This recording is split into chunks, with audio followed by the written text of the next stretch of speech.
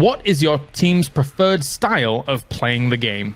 Агрессив. Мы играем разным стилем, мы больше придерживаемся по ситуации, оценивая ситуацию в целом на карте и смотрим уже, как нам стоит действовать. How many hours per day are you spending on PUBG Mobile? 7, 8, 6, по-разному. От 6 и больше. 4 to 6 hours. Which is the stronger PMW region and why? East region عندهم تطور كبير من ناحية اللعب والاستراتيجي والروتيشن. Северная Америка, потому что они кидают жестко гранаты. Which is the toughest team to fight against? Footballist. На ближней дистанции сложнее всего драться с Team Loops. Они очень жестко стреляют в клоусфайте. А на средних дальних дистанциях мы, в принципе, сами неплохо себя показываем, поэтому нам, думаю, нет равных. Who's the funniest PUBG Mobile player? Матик? What is your preferred weapon loadout? M4. Какой находим, с тем мы играем. У нас нет никакого предпочтения. Что дает игра, с тем мы бегаем. What's your favorite food? برياني. Стейки? What is your favorite type or genre of music? موسيقى عربية. Я очень много слушаю разной музыки, поэтому мне сложно ответить на этот вопрос. What is your favorite movie? Контроль. Автобиография Айны Кёртиса из группы Joy Division. What is your favorite activity outside of gaming? Playing football. Стримить, разбирать игры.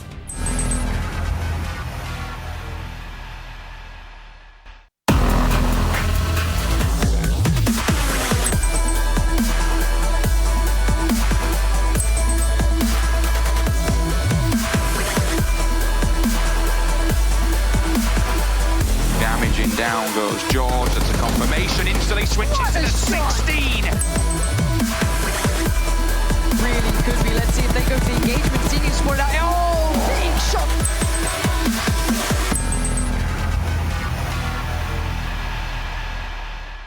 Welcome back, ladies and gentlemen, to another wonderful day here of the PUBG Mobile World League West Season 0. We're into our second Super Weekend, and we're into our second day as well, as we're looking to find the top 16 teams to make it through into the league finals coming up in August. I'm Jason Kappen, I'll be your host here, and I can't be the only one on the screen, because you know what? I don't think you guys get home could really deal with that much beauty. I have to bring in some people to help balance me out, to bring in 7 Worlds Gaming and Glitter Explosion to also help break down these games, and obviously make myself look probably a little bit worse on camera. 7, how you doing today, man?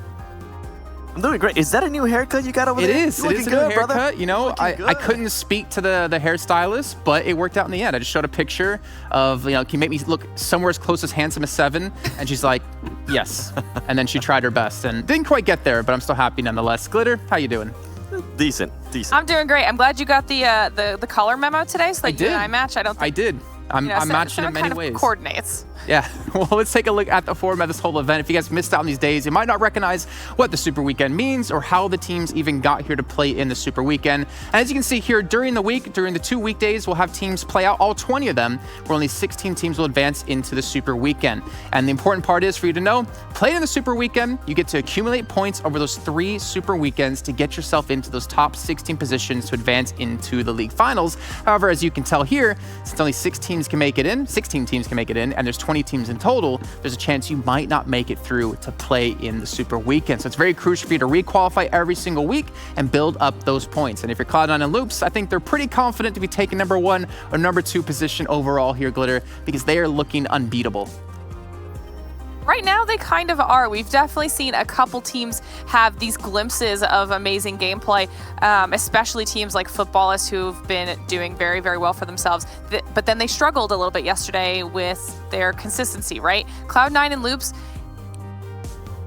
totally ignoring like the 2 bad days that Loops had, their consistency across the board is what's keeping them at the top of the leaderboards. And right now, I don't see any of that stopping for either team. Well, one of the biggest consistent things about Loops is how they get points, because they get a majority of their points, or actually about half of their points, based off kills alone 7. As we can see here, 1 kill gives 1 point. That's right, and that's actually maybe one of my favorite point systems ever, because it's going to go ahead and push players and teams that are aggressive. It's going to go ahead and kind of help them out, especially if they're not able to go ahead and get the higher place in regards to position. Guess what? As long as they're able to go ahead and get a couple kills, that's going to make up for maybe being kicked 13th place or 12th place. Yeah, and I want to bring that up actually a little bit later on when we look at the overall sense, because there's something special I want to talk about when we get to that in relation to the kills. Let's take a look at what they're playing for, right? It's all about the money. It's all about the fame you get and the big bucks you get to put in your bank account. $100,000 on the line for first place in the league finals, but also with the stage we're in currently, first place at the end of the 3rd Super Weekend will be getting themselves 50 grand. That's not a bad way to start off your position into the finals with being 50 grand richer, Glitter. No, you love to see it. Talk about a solid mental boost going into finals as well. If you come out in that first place position after the league play portion of this entire season, going into those finals, you have to be in a better place than a lot of those teams if you just pocketed 50 grand. I feel like 7. I was watching you there, doing the money thing. I feel like we chose the wrong, part of the show to be in. Maybe we should have made a team and played. We could have made some decent money off of that. Let's take a look, though, at the overall standings. This is what it's all about, right? The Super Weekend, top 16 teams will advance through. We have 17 teams in total to show you, because we had one team qualify this weekend that didn't before. But let's start things off. Loops Esports, they took away that number 1 position from Cloud9 7. Yeah, and I think for me, that one was huge. Cloud9, we have seen them being very consistent, and it's crazy to me for what I'm about to say, but Cloud9 actually had a bad day yesterday in comparison to what we've seen out of them, along the lines of what Glitter was saying. They have just been so consistent, usually finishing within the 1st or 2nd place of the day. Don't get me wrong, they're still able to get that 2nd place on the overall Super Weekend leaderboard, but yesterday they struggled a little bit by only getting 55 points, so I'm pretty sure that team's going to be looking to just improve on their gameplay. And one team we definitely have to talk about is Pittsburgh Knights. I know we're going to go ahead and break it down a little bit more, but them being here in 3rd place, that is going to be such a huge confident booster for that team, and I cannot wait to see how they're going to come out this day. And then you got other teams like Alpha Legends, Team Queso, and then Dream Eaters. I know that's one that we've been kind of keeping a close eye on. Glitter, Dream Eaters has been consistent, falling down a little bit more to 5th place, but that's not bad. Yeah, but I think the one thing that I did enjoy seeing out of Dream Eaters was the fact that they started to pick it up on some other maps. They're starting to kind of find their groove a little bit as a team, because we were looking at them a lot on Miramar and Sanhok, and they've been consistent on those maps, but now I think they're starting to get a little bit stronger on some of the other ones as well. And then moving on to the second page here, like Jason was saying, we do see SWAT 69 as a 17th team qualifying into the Super Weekend for the very first time. They're definitely struggling after their first day, so I'd like to see them get some more points average points per match. Hoping they're capable of doing that, but also seeing Konina Power moving themselves out of last place, which is where they were from last Super Weekend, and they're definitely a team that we're going to be speaking about a little bit as well. I want to jump in here as well. You want to go ahead and see them, I was going to say, with SWAT 69, you want to see them a little bit closer to UDR Killers, since UDR Killers is currently sitting out. Yes. So hopefully today they can step it up, because that's not a performance we want to see out of them here in Super Weekend. So this is actually what I wanted to talk about, because we didn't even notice this the other day when it came down to the 16 teams that qualified. So UDR Killers had 46 points. We had a three-way tie at 47 points where Frag Machines didn't get in because they had less kills. But if you looked at UDR Killers' kills, they had 21. SWAT 69 had 17. So if somewhere along the line, UDR Killers got one more point, maybe one more kill, one more placement point, they would have been in and SWAT 69 would have been out. That's insane to me, knowing just 1 point stopped you from qualifying through. And like you're saying, Seven, they're sitting out this event, right? Or sitting out the Super Weekend. They have to just hope and pray that SWAT 69 can't close that distance, which is currently at 80 points right now. Yeah, and right now they're sitting down at home, probably watching the streams and saying, okay, we don't have to worry that much. But if SWAT 69 is able to step it up, you best believe not being able to qualify for the second Super Weekend is definitely going to start hurting, even if for some reason SWAT 69 is able to pass them on that leaderboard. And last thing I'll say about this, and I know Dave's probably sitting there like, Jason, you're such a hater about SWAT 69. So they got 13 points day one. If they keep to their average, they'll have 39 points overall at the end of the first Super Weekend. If they requalify again and UDR Killers doesn't, if they have the same performance, they'll be at 78 points, which is still below 93 points for UDR Killers. So technically, there's still a way that UDR Killers doesn't have to play next time and still get through. So we definitely need to see SWAT 69 step it up today if they want to have a chance to make it into the finals. Now, moving on from that, I'll stop bashing on them for now. So I'm going to talk about them probably a little bit later on today. You mentioned this earlier, Seven. Pittsburgh Knights moving their way up in the rankings, looking better and better as every day goes by. That's right, their performances from last week to this week, especially on the first day, we'll be able to see that in a little bit. But overall, this team is just so much more confident. I was actually doing an interview with Carnage and Raven, and even asked Sixless a little bit more about what has changed so much. And something that they were able to tell me is that they're now a lot more confident in themselves and also in their teammates. And one thing that I wanted to go ahead and mention is Raven has been the player that's been able to get the most kills. Well, guess what? Carnage is now at a 1 KD. So I'm pretty sure that's going to be a confident booster for himself. And then you have another player with J7 and also with Sixless. Sixless is currently, from what I'm being told, is being the IGL, the co-IGL with J7, which I think that is huge, especially since Sixless is one of those players that feeds up energy. If the team is doing bad, then he's not going to be doing as great. But if the team is doing good, he's going to be performing even more. He's going to start doing even more call-outs. And that's something that's just going to go ahead and improve everybody's morale. I think one thing that we're seeing here from yesterday, from the final game, they did tell me, you know what, we threw that game. We should have won that game. Carrillo was just next level. They started picking us off one by one, and we're going to try not to let that happen. And that team, Pittsburgh Knights, was also able to go ahead and acknowledge that yesterday they got blessed by the zone a lot of times. That's what they ended up doing so good. Today, they're not going to be expecting the same thing, but one thing they also told me is that, guess what? We're going to be ready for those hardships. If they do end up happening, we'll be able to adjust to that. And as we're seeing here, the total stats from week 1 Friday to week 2 Friday, look at the kills alone. 8 kills for 3 damn, for 3 days of gameplay, and then 2 days of one day of gameplay so far. 29 kills, knockouts, 9 knockouts, 10 knockouts on the first week, and then you have 4 headshots. This is just crazy to me. 4 headshots on the first week on Friday, and then 35 headshots yesterday. If that doesn't speak confidence to you, I don't know what will. What's even crazier about that, though, is how little knockouts they had. Like you're saying, like that's insane to have that many more kills and knockouts. The only team we've seen relatively even close to something like that was Loops Esports, because they tend to get more kills than knockouts actually coming through. But another team, as we talk about Pittsburgh Knights getting better, we're starting to see another one start to finally rise up to the former glitter of what we saw in the opening weekend. Konina Power Glitter, they finally got back on the board here yesterday. Yeah, and I'm really happy that we finally kind of get to see some of that old Konina power coming through. We've talked time and time again about how they opened up with very, very strong showings and then kind of started to fall off, albeit some of those showings were after a poor first day. They've always been able to come back very strong. They didn't do that last Super Weekend, right? So last Super Weekend, they actually ended up finishing in dead last in 16th place. Now, coming into this weekend, they've only had one day and they've already managed to bump themselves up to, first of all, 13th place overall, and they still had a few bad games. Yesterday, they started off very strong with a first place and then a third place finish, but then they fell off and actually got 14th, 12th, and 10th. And even with those finishes, they actually still finished above Cloud9 in overall points for just yesterday alone at 59 versus Cloud9's 55. You know, so that alone is impressive, but we're also finally seeing some plays coming back out of the likes of Tixie, who's a player that we've looked at a lot. He started to feel like his old aggressive self, and he still managed to keep himself in the top 10 overall for kills for individual players. Now, this is the exact same head-to-head we just saw for Pittsburgh Knights, where this is their week 1 Friday of the Super Weekend from last week versus what they did yesterday, and you can just see the marked difference across the board, whether it's damage done, 2 to 25 kills, that is huge. Points alone, we've talked about how important those kill points are. That is a huge, huge difference for Konina Power in their overall points when it comes to the Super Weekend standings. 24 versus 8 knockouts.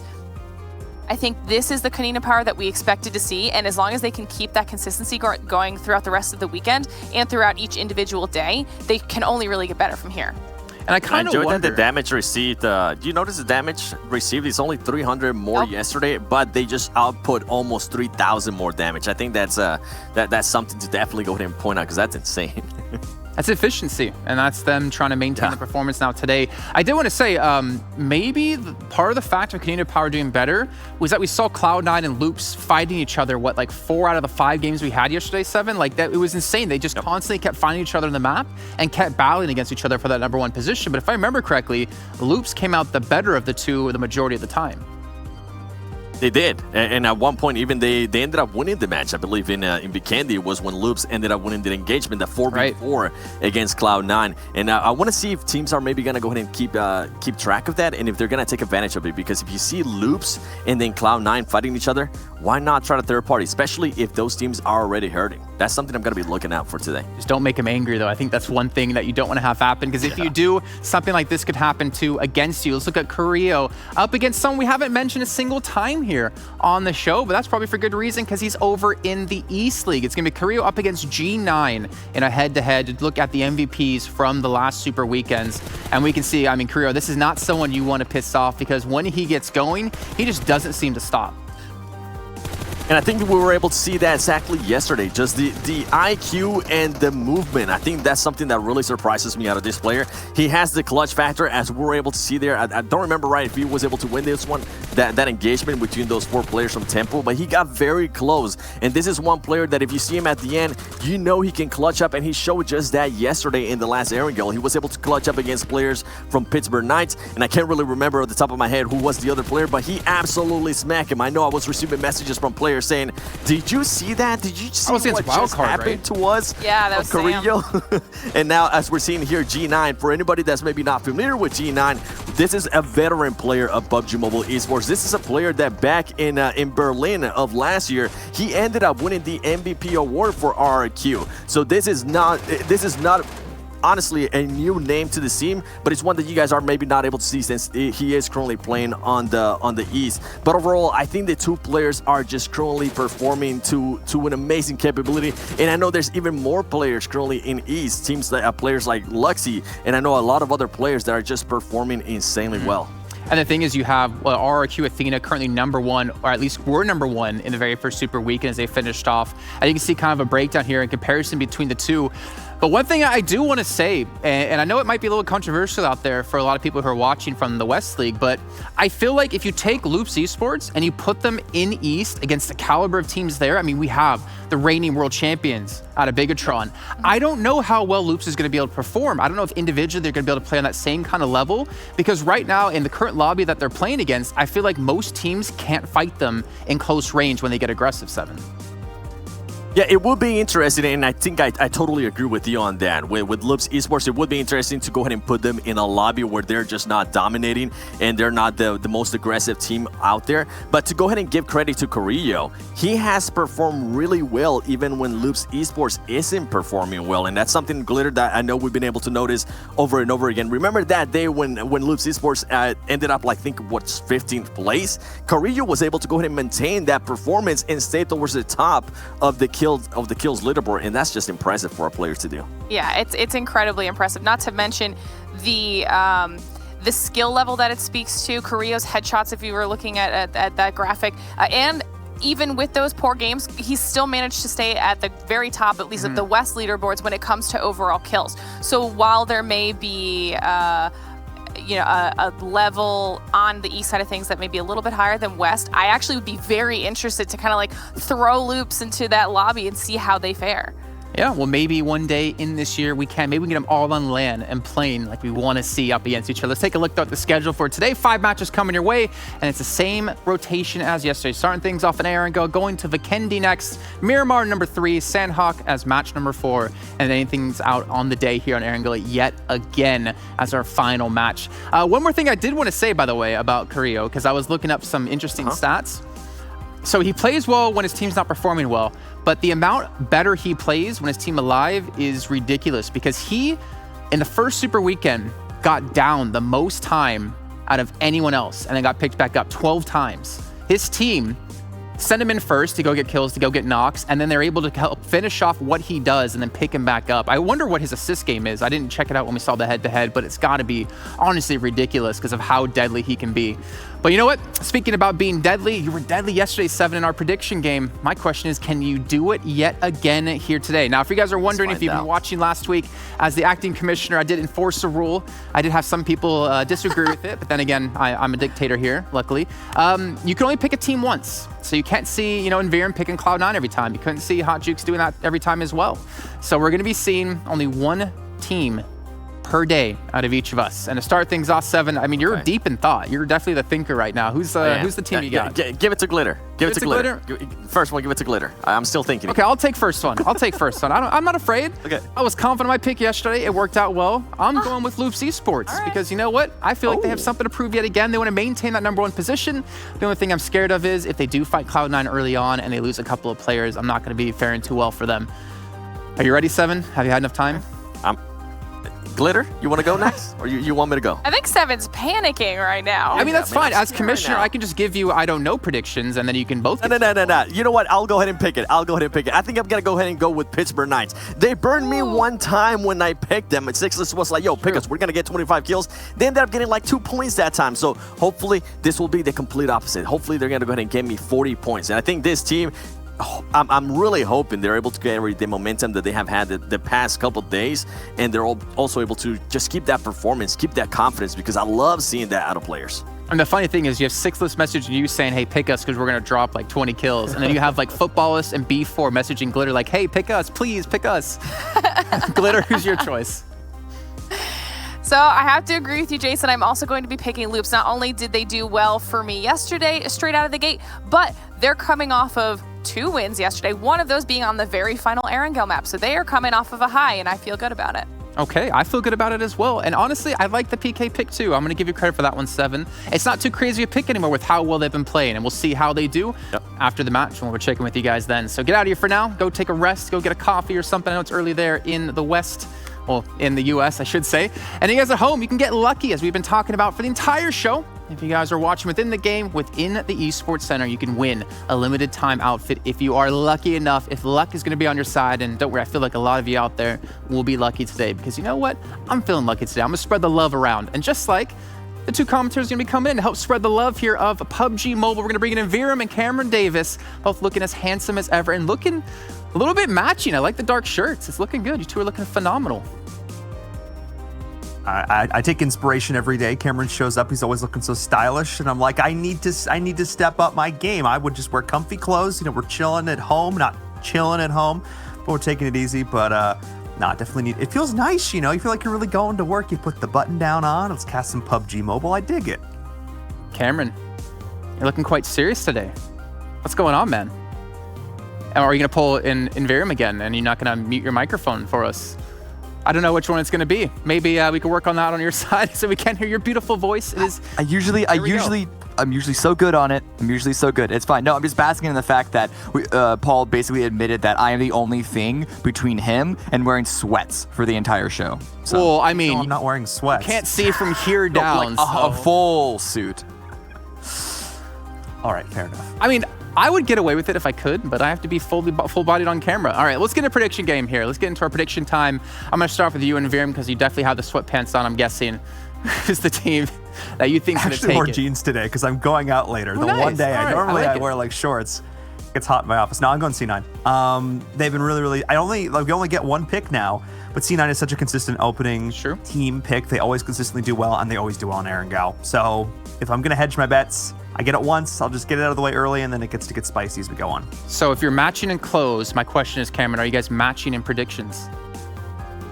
So Paul's analysis and his perspective is correct there. However, C9 started to look a little shaky yesterday, and Knights have really started to step it up. So I'm actually going to go with the Knights just like 7 did. And hopefully I can pick Cloud9 later on in the day when they get back up to the level that we expect. But for this first game, I actually think Knights might have a leg up. Well, so that leads me to actually a couple more questions here on Pittsburgh Knights. So we obviously have seen them improve. We heard Seven talk about it, and Sixless, when he interviewed them, I think it was Sixless he was saying, he was talking about how they just need to get more reps in, get more games in, and they can finally start to improve and get that confidence, which we're definitely seeing. And something I always love to talk about when it comes to these extended tournaments is when does a team peak in a tournament? You don't want to peak too early, meaning you put your best performance in right off the bat and then slowly fall off as the tournament continues. We've seen Cloud9 start off high. They're maintaining that high, maybe a little bit of a slump yesterday. Loops starting off high, maintaining that high. But Pittsburgh Knights have just been slowly growing and growing and growing into this tournament. How do you feel about them and their chances to get through the finals, which I think is already pretty much a confirmed thing, but in their chances of the finals, do you think they can continue to grow as a team? The timing of that trajectory that you're talking about, I think, is very good for them. If they waited until next weekend to peak, or even next week for the qualification to peak, maybe it would be a little too late, but I think right now they're on a very, very good track compared to where they started out at the very beginning of the league. If they stay on this route, they're going to be a very, very strong team come the grand finals. And then that's where I'm going to go with like kind of the inverse of that for Envira and with Cloud9. Obviously, they have been a team slow to start when we talk about PMPL. However, coming to the World League, they've been the #1 team every week in league play and super weekends. Do you think yesterday, seeing them struggle a little bit, is maybe a sign that they're starting to lose that steam that they had? Or do you think it was just maybe a one-off bad day? I think for both of these examples, I think we need more than a single day. Sample size, 5 games. Like, there's a reason we play dozens and dozens and dozens of games over the course of this tournament, because any team can go in and just have a bad day. And I don't even necessarily think they had a bad day. It was just they've been performing so well. It's just slightly worse than we're used to from C9. But I think this is a lot of hope for the Western region as a whole, that it's not just the C9 Loop show, that on up Kunina Power can show up and go off, and footballers can show up and go off, and now PK is starting to go off. I mean, right before we came into PUBG Mobile World League, we were cast them in another event, and they won that event going into it, albeit with a different roster, and what they consider to be, their words, not as necessarily even as strong a roster for Pittsburgh Knights. Now they've got some of these star players like Carnage and Sixless. And I think having that momentum as it's building up is going to be really important, because that's the thing they talked about. They said, look, we are going to need time to build the synergy. We are going to need time to build our communication. And now, with Sixless maybe coming in and stepping up as more of an IGL role on the team, to, splitting that role or taking over in some situations, I think that this is the team that can really step up. They just need to be not overconfident, but confident enough.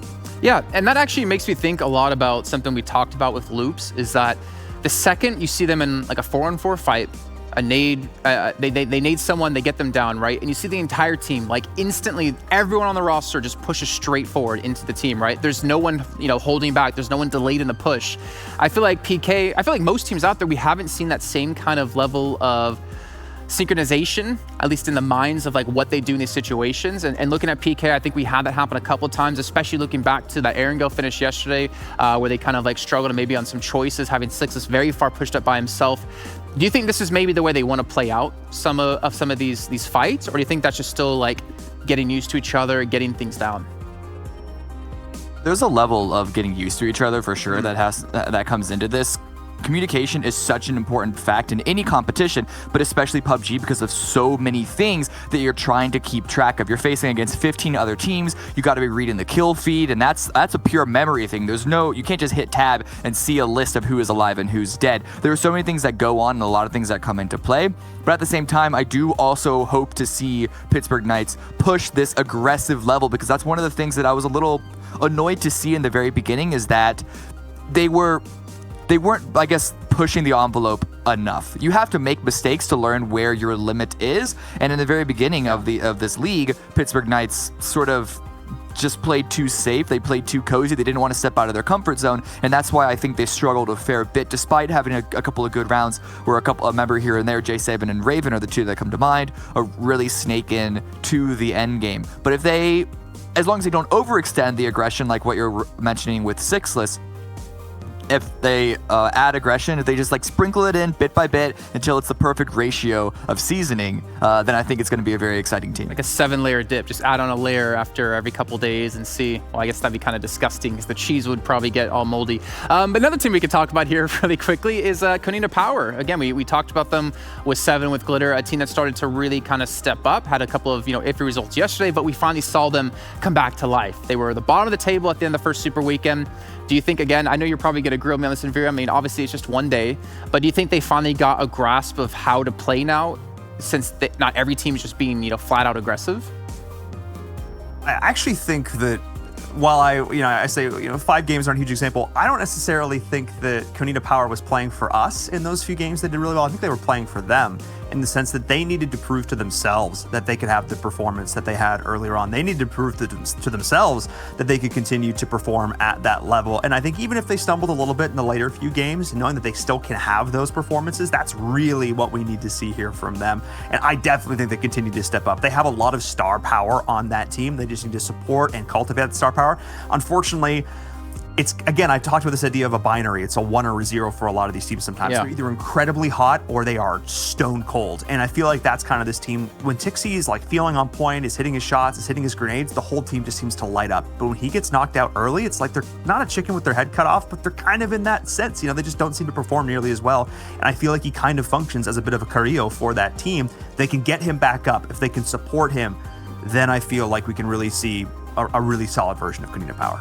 Okay, last little bit here, because I hear we're about 90 seconds away until we're kicking off that first match. Cameron, I mean, I'm going to have to go to them because, again, it's probably one of the biggest storylines we have right now. It's coming into the league finals. We want to see what teams can make it through. I got to talk to you about SWAT 69. The 13 points on the day in day 1. If they keep averaging that, they're going to end off with 39 points. Even if they make it to the second Super Week or the third Super Weekend and UDR Killers doesn't, if they still play at that level, they still won't qualify. I want to see something different out of them. I don't know what's going on necessarily within the team, but they just haven't really had that, that, I guess, really good game to get the momentum rolling for them. Yeah, I don't know what to say about it either. They're just straight up not really able to win their fights. And it doesn't even seem that their macro rotations are super on point anyway, because I'm looking at their placements. The highest placements is 8th place. That's one time. All the rest are in double digits, 1 16th, 2 13th, and a 10th. Things are not clicking on any aspect of the game for them, I feel. Okay, we know we're about 30 seconds out until we do take us into our first match. So why don't you go ahead and just do it for us, guys. Erangel as match number 1 of the day of our second day of the Super Weekend, and I can't wait to hear what you guys are going to be saying. Thank you so much, Jason. Getting into game number 1, Saturday, Super Weekend number 2. And again, for the teams that started off yesterday on the right foot, they need to see if they can continue that today. For the teams that didn't have necessarily the start they wanted to, this is your shot, because you've got 15 games over 3 days, and these are the points that are counting. These are the points that are going to get you to your grand finals and secure you in that spot. So we need to see the teams continue to perform today, continue to show us what they can do. Erangel, map number 1. Cameron, let's get into it. I do want to say real quick that talking about SWAT 69 and their struggles, they're not the only ones. Nova Esports is another one that comes to mind, that 17 points on the first day, which is, yeah, sure, more than SWAT's 13, but it's still nothing great. And then looking back on what they did for week 1 Super Weekend, 83. The only thing that they have going for them compared to SWAT 69 is that first weekend and not missing out. 83 points is still better than the trajectory that they're on right now. I don't want to harp on just SWAT 69. There are a number of teams in here that seem to be struggling a fair bit. It's just the fact that they missed out on the first weekend. That's honestly the biggest thing. Yeah, I mean, another team that I really want to call out as well is a team that I think has had flashes of brilliance is Yala Esports. But they had one game where they placed in the top 10. One game. And they only had, I don't know, less than 10 kills over the course of those entire 5 games. I want to see them step up as well here. I want to see Lord really take charge of this team and you know, not just be always the last player alive, not just be the bait, but be one of the players here that the rest of the team can rally around. Because we've seen Zana, we've seen Anas hit some shots, we've seen Zero go out of his way in some really interesting positioning. I just think they need to click, to get that all together. And we'll see if they can do that here today. This circle is not going to be the worst we've ever seen, but it's not going to be great. If you're B4, maybe you reconsider your military drop, or we'll see if they continue to stick it out. They tend to be a team, along with footballists, that just likes to eat the blue for the first couple circles. Actually, spoiler, they're not going military in the first place. They're making a drop onto the northwest around Zarki, and that's just because the plane path. I think they made that decision. Obviously, they made the decision before they saw the circle, but they're pretty happy about that because, if they did try and make it all the way to military base off of that plane path, it would have taken a while and would have been another long rotation. That hasn't punished them too much, admittedly. They've actually fared pretty well, especially if you contrast it with the likes of Wildcard, which if they have to do a long rotation north to south, they seem to actually be a lot more uncomfortable than B4. Yeah, but now there's a lot of teams around Georgia Pole. You've got Team Unique, you've got B4 up there too, you've got SWAT 69, you've got Loops and C9 between North and South George. So that could get a little bit contested as we go on.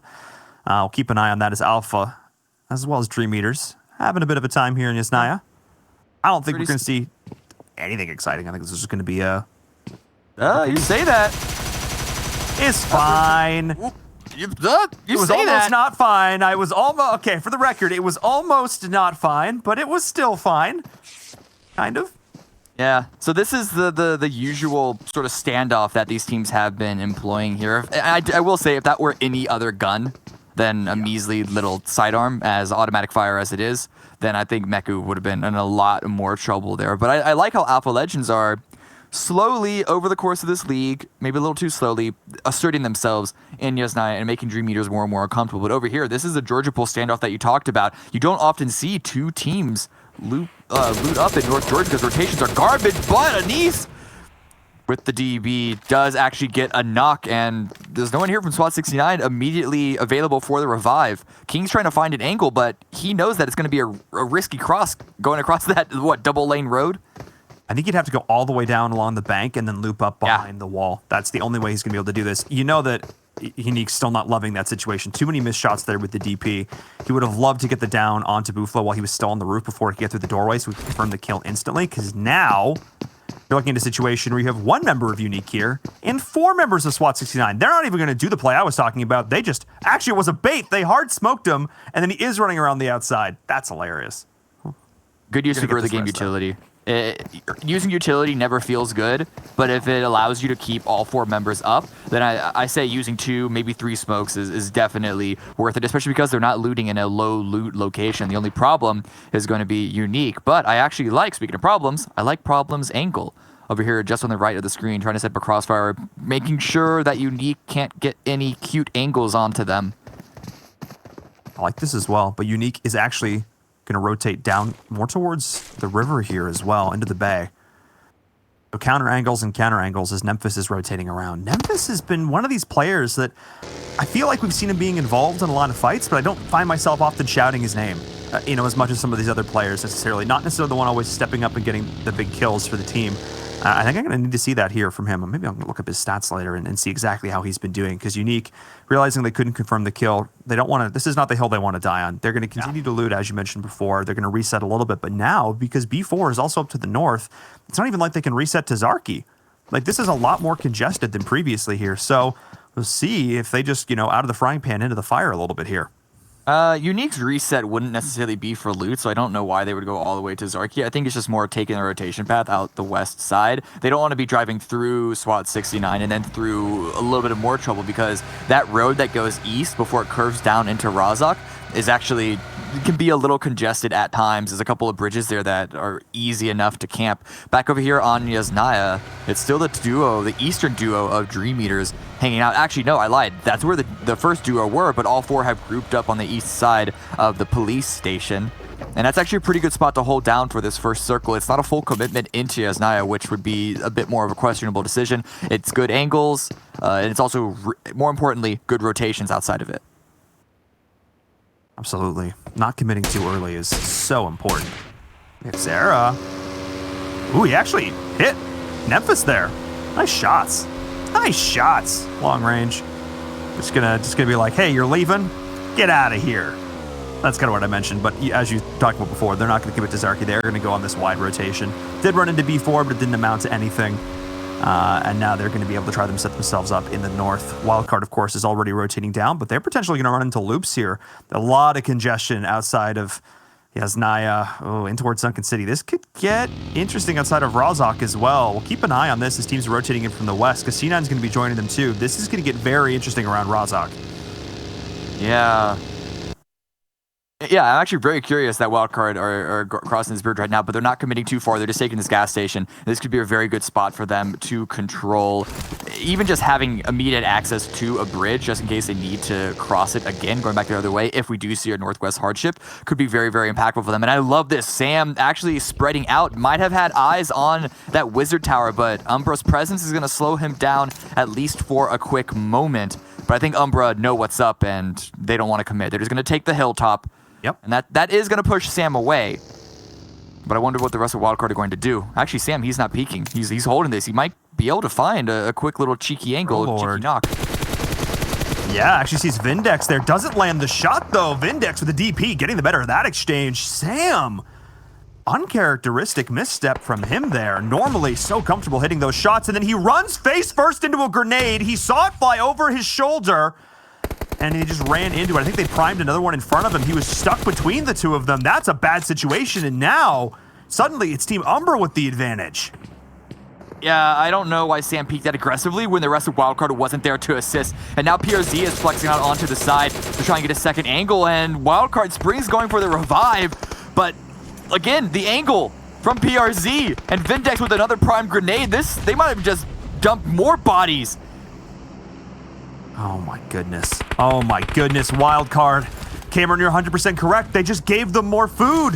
They just gave them more food to eat. Umbra's like, yes, please, let's go and spring. I cannot believe that was not a headshot. There's the down. Vindex is in such a good position. Oh my goodness. And now with the full collapse from Umbra, look at this. They're going for a full pincer move here, collapsing onto this compound. The gas station's about to be set on fire. And if you're a Wildcard fan, that's not how you want to start this day. And Halls, he's going for more. They're not the content with just keeping them pinned in. They want to consistently surround Wildcard. And I say this every time in the early game. This is the time to do so, because the chances of a third party having an awful angle onto you are significantly reduced compared to later on in the game. You already see a little bit of damage there go over to Slicky. But PRZ, Prolord, they have the nades, and they're pushing straight in. They do not care. They don't want to just control Wildcard. They want to kill them and take this position from them. Acer's gonna look to try and shut this down. Prime the nade, not cooked nearly long enough. Put that thing back in the oven. Slicky's on the outside, but he's not gonna be able to help. Jumping over that wall actually separated him from his team. This is a 2v1 situation. Slicky going down. It's Acer up against the world. The full collapse gets one down here. Can he find a second? Yes, he does. The 2v1, and Acer holds on with a scrap of HP. Umbra want to do this without taking any casualties. Vindex is coming in.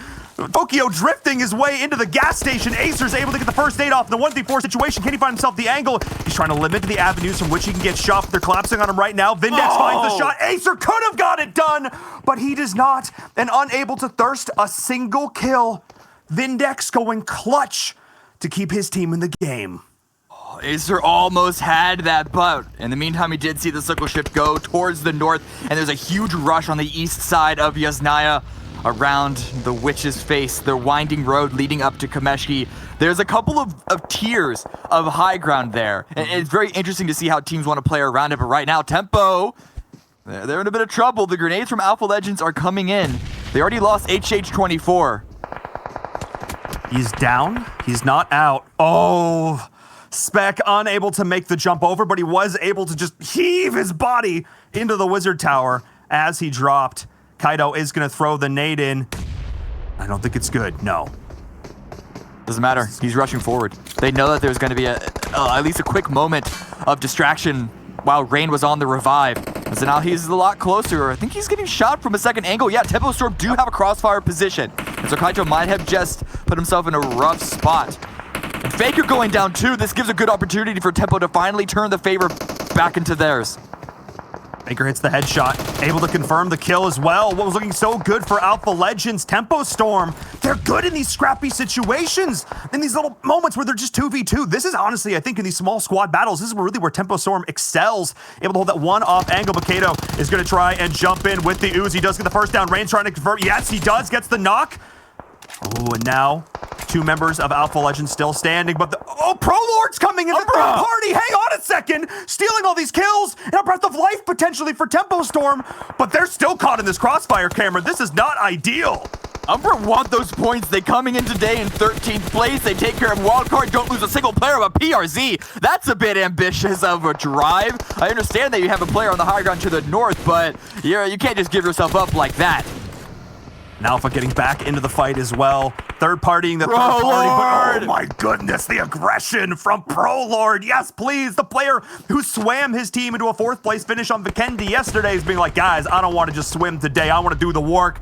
Banks the nade in, but Rain perfectly positioned on the outside to deny the blast radius.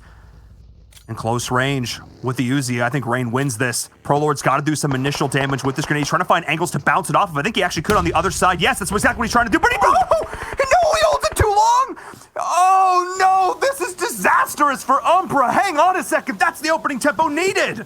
That is not a mistake that you see made in Tier 1 PUBG Mobile. You need to know how long you're able to cook a grenade. You see how useful throwables are in this level of competition. That is just not a mistake that you want to see happen. Vindex here, again, has the angle and can actually help his teammate out to make sure that they don't get confirmed. But Rain, back into the top of the tower. Halls gets taken out. PRZ, he's the one that gets revived. He's able to get out with the sacrifice of his teammate. Oh my goodness, the second one gets up. They just knock them right back down. Tempo Storm playing whack-a-mole here. Game number 1 of Erangel, and I was like, you know what, Cameron, this is going to be fun. We're going to start things off, you know, we'll see how exciting this gets. Maybe don't need to go to 100%. Nah, we need to go to 100% because this game just keeps on giving. And Rain, he's blocking the angle from the player, still sitting in Yaz. He's going to go around the outside, and he's going to try and force them off the res, but the res goes through. This is huge. This is big. Rain going to be running into the smoke. Does he go inside the tower or stay outside? It's a constant game that he's been playing, keeping Umbra guessing on his positioning. And at the same time, Alpha Legends still have a player up, shooting off from the angle. And Rain is using that to his advantage. He knows that he's safe in this small itty-bitty pocket. He has a couple of feet, and that grenade, that goes a little wide. I actually think he tilted himself with that. He 100%, he should have cooked that a lot longer. He could have bounced it off the wall there. That's what he was looking for.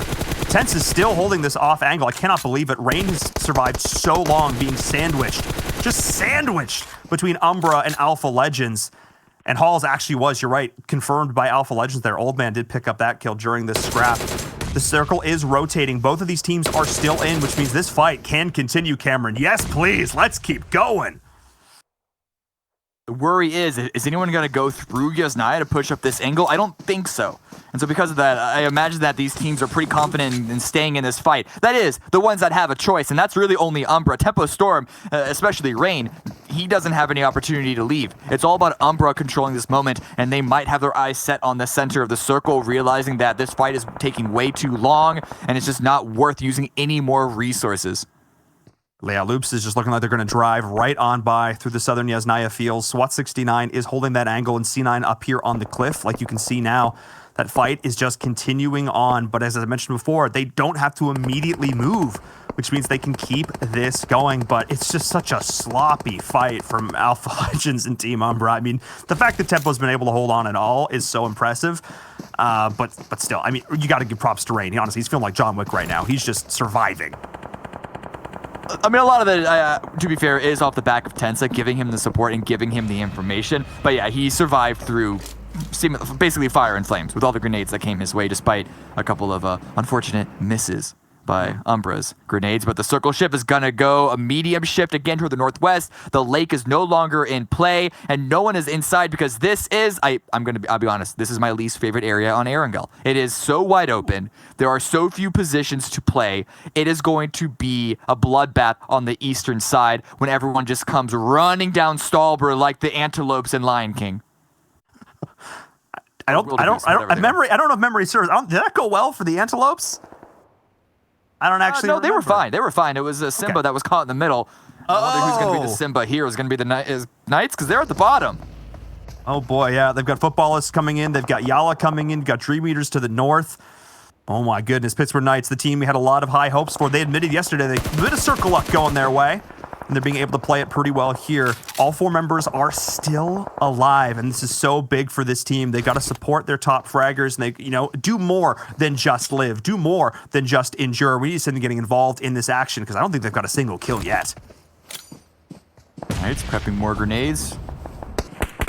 They have a lot of kills up on their doorstep if they can just grab them. Footballists, though, this is a hard team to face off against. There's a little bit of action going just to the south of them. There's going to be Nova going up against Yala. Yala's another one of those teams that really need to get a lot of work done. 2 teams at the bottom scrapping for each other, but if footballists continue to pick these kills up against them, I mean, footballists aren't exactly the point sponges that they were during the qualification week. Yep. They're still a very strong team, and they're taking the points away from the teams that desperately need them.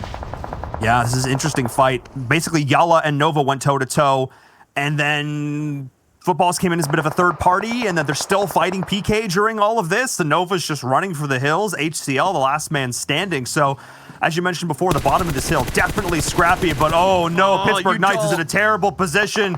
We saw it earlier on. We saw it earlier to start this, just committing too much and trying to res a down teammate. And now this might be just Pittsburgh Knights absolutely collapsing.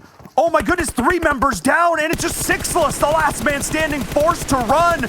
Can they find the shot? Throw! Can he do it? Not enough in the clip. And Sixless survives to breathe for at least a few more moments. Knights had no information on where footballists were playing. You could tell that every single one of those players that got knocked in those last few seconds, they were completely by surprise. They didn't realize that there was a player on the flank to stop the cross. They didn't realize that they were so close to not allow Raven any time to get into a vehicle and drive away safely. Just complete lack of control of the situation, and they're forced to retreat. Luckily for Sixless, he was able to find basically the only hard cover in this circle. But the problem is, he's going to have to defend it from multiple teams. I mean, PK surviving with 1 member into a final circle situation. I mean, we've all been there. And by we all, I mean Pittsburgh Knights. Pittsburgh Knights has been there a lot. I actually also going to give props to the All Esports. They still have all 4 alive. They've been down. Oh. Yeah. Look at that kill feed. What'd you just see? I didn't. Just more. That's the last player. Absolutely dead. Confirmed. That's Sixless. 100% on his own. I mean, we knew it for sure, but oh boy. That's rough for the morale of Pittsburgh Knights coming into this. You sure? The Raven's still bleeding out, and he's still on my map. I think he's gone. Oh, he's still there on the map. Either way, Tempo Storm, they're the ones that go out in 12th place. It's a lot of teams removed, and it's a hard shift down towards the south. The teams all leaving Yasnaya, unfortunately unable to make it out. Even Umbra. Very, very wounded. Not even, actually, only lost 1 player, but wounded in terms of positioning and information because their focus is so heavily on Tempo Storm and Alpha Legends. And again, this part of the map, so difficult to play when you're having to come in so late. Yeah, that's exactly what we're seeing right now. Team Unique. I can't believe Yala just sent it that hard, thinking no one would be home. Knock, knock, who's there? They're home. It's Team Unique. 2 members are down, though. Yala was able to trade back a little bit. Nemesis forced to rotate in from the other side. Zero, cooking the nade, is able to get it off. And it connects. Absolutely solid. The intel that Zana was giving him, he's going to confirm these 2 kills. This is huge. This is absolutely massive. He's going to look to confirm the points, get his teammate up. We'll see if Zana's a bit of a bait here. Nephis is down the way. Needs to get it back behind the wall. I got to give so many props. 5 kills already for Yala Esports. Yeah, that was a very ambitious crash onto this compound, and Unique had every opportunity to just basically full wipe them, but I think they had one too many players off on the outside trying to hold way too many angles this late into the game, and they get punished for it. But you said, Memphis, you haven't really been yelling his name too much. Let's see if he can't get you back on his side. In the blue, though, doesn't look like he has that many opportunities to do so. Just going to be bandaging up. He's very, very low on meds, and I think his only opportunity is if Yala just run out in front of him, but the smokes might make it more difficult for him to get a kill or a wipe onto them. Yeah, the way these angles are as well, just trying to find their way through the trees and the smokes, like you mentioned before. Adder, I think, did actually spot him there. Lightning is just holding on by a scrap of HP. I'm not sure if he has any more meds to his name. C9, not in a bad position, though. We haven't talked about them a whole lot so far this game. Only 4 kills. Bayo did get down headshot from Maxim over on B4. They're going to look to try and get him up if possible. Memphis goes down to the zone. So does Tixie. That's Team Unique eliminated as Lightning drops as well. A lot of players just trying to heel strap through this, denying their points as much as possible as the fight's breaking out now between Footballists and Team Queso. Can they get it done? Axel? Can he find the shots? Who's left alive? He's trying to identify his angles. Who's the last player left? Over the side of Footballists. But it's just Footballists going back through the smoke. What the intel he was given? He could not see that. He just commits to the vehicle and he takes down Team Queso. Oh my goodness, Levezin just does it, just goes off and keeps 2 of his teammates in the fight. Yala versus Cloud9. The blue is pushing them closer and closer together, but Cloud9, they're focusing on multiple teams because of their position gives them so many angles to shoot from. I hope that they're aware of Yala's presence, the closeness of enemy teams, and also the fact that they're going to have to cross this entire field to make it into this circle. But if they can just keep clicking heads, if they can get multiple knocks and kills, then it's going to make it a lot easier. You can see them sending it. Bearwolf trying to get the shots onto B4, but not going to be able to land it. Maxon's going to trade. And that's exactly the same situation we saw happen before. B4 had been holding this compound still. But like you mentioned, this is a rough position for Cloud9. Only 20 seconds. They need to do the damage now. They need to get the knocks now. They need to line themselves up. They're going to try and rotate around this outs. I don't even know what the best option here. There is no good answer for Cloud9 right now. They were looking so good, but the way this circle has shifted has left them completely out to dry. They do still have the highest ground. That's at least something to play with, and multiple vehicles. But the Blues going to start to close in. They need to actually utilize this to their advantage to force playable area into their pocket, I suppose. But this might be a start. B4 trying to deal damage to Loops, step out of cover and give Cloud9 an opportunity. But while we're saying this, Yala are still out on the side, and Loops as well. Becker drops uneven. Loops are still in this. They have just sort of been weaseling their way in. They haven't been taking a ton of fights, but they've been still just making the presence felt now. Unevens dropping. Multiple members of C9 have dropped a lot here, and they are just up on this hill. They are just a shooting gallery right now. This is a rough spot. Everybody on C9 is just so injured. They've got to burn through all the meds they've got left, but Loops is looking at them. B4 is looking at them. Oh, man, they don't have a whole lot of options here. With 8 teams left, you know this is not the position they wanted to be in. I would have liked to see an aggressive send onto B4's position to remove them and use the small bits of cover that they have with the rock, as well as I think maybe that little shack is playable. Maybe not, but either way, they need to create some space. Loops are doing a lot of damage to B4. B4 are rushing forward. They want to take the fight to Cloud9. They want to be able to isolate this, but it doesn't matter. Oh. Adder, the headshot to knock them down. Cameron, you called it. This is what you wanted to see from C9, but it was B4 who initiated it. And now Loops, though. I mean, I'm looking at the positioning of the circle. Unless this hard shifts out of their favor, this is Loops looking in a fantastic position to take the win here in game number 1. Vehicle explosions don't work out for Cloud9. They lose one player outright, and Bearwolf does get down. Pyra as well. Oh, that Dacia is not done yet. Loops have the angle. The Dacia is about to go up, I'm afraid. Becker just continuously to shoot through the smoke. Elsewhere there, Football is using this dip that we've seen Cloud9 play in the very beginning of World League to their favor, just peeking over, taking the shots. And they may decide at some point they want to blow up that other Dacia. Sixless has been surviving in this shack for so long, and Carrillo and Becker May their powers come by and just continuing to put down Cloud9. We're reaching the point where they're bleeding out so fast. I want to see the revives from Cloud9 at the end of this game. I want to see that stat. Because, oh my goodness, they have been continuing to play as a team. But Nova Esports, HGL, still in that for so long. He survived forever. The rest of his team got wiped 10 minutes ago. But he survived into this, able to take down one member of Footballist before he was eliminated himself. But Sixless, the Six God, the Snake God, I don't know what you want to call him, but he's still alive. He's still in this, but right now, Loops are looking in such a good position. Footballists, though, do have this next circle. Sixless had a window of opportunity to push onto a moderately wounded Footballists, but now that's closed. And the circle is in the process of closing in. This Shack is not in the next zone. I feel like he may have missed his opportunity to climb even higher. 4th place is a lot better than anyone expected. And it might even be up to 3rd if Loops have their way, just completely sending it, giving it to Cloud9, not giving them any opportunity to come any closer towards the zone. We're starting to see the utility usage. All that's left in the pockets for Cloud9 is being used. One member of Loops does go down. Out with Footballists, though. Pyra still alive, still able to try and range some damage down as much as possible. Pyra, the last man standing for Cloud9, trying to take down Carrillo. But no, he drops. That C9 eliminated in 4th place. This gives the opportunity for Loops to push in onto Footballists. That was the opening. That was the opportunity they needed here. As multiple members of Footballists are down, they smell blood in the water. This is Loops to a T. They get one player down. They do not stop. They do not hesitate. And it is Levazen, the player who already saved Loops once so far this game, staring down 4 members of Loops Esports, who we know in these 4v4 situations are oh so deadly. And Becker has been stepping up so much this game already. 4 kills to his name. Let's go. As Sixless is just staring on, the third party just watching this happen. Levazen is out. PK survives to 2nd place. I do not believe it, but Loops once again starting this day off strong. At the very end, he denies himself. Yep.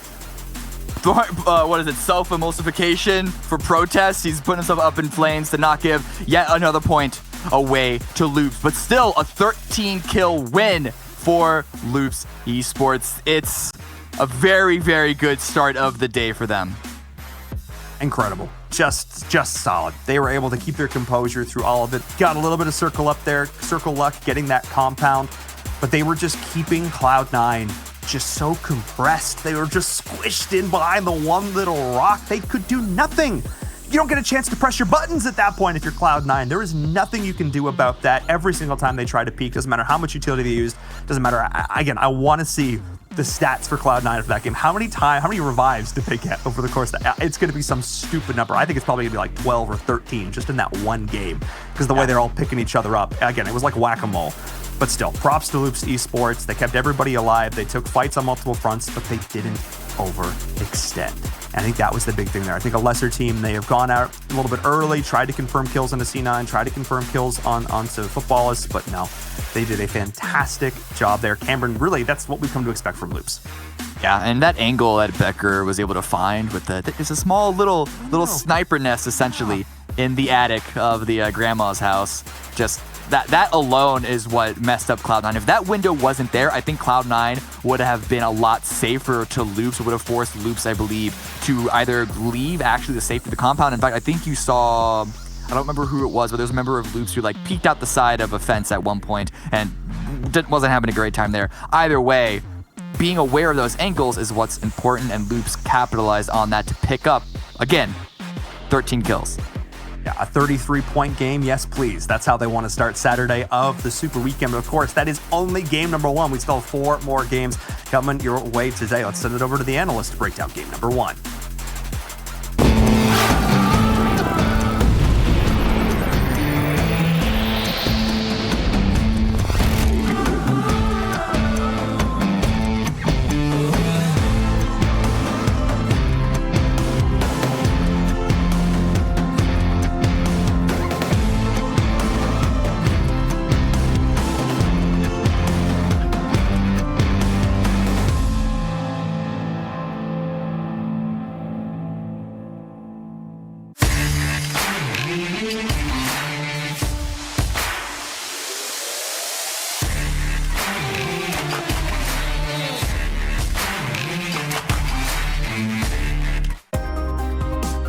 The PUBG Mobile World League is brought to you by the title sponsor, Qualcomm Snapdragon Elite Gaming, and the official beverage sponsor, Mountain Dew.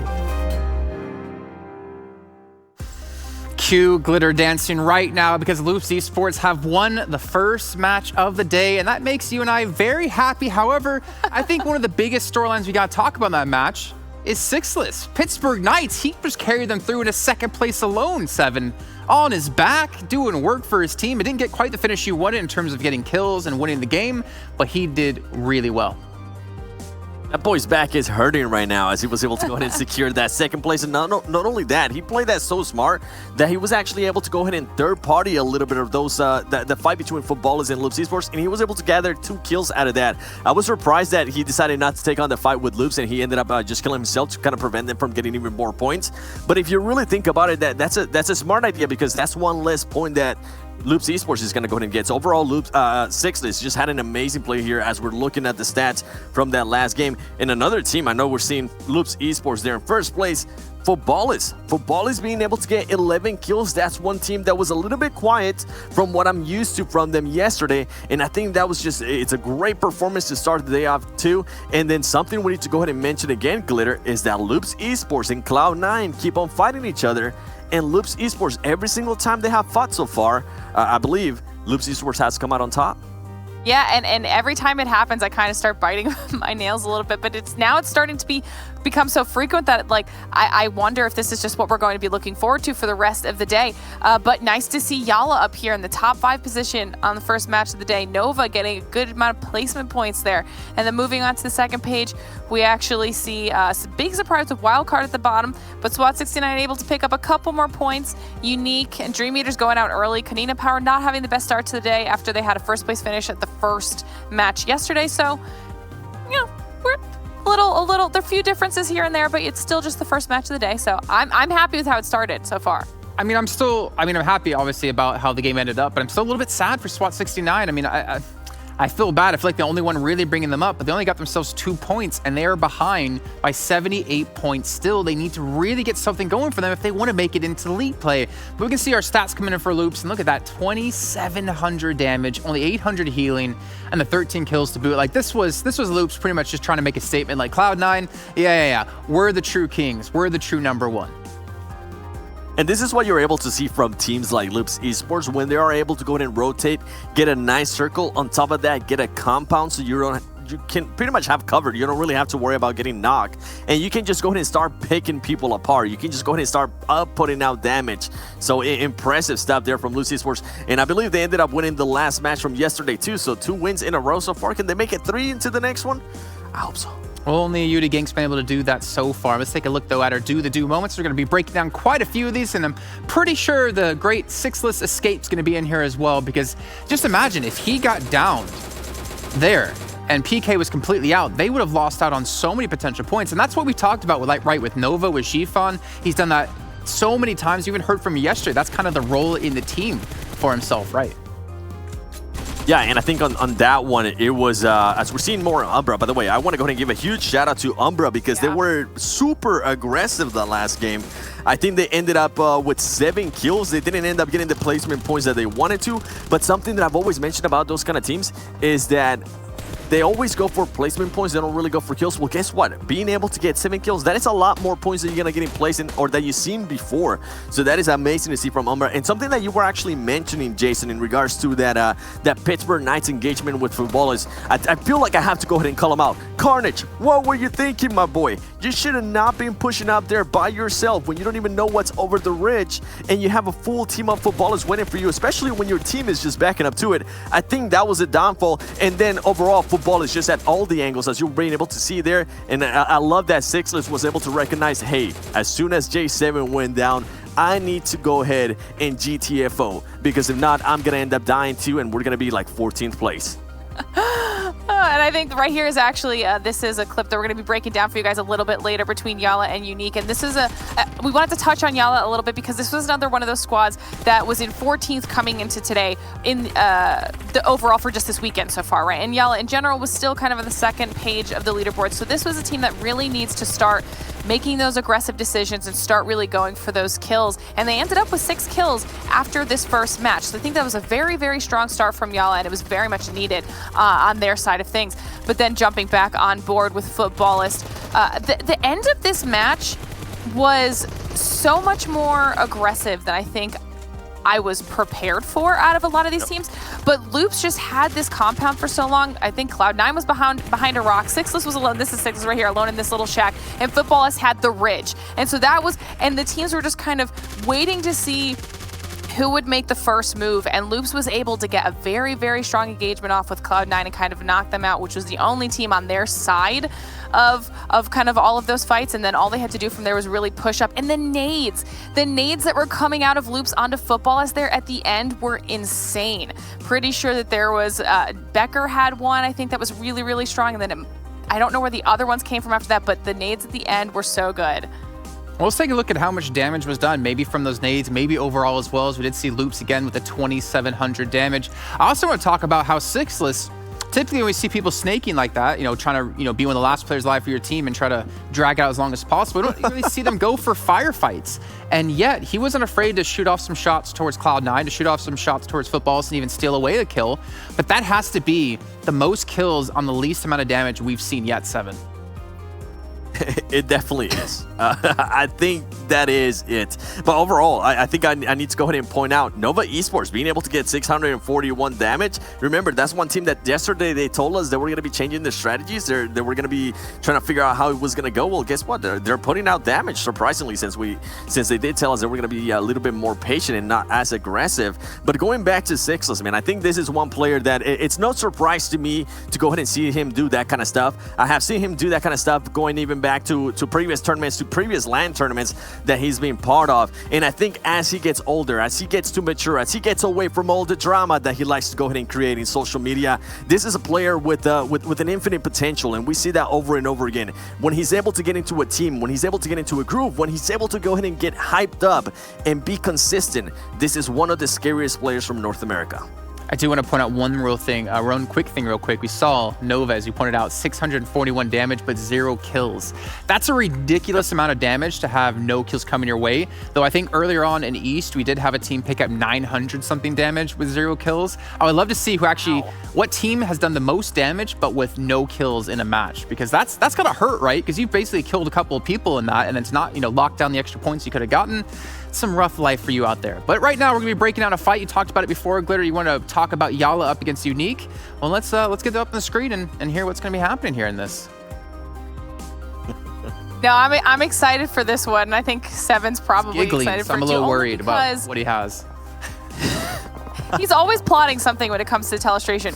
The reason I wanted to highlight this was because, first of all, Yala just full sent straight onto Unique. I don't know, and the casters mentioned we're not 100% sure if they knew that Unique was there or if they had an idea, but either way, they fully committed to jumping in on this fight. Now, it did not start off well for them. As you can see, I believe at least one Yala player did end up getting knocked right off the bat. So what we end up seeing coming out of Zero is he just starts throwing nades. He gets an amazing frag in on Unique, able to knock 2 of those players and start cleaning up kills from there. And then you see Lord over on the left side of our screen as they kind of start trying to figure out where Memphis is.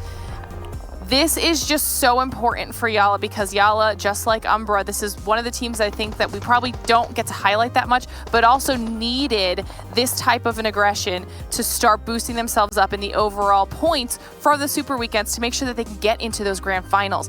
In the long run after this fight, Memphis just dips. He realizes he's not going to win the engagement at this point. Yala is able to kind of, I believe they start getting third-partied a little bit from there, but they are able to get out a little bit. But this is the type of gameplay that we're looking for out of these teams. The fact that they're getting more comfortable in a situation, especially against a team like Unique, who can have games where they're just crazy, crazy aggressive, this is an important boost for them, right, Seven? Yeah, and I think something I want to go ahead and definitely point out, and you're right on the money. Yala definitely pushing in, maybe not realizing that Unique was there, but is how great they were able to just kind of recover from having 2 players down. I think the grenade that the player from Yala Zero was able to go ahead and throw, I think that was just such a huge turnaround, and then being able to go ahead and finish this fight between the Unique player, finishing that fight quick and having to realize, hey, we're going to have to push out of here. We're going to have to deal with a lot of players from C9 especially gatekeeping us. I think that was just a huge recovery, and this is the kind of stuff that I like to see from Yella. So congratulations, Java, on being able to go ahead and win that engagement. Y'all get some confetti. Oh, we're starting off with confetti. Yeah, you got to highlight those teams that every once in a while do good, man. I love it. I love to see stuff like that. I mean, I'm a big fan of how they, like you were talking about, how they kind of recovered in that fight, right? They lost a player on the drive over. They lost a player who drove in a little bit too deep. I think that was on us. But they were able to kind of come back and then maybe even take advantage of the position that Unique had. 'Cause if I'm not mistaken, like Lightning was just way out on a hill. I think you had like Footballists there looking at him. And obviously another team we have to talk about is kind of like B4 in some of these later zones. We saw Loops, B4, Cloud9. And there's nowhere you can really go in that situation for them, right? We're looking at that like, all right, well, B4 is probably going to lose. Loops was in a sandwich of death, all right? Loops wasn't going anywhere. I'm surprised they actually ended up surviving that long. I know when Glitter and I were watching this, Jason, and I'm pretty sure you were able to overhear this too, we were saying, why isn't Cloud9 pushing them? I think Cloud9 was able to realize that they were going to, if they pushed, they were just going to go ahead and expose themselves too much. So they resorted to just doing that guerrilla warfare strategy, just kind of peeking up, shooting people down, getting knocks, and then it started rotating towards the zone. But overall, I think B4 was able to survive a lot longer than I thought they were going to. Yeah, well, let's actually take a look at how the standings with B4 surviving as long as they possibly did have maybe changed some things up. We can see, well, Loops maintained that first place position, and more importantly, the first team to break through here in the West League of 300 points. And they have more kills than our 10th place team has points, Glitter. That is just, they're crushing it right now. You know, like, good for them. And I think that this potentially might just be a trend that we see coming out of Loops now that they've clearly fixed whatever issues they were having when they were struggling during the league play portion. However, you know, Pittsburgh Knights holding strong in third place. I think this is great for them. Footballist making sure they solidify themselves in the top 4. A lot of these teams we're probably going to start talking about a lot more frequently, only because I don't think that they're going anywhere. As you move down the list, you start to see, like you pointed out, the point disparity between Loops and 10th place, right? The fact that Loops has in kill points alone more than what Queso has in overall points. That's definitely something for these teams to pay attention to, because they can either start trying to take out those teams early or just start being very aggressive to try to make up for some of those points and kill points. I mean, 7 second page, this is a little bit rough. This is a rough one, especially for SWAT 69. Right now, they have played so far 6 matches. They're trying to catch up to UDR Killers. That's not even playing this weekend. And right now, SWAT 69 is averaging 2.5 points per game. Not exactly sure what's going on there. Not exactly sure if they're going to go ahead and try to be maybe a little bit more aggressive, since currently going for placements not the way around. But overall, I think maybe they need to go ahead and look at some of the stuff that Umbra has been able to do. Remember, they ended up getting 7 kills in this previous match. I cannot wait to see what Umbra is going to be able to do now that they're, hopefully that's going to give them a little bit of a confident boost, saying, hey, we can get the kills. We just got 7. Let's go ahead and maybe try to survive a little bit longer at the end of the match, and then kills will be a little bit easier. We'll end up getting third party every now and then, but if we can get ourselves in a great placement, and now that we know we can get those kills, it's great to see those teams do that. So if they got 8 kills, would you still be as proud as of them, or is the fact they got 7 kills, you're like, yeah, nice? I mean, you got to stick with the branding. 7. All right. Well, I gotta ask a favor of you, 7. Can we get a little bit of clapping going on right now? Can you just you, not Glitter, not Glitter, a little bit of clapping. I can't see your hands clapping. Can just I'll tell you why in a second. Just give me a little bit of claps. Ready? All right. Just give me a countdown. Give me a countdown. Ready? No, just 3, do it. 2, We're 1. just clapping. All right. Okay. Well, one clap. I was hoping for. Yeah, I understand. I know what you're going Jason, for. I know what you're going for. Well, we're gonna look at our talent predictions from that last match, and why I'm clapping is because this is the first time Glitter has gotten a chicken dinner. That's right. That's why I was clapping. You gotta trust me next time. One finger clap for you, Glitter. There we go. We got Loops winning the chicken dinner. We got 33 points. Cloud9 not faring too well. But then again, Pittsburgh Knights have fared well and have looked fantastic, just like the skins you can get in the Royale Pass Season 14 that is now out. If you don't know what skins are going to be in there, well, you're lucky. We have a preview for you. Well, not even a preview. We're just going to show you what it's all about.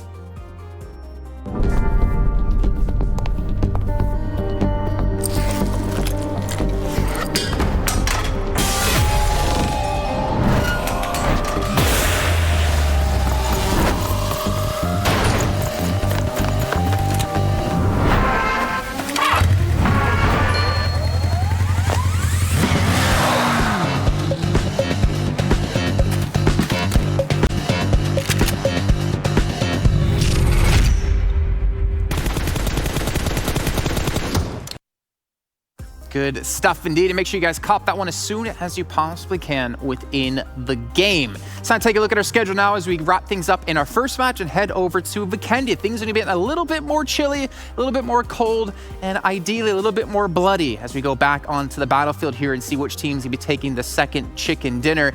And I'm curious as we start to think about which teams could potentially do so. Again, with the prediction game we've been doing, we've been talking about you can only pick a team once a day. You can't pick Cloud9 every time. You can't pick Loops every time. I'm sorry, Glitter. We used our Loops pick a little early, but you know what? It worked out well for us, right? We can't complain about that one. Did. Let's take a look now at our predictions then coming into match 2. I'll go ahead and start things off again because you know what? I started last time and I got chicken dinner, so I'm going to do it yet again. I'm going Footballists. They played well yesterday on this map. They played well in the first match as well. I have faith. I have faith indeed. 7. We're going to skip you and go to Glitter and hear what she has to say about her prediction. It's I guess, you know, matching clothes equals matching wavelengths for our predictions as well, Jason, because I too am going to be going with Footballist. Like you said, very strong showing in game number 1, and they are comfortable with this map, so. Well, now we're going to find out if we can get matching chicken dinners. We'll see. We'll see. 7. You look a little confused, maybe a little bit left out. I'm just going to go quick. I'm just going to go quick. Loops Esports. That's all I got to say. Okay. Period. Loops Esports. I mean, they did really well yesterday, right? I think, did they win match 2? I can't remember. I know they got a lot of points built up. He's not going to say a word. Well, they won match 2 and match 5. Well, you know what, 7? Maybe you're going to be eating by yourself, but at least it will have a lot of food to go in your belly. We'll check with you guys after this match is done, because we need to start to bring in our commentators in a moment of time. But of course, as we've been saying, you guys at home can win things, whether it's a lucky draw or whether it's watching and earning points. And the top 100 viewers who are watching within the game, within the Esports Center, will be able to get themselves some points that accumulate over the entire time and potentially get yourself into the top 100 viewers. Time now to bring in our commentators once again, Cameron and Envirum. You guys are looking, well, Cameron's looking a little bit sad right now, or a little bit mad. I don't know. I mean, the Cloud9 pick didn't work out too well. Just my face. Just your face. It's just your resting face. You have the resting angry face. Okay. Yeah. All right, well then let's talk about this, right? We had Sixless in particular for me. Like, that was insane. Yeah. From their early start up against Footballers to be the only one left alive. He did work, and I think that's what we've been talking about, right? Is like, even if you lose your team early, don't give up. If you're G-Fan, we've seen him do it time and time again. You got to keep pushing to get as far as you possibly can. He got himself a second place finish in Virum. That's ridiculous. Yeah, I mean, obviously a lot of that being that shack that he parked himself in, like, had the circle, like 4 for the next circles, definitely played a big factor in that. But the fact that he was also able to get involved to pick himself up some kills. He helped finish off C9. I think he picked up 1 against Footballists as well. Like, he was still participating while being there because it's Sixless, let's be honest. But that's really what PK has. The reason the PK is where they are is because of their ability to get into those final circle situations, get into those top 4 finishes, and it is continuing to deliver for them. They are the survivalists. They stay alive. Well, Cameron, we were talking earlier on, and, you know, Virum was saying, you know, it's only 1 game. We can't really judge Cloud9 too harshly. Same thing with Kingdom Power. They only had a couple of games, so we can't really say they're back. And we saw in that last match alone that they're definitely not back, at least in the first game. Do you feel like we're going to see something different out of them here coming into match 2? I do, just because that, I hate that area of Erangel. It's so brutal to play in. 1 mistake, 1 slip up, and you're basically out. So I don't want to use that particular game as an excuse to say that Kunina Power was just a fluke yesterday, but they are going to have to step up and go more aggressive today on Vikendi. Well, my question now is, will your guys' picks and predictions be more aggressive? And Virum, we're going to start off with you. Who do you have to take match 2?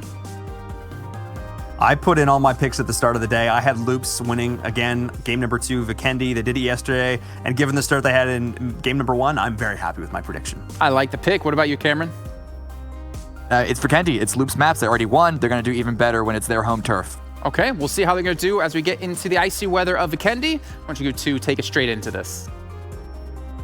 Thank you so much, Jason. Game number 1 was not like all Erangels we've seen before. It wasn't waiting 14 minutes for a kill. It was action from the outset, and Vikendi is only going to follow suit. It's all the things you love about Erangel, just a little bit smaller, a little bit more compacted, and a lot more fun if you ask. I love Vikendi, man. It's such a fun map to cast.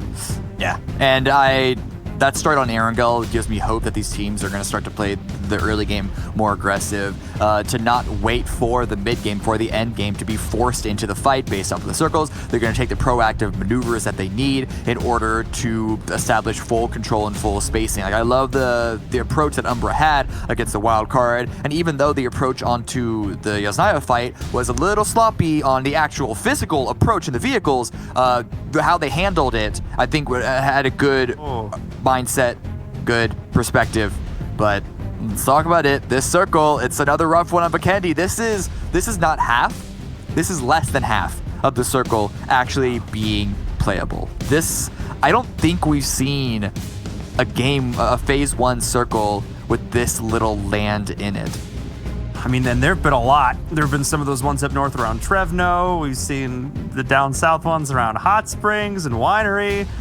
And now we're out here on the West Coast. We're chilling at my end of the world. All right, I dig it. And this is going to be, oh man, the rotations are going to be, this is going to be a sloppy mid game. This is going to be rough. This is going to be a bit of a clown fiesta, if I'm being honest. But we'll see who can take the best of this situation. We'll see who can find order in the chaos or try and make as much order as possible, because there's going to be a lot of fighting on the road. Well, there's not going to be a lot of fighting is, once again, in Villanova. They don't ever seem to want to fight. And I honestly don't really mind it. You don't want to get into a fight that you don't have an advantage in, and when a wildcard or Konina player could be hanging out on any little nook or cranny on a rooftop or even inside a building. It's just, the information is so hard to gather. I don't think we will ever see these teams fight here unless there is like a particular rotational reason to. And even yesterday, I believe it was yesterday, or maybe, yeah, I think it was definitely yesterday, the Vikendi game, that the rotations seemed to be crossed over, but they didn't even fight then. So if they weren't going to fight then, they're definitely not going to fight now. Absolutely. But someone who may be fighting whether they want to or not, Bizana right now goes prone, dodges a little bit of the damage. But Cats coming in here for Nova Esports. I believe the substitute player for Novo. This is a name we talked about a whole lot. Coming on in. Going to be doing work here in... did Cat play in game number 1? I'm going to be honest. Nova was sort of out of the fight so fast, I didn't notice.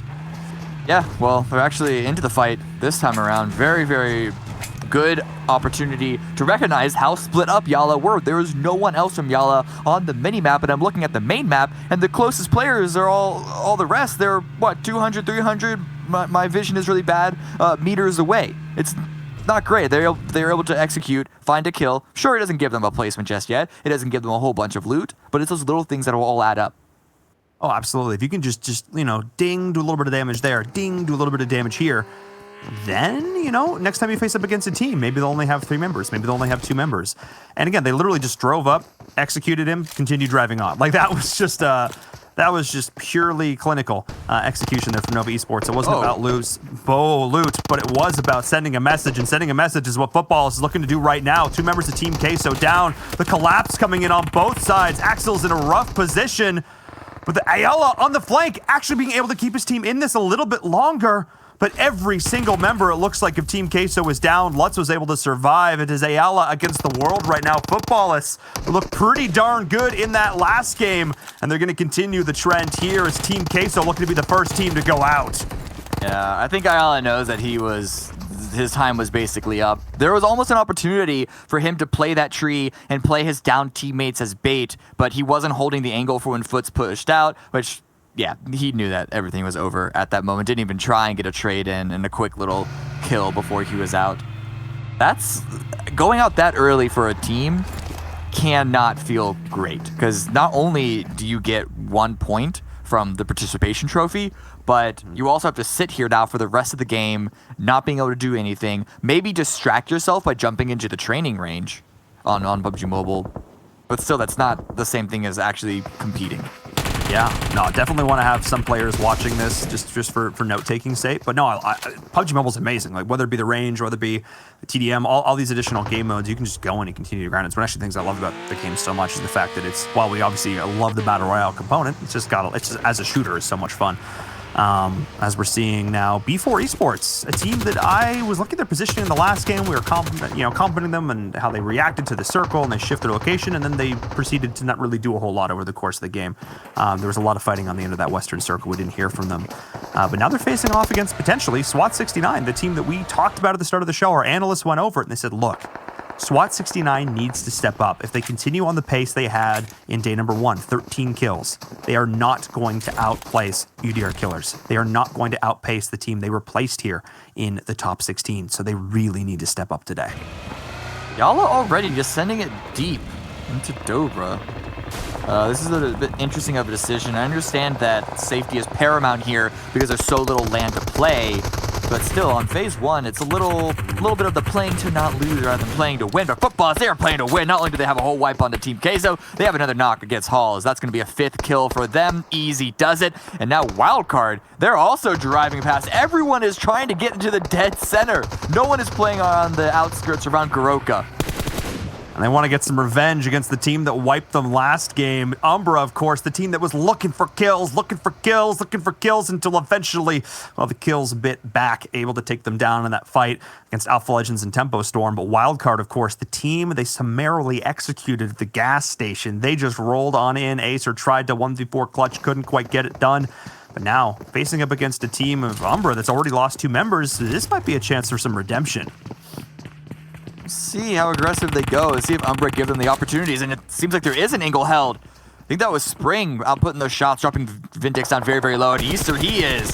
Oh, he's going super aggressive, maybe a little bit too aggressive, but no, that was all bait too. I'm going to give this to Wildcard. Lord, you're usually so good.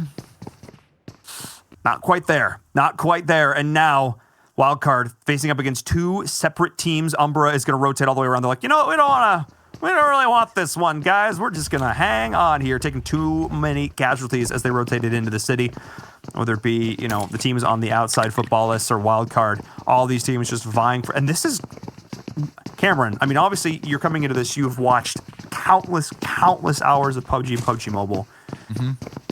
And this is not a circle I'm used to seeing this early, with all these teams stacked up in one city. This is uncommon.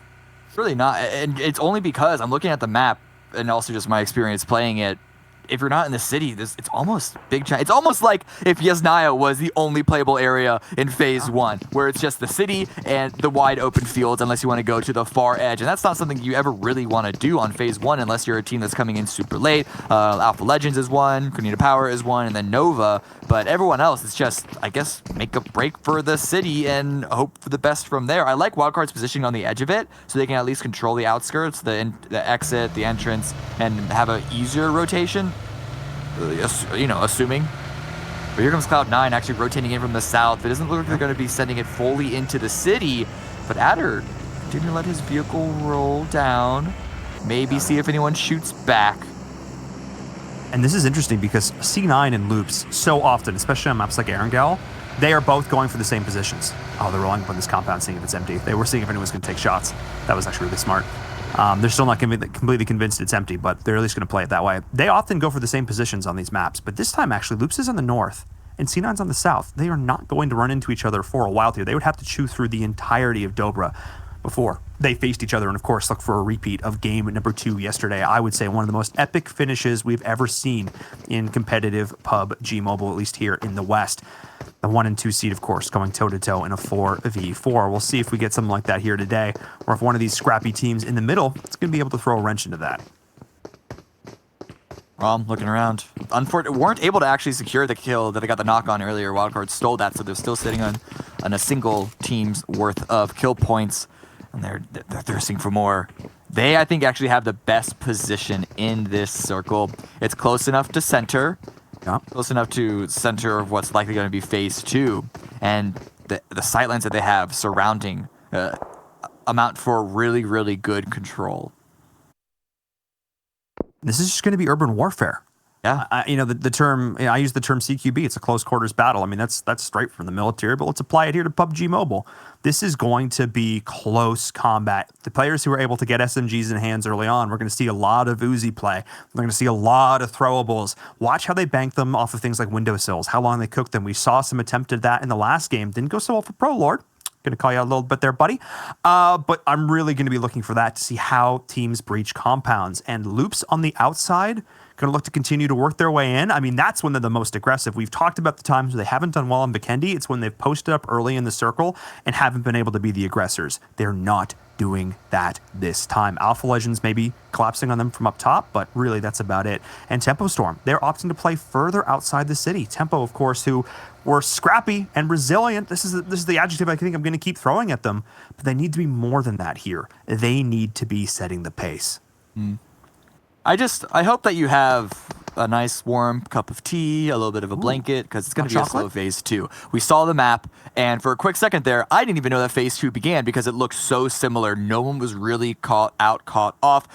Unless, as you mentioned, Alpha Legends continues to push in because they're coming in super late and take a fight against Loops. I could also see Loops.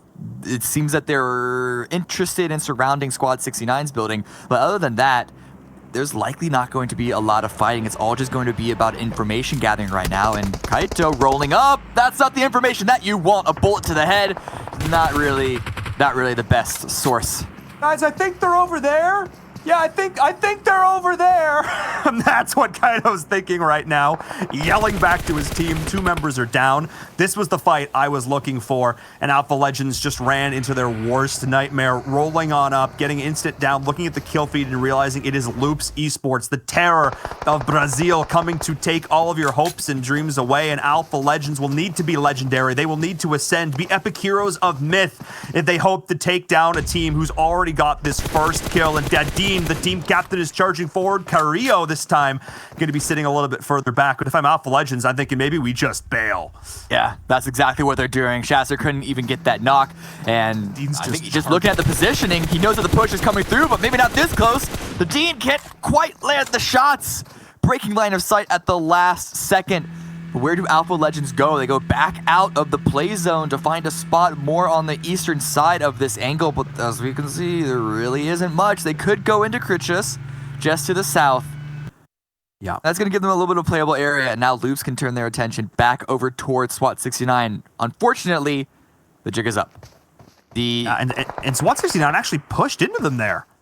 That's really interesting. They actually moved up north when they realized they were fighting up against Alpha Legends. I mean, Loops is holding the coast, but I actually think that SWAT 69 moved in a little bit more. This might have been the same compound they were holding, but they've definitely repositioned, and they've taken some damage up against Loops. Loops knows they're there. Yeah. I mean, Loops, I think, knew that they were there from the beginning. It was all SWAT 69 what they knew. If they knew that there was an attacker from the north side. Of course, now that they do, they'll be paying more attention to that. And again, the circle shift. No one is outside of the circle. Nova is going to have more... more reason to go towards the center, same with Canadian Power. Footballs might have more opportunities, but the teams in Dobro, they're not going to move. I don't think they're really going to move at all unless they try and take Wildcard's position. But at this point, the opportunities for third parties of everyone else grouped up in the city is going to make that way too risky. If there's going to be any engagement onto footballs especially, it's going to be from the north. It is indeed. And speaking of the north, just outside of Dobro here, see PK and Unique also first down there in the kill feed. KP, though, interesting decision from them. They're going to hold this coast and swim in around the city. We'll keep an eye on that as the battle between Pittsburgh Knights and Unique is heating up, pushing on in. Lightning there, securing a couple of kills. Pittsburgh Knights, once again, Sixless and crew just running for dear life. Frozen trying to find the shots. Can he do it? And no, Pittsburgh Knights able to survive, live another day, just barely, but man, another game, another early fight, not going their way. I think both Unique and Knights slowly inch towards that compound at the same time. But yeah, once you lose a couple members like that, really good this time around to get 2 members out of a tricky situation. Last game, if you remember, it was only 1. It was only Sixless, and now he has Raven to help him out. And they're pretty safe for now. Problem is, how much control are they going to be able to bolster? Are they going to be able to just survive until second place once again? I wouldn't count it. And here's the thing, though, Cameron.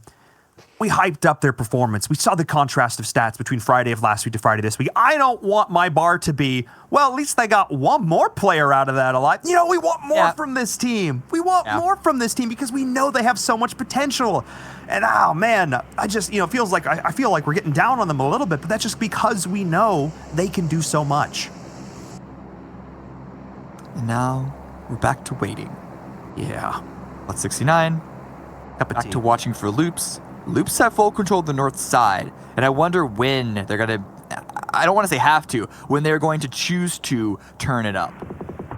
I think they might want to, try and put a little more pressure onto SWAT 69 right now, but I understand why they wouldn't want to commit to the compound that might not even be in phase number 4. But Gonzo, Kanita Power, their beachside push, not going to be as sneaky as they were hoping it was. I think it should be an easy enough revive, especially with the smoke coming out. But ProLord holding the sneaky angle, not going to be peeking until he absolutely needs to. And now Asher taking a lot of damage. Another down. That's the nade. Oh my goodness. B4. C9 actually clean. Wait a second. What? B4 all the way to the north. Levy holding a nice angle. Might even be able to spot out Tixie. Oh my goodness. I'm looking at the kill feed. I see in kills. I'm like, wait, how is he? No, it's B4. They're so far away. Oh my goodness, Cameron. That shot was sick. That angle was sick. And now ProLord's going to be able to clean this up. Oh, Kanita Power, they went and they swam out, they picked up the crate in the water, then they rotated back in. But this is how many times now over the last 2 games we've seen a player go and try and help up their teammate and just give over another kill. I understand the thought, you want to keep your teammates alive, but make sure you've done your homework first before you commit. I don't know how much you want to blame them for not being aware of Levy's angle there, because those smokes did protect them from Umbra. Yeah. But at this point in the game, you have to know that there's at least a couple other teams in the city, and that high ground angle that Levy had, that B4 controlling, is actually just so impactful. And now that the circle has shifted a little more towards the north side of Dobro, it's now B4 that I think had the best position. Previously it was Wildcard, but now Wildcard, they're going to have to worry about multiple teams approaching them. You can see Dream Eaters just to the south, Yala just to the north, but over here Alpha Legends. Wait, Pedro, why is he not with the rest of B4? What? I feel like Pedro is consistently isolated from his team, and now he might have to pay the price. That is, if he doesn't get a sneaky little 1-2 kill on an ignorant Alpha Legends. Oh boy. Will you climb the stairs, not realizing there's a gremlin in the attic? Don't feed them after midnight. I don't know if he's aware. Now, the way he's playing this, maybe they heard a footstep. They may have heard. Oh, I think he heard the wiggle. We'll see. Check. You always need to be careful. Just I don't think he knows. I don't think he knows. I don't think he knows. And it doesn't matter because Pedro. Oh no, Pedro. I know the story of the tortoise and the hare. Slow and steady does not win this race, sir. We need fast reaction times on that one. That feels bad. That's just Pedro out. That's B4. I don't know what that play was. All I know is it's wrong. Pedro really likes to be away from the rest of his team. I don't know if that's a decision for trying to go for more map control or having a plan B in case the circle does not favor them at all, but this time it absolutely gets punished. You can't be doing that reliably in the late game. It's going to happen to you eventually. But here's the standoff between SWAT 69 and Loops. Again, nothing has happened, but now that the circle is going to close once again, Loops are not going to be inside. In fact, they're already in their vehicles moving, preparing for it. I wonder if they're going towards SWAT or if they're going to the circle. No, they're going in towards SWAT. Oh yeah, definitely want to see this fight as Loops is going to go in towards SWAT 69. That is what I want to see. They took no damage on the approach. Federal maybe dinked a little bit there. Dadin, though, does drop a grenade, and another one actually takes down Carrillo. Hang on a second. That's the opportunity. SWAT 69, though, but Federal is up on the roof, gets the first down, trying to capitalize on all of SWAT 69 as they're pushing forward. They're doing to Loops what Loops does best, but Federal with the angle, with the position. That's one player already dead, though. I can't believe it. 2 grenades to start this fight. And this is a terrible position for Loops. Kayowski's way back. No, what is going wrong? Everything for Loops right now as they try and get one player up. Why is Kayowski not helping out? If you can't help from that angle, why are you there? Why are you not with your team? I think he's able to find another angle that does give more assistance. But I just would have loved him to actually been there. More help earlier on. It would have been so much better for Loops. It is a little bit of a trade right now. Loops did officially fully lose one, but there's still only 2 players standing from SWAT 69. Problems, I think, is going to try and back off. No, he's still stuck in the building. Certainly got some problems. They have 69 of them here as Loops are continuing to keep the pressure going. Federal maybe going to look to reposition, or he's trying to bait them out with the vehicle. because they know the blue is continuing to move in. They're on a timer. They've got to go on this fight. They're committing. Kayowski taking a bit of damage. Problem still up here in the top with the Uzi. Kayowski, though, now has a beat on him, but look at how much damage the blue is taking. They are just going to back this one up. They are going to reset, and now they have that additional knock. That's their cue to leave. But what can SWAT 69 do? They're looking for exit frags. Can they get them, Cameron? They might on Creo. King trying to get the angle. It is going to be able to knock one, so that's officially 2 kills against Loops, and Kayowski is still out in the blue. Maybe we can get a trade on the King, just barely. He's dealing some heavy damage in return to SWAT 69, but it's a lose-lose situation for everyone involved. Now he's just ticking down to the blue. He's taking so much damage. Kayowski, I can't believe it. Loops might actually go out here in 15th place. He gets them, barely gets it off. He's using that actually very early. Bro, you're not that far into it yet. You can keep moving. Oh my goodness, but he's so far outside the circle. I'm not sure if he has any vehicles. We may actually see an early Loops exit on Vikendi as now Tempo Storm is facing off against Dream Eaters. Oh, there's a lot of teams in the blue, a lot of players in the blue. A late leave from the city, and everyone's just fighting for scraps here. Loops do go down in 13th place, immediately followed by Konina Power, and I'm sure there's going to be more to come. Rip our predictions, Cameron. Rip our predictions. But if you're anybody else in the server and you just saw Loops lose that fight to SWAT 69 of all teams, I cannot say enough. That was the team coming in barely 16th place. They snuck in. They weaseled their way in. 47 points tied, only getting in because of kills and winning against Loops Esports. Goofless survives. You know, it wasn't pretty. It wasn't clean, but they did it. How much more can they do, though, is the real question. Placement points still haven't started to ramp up too much. I don't think the kills are really there to match either. Loops lost too many players to the blue, as well as to other teams that they rotated into when they tried to leave the fight. It just all happened so late for both squads. But Unique here, 4 players up and a pretty wide spread. I wonder if this is going to work out for them, because part of me says it's greedy. The other part of me says it is fully confident. We're seeing Levi taking a good chunk of damage there. I think he's just going to tick out. Yes, he is. Unique steals the kill, though. B4's got to be angry about that one, as both of these teams, oh my goodness.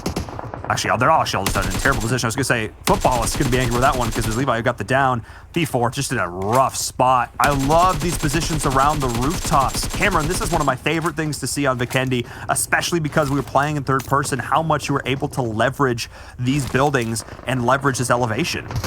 You love to see it. B4 hates to see it, but Cloud9, they hate to see the kill feed right now because they're trying to push into Nova.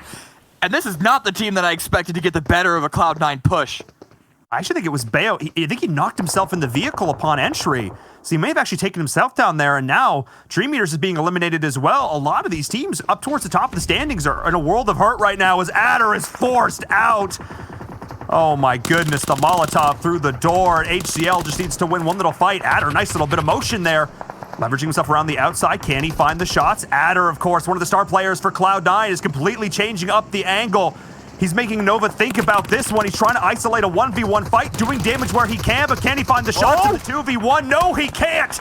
As G-Fan takes him down, and that is Cloud9 eliminated as well. Oh my goodness, all our expectations are out the window.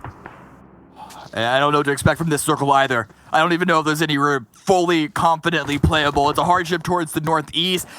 And Alpha Legends, they're the only ones that I'm going to say have any advantage right now. That's just because you don't have to worry about their back.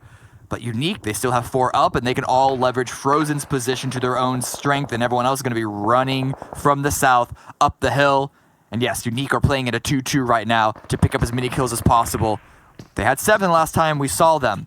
They probably have a couple of more, and they have... I wouldn't be surprised to see them get up to 11.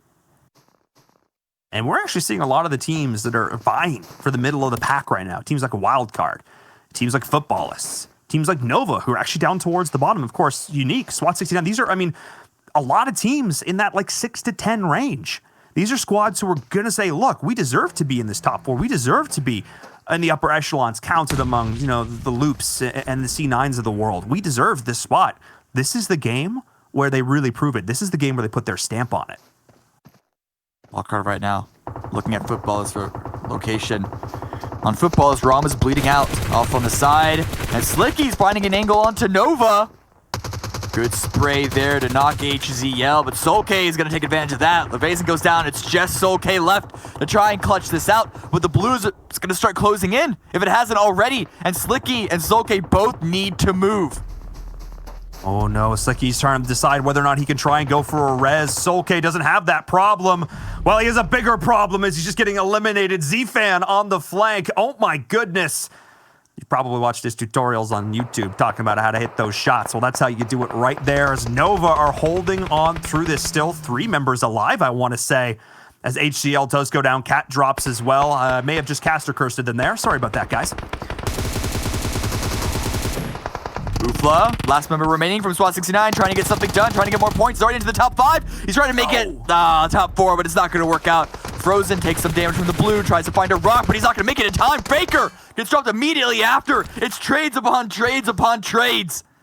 Oh my goodness, Cameron. Every single time a player sticks their head out to shoot at somebody else, they are shot at themselves. Just back and forth. No angle is safe. Nowhere is protected. As we're seeing Alpha Legends holding on, trying to go for the res, the revive. Slicky in the long-range shots before he goes down to the play zone. And that's Wildcard eliminated in 4th. He held on, I think, a little bit too long. I think he needed to move sooner. I think he was trying to debate whether or not he could res his teammate. He saw what happened to Solkay, but he should have just, I think he could have committed because nobody was even looking his way. He was so far out there, and now with his team Unique in a fantastic position. They don't have the zone, but they've got their numbers. If they can pick Annalise up, that'll definitely put it heavily in their favor. And they have a few pieces of cover on the high ground, but AZ just barely survives the assault from Slicky, and now he's giving it to Unique. Takes a couple of tags in return. And Frozen, he's going to find an opportunity to heal up a G-Fan all the way off the side. This crossfire by Nova might work wonders for them. Already 7 kills as well. And Alpha Legends, I mean, they have no option but to leave that shack like they are right now. But what? Did he spot that or just lucky timing? I don't know. I think through the very edge of the smoke, he caught it, almost able to down the member of Team Unique. He's full stimming. He knows he's going to have to eat some of this blue damages. Actually, Unique is doing the work for them. They are going in, taking down Alpha Legends themselves. How much of this can Nova capitalize on? Going from tree to tree to tree. G-Fan's there. He finds Memphis, though. That's actually huge. And AZ, I think, was able to pick up one on the other side. Both of these players, you talked about the angle, Cameron, so flawless. Nova Esports are just collapsing from all sides. Unique needs to deal with Alpha Legends, and they do. But now, it is a 2v1 situation for Nova Esports, and they get the win. Their winner chicken dinner here on Vikendi. Welcome, Nova Esports. We've been waiting for you. Finally, yes, this is the Nova Esports, as you said, I've been waiting to see this entire time. And that crossfire, it's not just the angles, it's the information that they're giving each other. G-Fan we saw him peek out at the perfect time to catch Unique players out in the open. And that is certainly because of the information that his teammate gave. He spotted them and said, look, they're running your direction. You can tag them right now. And it all came in their way. That shows, even though with only 2 players, that shows the importance of full control, not just being packed up inside one angle. Absolutely. 2 star players in their own right. You know, in a vacuum, these are 2 great individual players finally stepping up to their potential, trusting in their gun skill, communicating but playing separately and taking advantage of the chaos there. And I think Team Unique not paying them enough heed, and it cost them in this game number 2. Congratulations to Nova Esports and the winner chicken dinner here, game number 2 on Vikendi. Let's send it back over to our analysts because there's certainly a lot to talk about.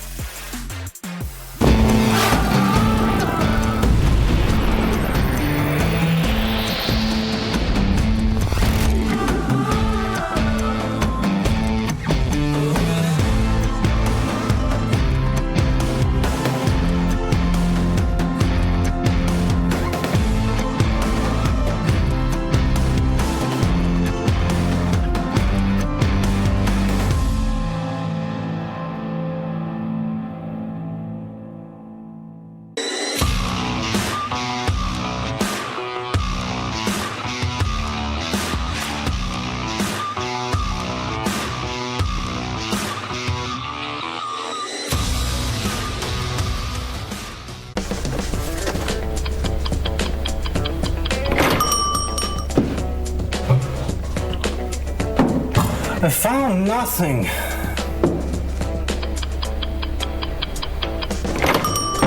My teammates weren't around.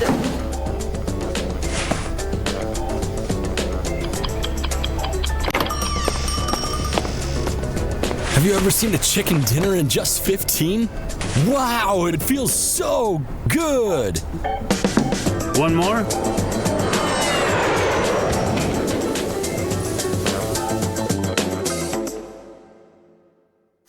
Nova Esports, more like Supernova Esports. They blasted into our second map and finally get themselves a chicken dinner. I know one person out there is going to be extremely proud about this. It's the man probably with the grin to my side. 7. They finally get themselves a chicken dinner, and they finally did it in style, too.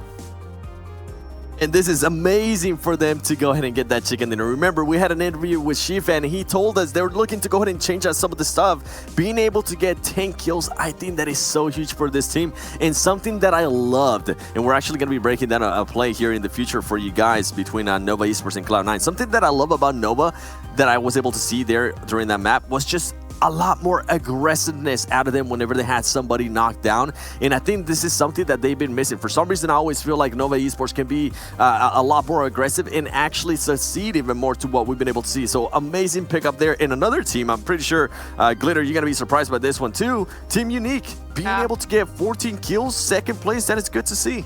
That's great to see, especially because we've seen them have aggressive games and then they fell off for a little while there. So this was very, very strong showing for Unique. They put out a ton of damage, clearly top kills overall. Couldn't quite pull out the win, but still, these are points that these teams desperately need. Same goes for Alpha Legends. Very strong showing for Alpha Legends. The SWAT 69. Look at it. This is the first time we're seeing them. And the first page, number 6 overall, they needed these 9 points. Not only did they get a couple kills, but they did much, much better in the placement points department, 7. Yep, I think they ended up with 9 points. That's that's maybe 5 less points than they ended up getting yesterday overall the whole day. So that's an impressive game there for them. Amazing stuff from them as well. And then Pittsburgh Knights only able to get 4 kills there. I mean, 4 points total. Another team that we kind of see them. This is now the second game that we've seen from Pittsburgh Knights, losing 2 players and then just not being able to kind of clutch up here, as we were able to see from Sixless in the first game. And then Team Queso just getting super unlucky. Team Queso is one of those teams that I have expected a lot more stuff out of them, and right now they're just really underperforming for me. I'm glad you said that, actually. I was expecting a lot more to Queso as well, getting to watch them back in the Global Stars Challenge we had in December over in Saudi Arabia. I was expecting some more out of them. We saw in the Global Finals, but they've really been struggling over the course, I'd say, of this entire event. They've had a couple of glimpses here or there, but this is the team we're going to be talking about. Nova Esports, 2,000 damage being done, 10 kills as well. Thing is, where was Loops? Where was Cloud9 in the standings? They had Cloud9 at like 8th place. Loops was around like 11th or 12th. When these big dogs get knocked out early, we see these other teams really start to step up here, Glitter. Yeah, and I believe we actually caught a few of those fights go down. 7 and I were kind of watching it back and forth. I believe SWAT 69 actually took out some of Loops very early on, which was not something that we were prepared for, really. Cloud9 struggled in the fight against Nova, which we said we're going to show you guys in a little bit, but like that was not from the 2 juggernauts, essentially. The 2 teams that we keep talking about definitely made it shook up the entire match the second that they were gone. I think teams played even differently towards the end. Well, we'll see some of the moments we're talking about with SWAT 69 up against Loops in our Do the Do moments here. Let's go and bring them up on the screen so you guys can see all of the highlights that happened in that last match here in 7. If I remember correctly, you had Loops for this game. Jason, why you gotta call me out like that? Because you would do the same to me. Why, Jason? You've done the same to me. Yes, I would. Yes, I would. But guess what? Loops was at least able to get 3 kills, and they were able to end with 4 points. So I didn't end up with just a 1 point. So I'm kind of happy about that. But it was surprising, though, to see SWAT 69 willing to take a fight with Loops Esports. That is something that we usually don't expect, especially with how SWAT 69 has been fighting. So maybe their confidence will go a little bit higher. And we've seen over and over again, sometimes when some of the players, their confidence gets higher, well, guess what? They start performing even better. We've seen that out of Pittsburgh Knights, as we're seeing the grenades here from SWAT 69. And SWAT 69 being able to go ahead and knock some main players. We actually thought that at one point Loops Esports was going to be able to come back from that. They ended up getting super unlucky here with the zone and also the shifting, and then Carrillo decided to go ahead and rotate. I'm really surprised by the rotation Carrillo was able to do there. He kind of gave him a free line of sight, and he ended up getting knocked out of the car. As we're seeing more of the fights here from SWAT 69, being able to go ahead and finish off top players. Kowalski, though, being able to go ahead and just kind of get back some of that damage by knocking people down. But at that point, it was just a little too late, as he was very far away from the zone. And now we start seeing Unique, and I'm hoping that we get a chance, if we haven't already seen it, of Nova Esports, just how much more, even though they were in a compound at one point, Cloud9, here we go. This is the one we'll be breaking down a little bit. Cloud9 just goes full send, and it ends up backfiring for them, with HZL being able to clutch up. And then as soon as they realized it was just one player from Cloud9 left, they just became super aggressive. And I know that's one thing, Glitter, that I've been saying over and over again. If Nova's able to be a little bit more aggressive, they're able to control their pace even more and control the game even more. Oh, 100%. And when we had talked to G-Fan, I know that you were surprised that he had said that they were kind of switching up their tactics and that they were going to focus on placement points a little bit more, because we've seen some of those aggressive Nova rushes that just always work out really well for them. And I think here, I believe it was G-Fan and AZ at the end that were just playing some angles that were so beneficial for them when they were going up against Unique and Alpha Legends. And this aggression, like you said, it just paid off for them in dividends here in that final zone.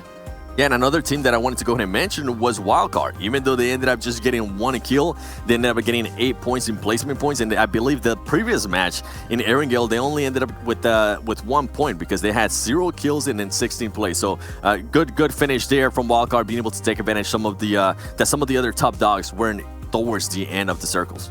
Yeah, we speak about the top dogs. I'm curious to see what kind of damage we had Cloud9 and Loops do. Even though they did get knocked out early, they still tend to do a ton of damage. We're going to drop in and take a look at this as well. And you can still see, I mean, right there, Footballist, 2,100 damage done. You got Cloud9 around 900. You have Loops around 800. So even if they do get dropped early, they're still putting the pain out, Glitter.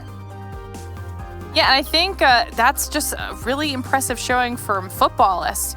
They were able to break the 2K damage mark and 7 kills and still not even be in the top 4. That's a strong game for them, especially to kind of like start that momentum back up for them. But look, we're seeing SWAT69 up there with a respectable amount of damage as well. And like you pointed out, it wasn't just, you know, Cloud9 and Loops kind of failing off. They still had almost 1K damage to both of them. So I think they just got caught in these unfortunate situations. Had they been able to turn them around, they probably would have been in equally as good a position. But, you know, like you guys also pointed out earlier, Team Queso there at the end with only 200 damage and 0 kills.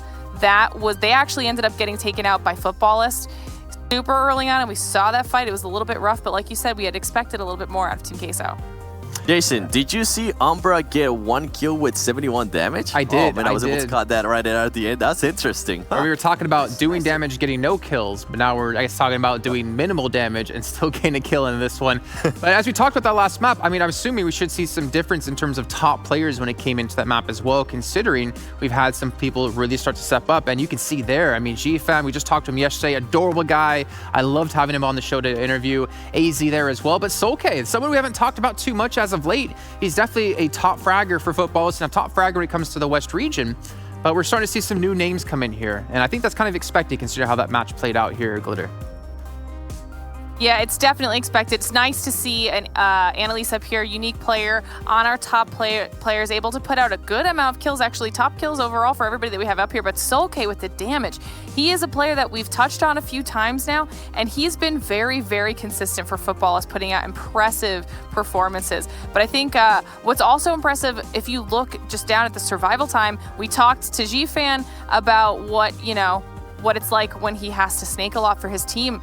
Him and AZ both have very, very high survival times. So that could also be kind of playing into their new strategy that we got to speak to him about. Yeah, and I'm almost curious to talk to him and almost bring them on the show yet again to talk to how they've adapted from day 1 to day 2, but I think we got someone else in mind this time. But Seven, we've been talking about the Cloud9 Nova fight. It was something I think is going to be an extremely quick, telestration segment to talk about here, but let's talk about it anyways, because Cloud9, well, they walked into a trap.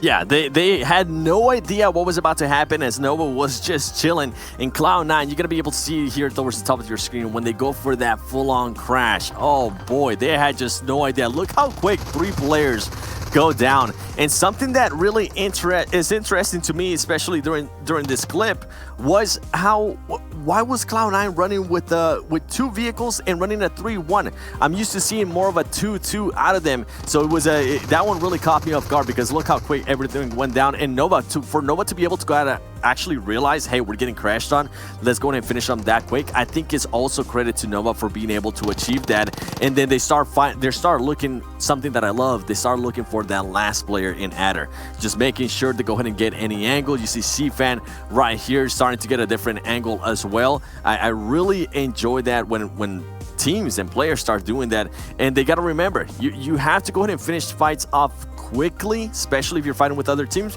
because you could end up getting third party. We see the wildcard being super close. We see also football is being super close. So you have to go ahead and finish on those fights. They were able to go ahead and Molotov Adder. That's why you currently see him kind of losing some damage there. Adder, though, is one of those players. Remember, he was top fragger at one point. He is currently the second player with the most kills of the whole tournament. So you still have to be careful. You have to be patient. You have to wait for him to go ahead and do a mistake. Adder's going to be able to go ahead and knock HCL right there. Overall, he's going to end up losing the fight. But great stuff from the players, from G-Fan, Cat, and all of the other Nova Esports players. Hey, Seven, can I ask you to go back to the beginning of that clip real quick? Because there's something that kind of caught my eye. Definitely. Look at the HP. I can definitely do that. Cloud9 has as they actually pushing onto this. You have Pyra and Beowulf like below half HP. I'm not sure exactly why. Maybe they're taking shots before they got there, but I mean, you just saw they immediately dropped the second they hit that building because Nova had people on the ground floor already in the windows. And something to mention off of that, and I'm glad you actually pointed that out, Jason, is when you crash into a building, your health is going to go down even more as well. As you see, Beowulf pretty much ended up getting knocked right away. Actually, Beowulf jumped out a little bit too soon, and he ended up just getting oh, wow. He ended up getting that damage. Oh, that's... Hey, shout out to Jason for being able to realize that. I wasn't even able to point it out. Hell yeah, Jason, let's go, baby. It's the red, the red lights. I just look at it. I'm like, ooh, that means something special, right? I mean, that's my analysis right there. Let's take a look though at our overall standings now and see if things have shaken up a little bit with Nova taking home a chicken dinner. And Glitter, well, we're not going to see Nova get to the front page. However, we will see Footballers go up to third place. We do see Footballers go up to third place. Loops and Cloud9 still holding strong, but we actually see Team Unique making their way onto the first page for the first time in a long time, I think, after that very, very strong showing. Don't forget they had 14 kills in the match that we just watched, so that is probably helping to propel them along with a very strong second place finish. Alpha, every other team at this point, though, is pretty much kind of holding their 5 through 9 position and just... There's not too many teams kind of jockeying for this top 10 spot. Honestly, that's what I'm saying. Like, I think there's going to be a point where we are starting to see a solid top 9 at least. Yep. And then moving on to the second page, that's where we're going to see a lot of these changes start to occur, Seven. Yeah, especially going into next league play, because remember, some of these teams might not be able to make it. You have currently some teams sitting out that could make it for that last week and could make it even more interesting for the top 16. As right now, we see SWAT 69 finally starting to step it up in the points department, getting, I believe, what was it? 9 points. 9 points in the last match. I think that's really impressive out of them, getting a little bit closer to either our killers, as I'm pretty sure they're going to go ahead and look to close that gap even more. You don't want to go ahead and play catch up on the last week because it's not guaranteed that you're going to be able to make it to Super Weekend. Yeah, exactly. The thing is for UDR killers, like they're watching this just praying that SWAT 69 just drops out of the match every time right in the beginning because they want to maintain that lead. And the thing is, if they somehow don't, sitting there like that, if they think is they don't re-qualify into the third Super Weekend, then they're just sitting there waiting. Like it's taken out of their hands. They have to just let fate play out its own cards, and maybe SWAT 69 can pass, or maybe another team though. Let's take a look at our talent predictions. We've been talking about them all day, and oh no. Oh yes, that is going to be Glitter and I again, performing well here with our 13 points each, and the rest of the team choosing the loops, only getting 4. It's, unlucky. It's a rough day, Seven. It's understandable. I've had some rough days. Glitter's had some rough days. I'm gonna blame Cameron for that one. He keeps picking the same team as me, man. Cameron's just bringing me down. Just kidding. He's had rough days. I think Dave's had the roughest of days considering all of the picks he's had, unfortunately. Even getting a big fat 0 yesterday. But don't worry, we still love you, Dave. Just like we love the Royale Pass Season 14 and everything it's brought to PUBG Mobile. If you missed out on it, well, you have a chance to check it out right now.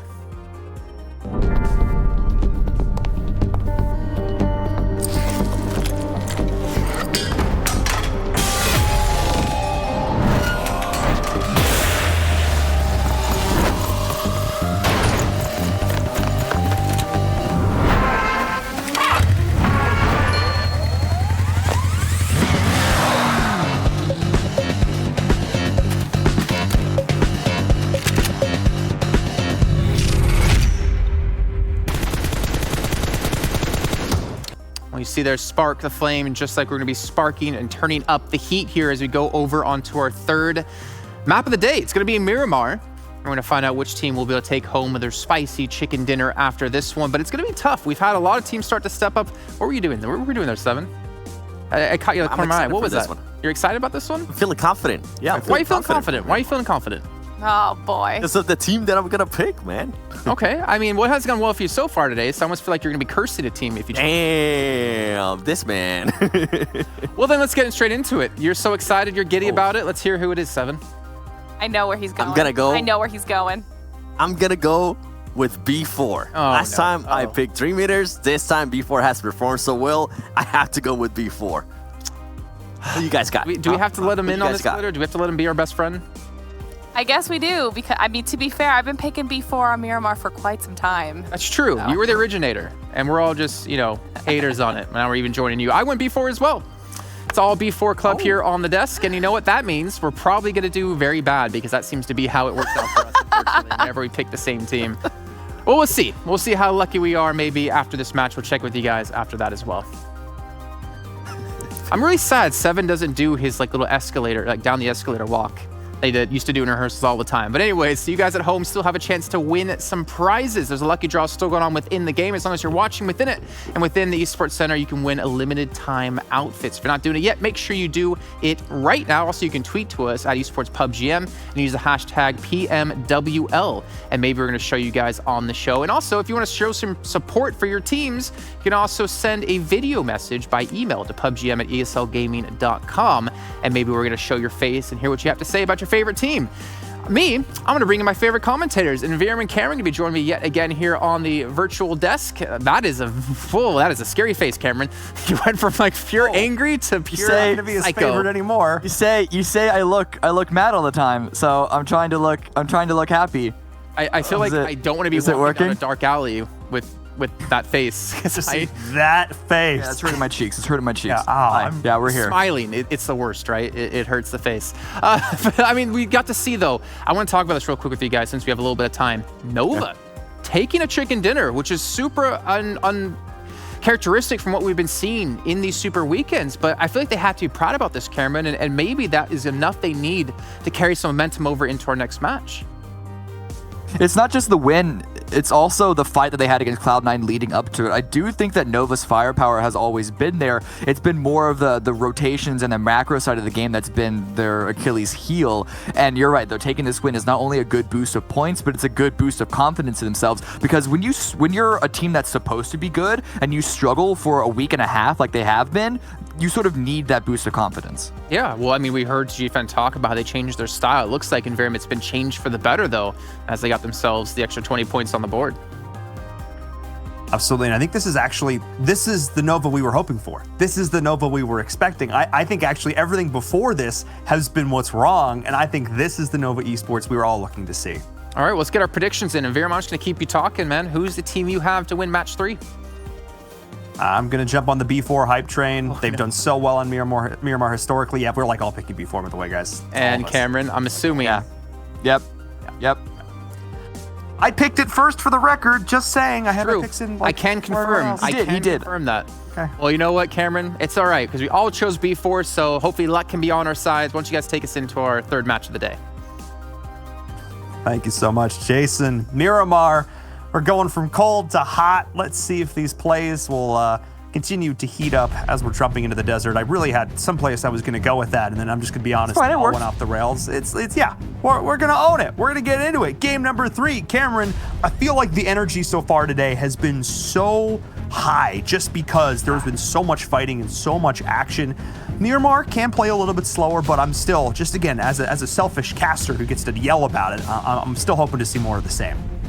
Yeah, so Miramar, the early game, you won't see... It's hard to have so much water in the early game, or just unplayable land in general in the early game, and so you won't necessarily see teams forced in those early fights, but you do still sometimes see teams go for aggressive maneuvers because Miramar is the best map to take wide controllable spreads using the terrain, high ground to your advantage. And while you might not see a full 4 team versus 4 team crash onto a compound in the first couple of phases, there is still a lot of trades back and forth. And so I'm excited to see if that's going to happen this time around. Of course, it does depend on where the circle is going to be. If it's dead center, I don't expect anything really too much. Yeah, the circle shifts on this one really put teams out of it. I mean, Okay. you've got to have your vehicles in line. Okay. Teams haven't moved far enough yet that I think this is going to be a huge issue, because if they choose to drop outside the circle, grab vehicles, loot, come back, they're doing that, they're fully aware of what's going on. Where sometimes you get that decision sort of made for you. As we're seeing, Las Leones is going to get a little bit busy, a little bit crowded here. It's going to feel like a subway in New York, at least in 2019, as we're seeing a lot of these teams stacked on top of each other. The olden times. The olden days, yep. Yeah, back then when you saw a packed subway with a single empty car, you don't go into that car. Nowadays, every single car is virtually empty. The opposite of Las Leones, which is just so crowded. Oh my packed. goodness. It's actually a lot of teams here. Los Leones I've seen can hold 2.5 as like a maximum. There are 4 teams. Okay, there's an argument for 3.5 right now because y'all have two players still outside on the excerpts. But here, Dream Eaters, I think they recognize how crowded it all is and want to be backing off. Toffees is certainly shouting that information. Guys, they beat us here. They're here already. Run! Just run! It's like Alpha Legends in that last game. Yeah, actually. To be fair, the loot that Dream Eaters have on this exit path is still pretty good, but Zero and Lord's angle could spot this out, especially if he has a scope. I don't know how many compounds he was able to loot up himself, but this is gonna be a little weird. I actually wouldn't be surprised to see a team, if they find an opportunity, to go for an aggressive play in this Los Leones area because of how impactful the west side of the city can be in this first phase. And this is really interesting, Cameron, because of the way the plane path was and because of the timing of the circle. Yeah, a lot of teams didn't choose to grab a vehicle and go far north. Pretty much every single team is still within the circle. C9 went a little bit further up. They went up to Pozo, but it's still very much within driving distance. Footballs went a little further north up to Hacienda, but like nobody's making a long bomb up to like water treatment or El Azar. Like people are staying pretty close to the chest. And I think it's because of what I was talking about, the idea that just the rotations on this map are so important, and giving yourself more time and more options being closer to the circle, I think is going to benefit a lot of these teams. That doesn't mean that you don't want to be grabbing a vehicle at the very beginning, even if you're not using it to travel long distances for your initial loot path. You still want to have access to them and verse it. Losing a tire is not really the greatest thing. Now, granted, tires are especially vulnerable on this map, and the most vulnerable tire is the tire of a buggy. Like if you miss this thing, something's wrong with your calibration, because they're larger than a person essentially, and there's no cover. Yeah, I mean, just turn on gyro, guys. Come on, what are you doing? Be a pro player. Just step. I mean, I can't. Nothing I can do that anyway. Yeah, don't miss the tire, guys. Don't miss the tire. Really, it's just as simple as that. But no, I think that's just somebody being saucy as they were driving by and realizing, wait a second, running by. Hey, I don't want you to have that. It can be a little annoying, but only taking out one on a buggy is even kind of. One of the best things that I see some players do, and what I personally love to do, is that when my looting is done, I have my vehicle, and especially if I'm just hanging out in the first phase, waiting for the circle, just kill every single tire that I come across. Yep. Every single one. It feels so spiteful, but it feels so good. You're just like, I feel like a comic book villain at that point. You know what I mean? Feels great. That was like the twirly, not even a comic book villain, but like an old school noir, like with the twirly mustache. I see you here, kids. You and your vehicle's going to be driving away. No, you can't see it. I'm twisting an imaginary mustache. Also, the accent wasn't. I could feel it in your voice. Perfect. Another person who needs to be perfect right now if they want to hit these shots has got to be Sixless. Out on his own, Kel Surprise. But this time, Dream Eaters, I think, just going to leave him be for now. They have bigger fish to fry, or at least closer ones, with Yala Esports here, still sharing their backyard. Good information gathering that they're doing right now. I'm going to be a little worried about the loot because I don't think they had that much time and that much space to loot up for a full squad of 4. But it's not going to be. I think it's better than what it would have been on a map like Erangel with a couple of scrap locations. I do think those warehouses could supply them with enough to be, let's say, 80% topped off, and it's good for them to realize that going for a position the first phase is more important than trying to max out the rest of that 20%, because there's a lot of people already coming into the center here. You saw a little bit of the map, a couple of teams already there. I'm looking at the main map. It's 1, 2, 3, 4, 5, 6, 7 teams within like 200 meters of Los Leones. Oh, God. Oh, boy. All right, taking the shot and getting shot back. Axer, I believe he was taking shots over towards... Oh, and now Loops is getting involved, too. Oh, my goodness. What can of worms did Konina Power just open up? Oh, my goodness. The horse biting off just the hail bay. The bay of... The hail of... Oh, okay, hang on a second. It's too much hay, and it's in a bale. The bale of hay was too big. We got there. We got there in the end. We got there. Piece. Sound it out. Yep. Spell it, if that helps. Spell it. Okay. Oh, no, good. Not good. Less good, though. Now that Tempo Storm is highly aware and Spectre is continuing to close the distance, you can see the damage just raining in as Rob and crew have got to try and take over this. It's not even a compound. It's just a couple of houses. And especially given the fact that both of these teams are going to try and thirst for these kills because they don't want to have the other one steal it away. This is a very bad spot for Konina Power. Oh. Yeah, and it was really bad when they were very spread out, but Tixie, he's trying to find a trading angle. I think they've been able to stop the bleeding for a quick moment, but that tire being caught on the benches is not the greatest for any sort of follow that they had. They do lose their fourth player, and actually Gonzo is still out off on the side in a vulnerable position, but Tixie, he's tried to put pressure onto Loops, and Tempo Storm actually backed off. So this means that they could take this fight against Loops without any worry of third partying. Yeah, but losing Axer there, that was a big deal, especially this early in the game. The first player out on the server, nobody wants to be the first player out on the server, but I think Tempo Storm made 100% the correct decision because they knew that Loops was getting involved. So what they wanted to have happen is they wanted to put themselves on a more even ground with Loops. So they looped themselves around, and now they're in a really good spot. Now they are in a super good position to keep tabs on Konina Power and Loops. Yeah. This is solid positioning for them. It's not even just Loops, it's the fact that when they were fighting Konina Power, they were basically in the middle of the field at the bottom of what's essentially a bowl created by the terrain. And we're seeing so many teams rotate into the circle faster than I even expected. They said, we're going to take that point, sure, fine, but we don't want to get called off by 3, 4, 5 other teams pushing into this position.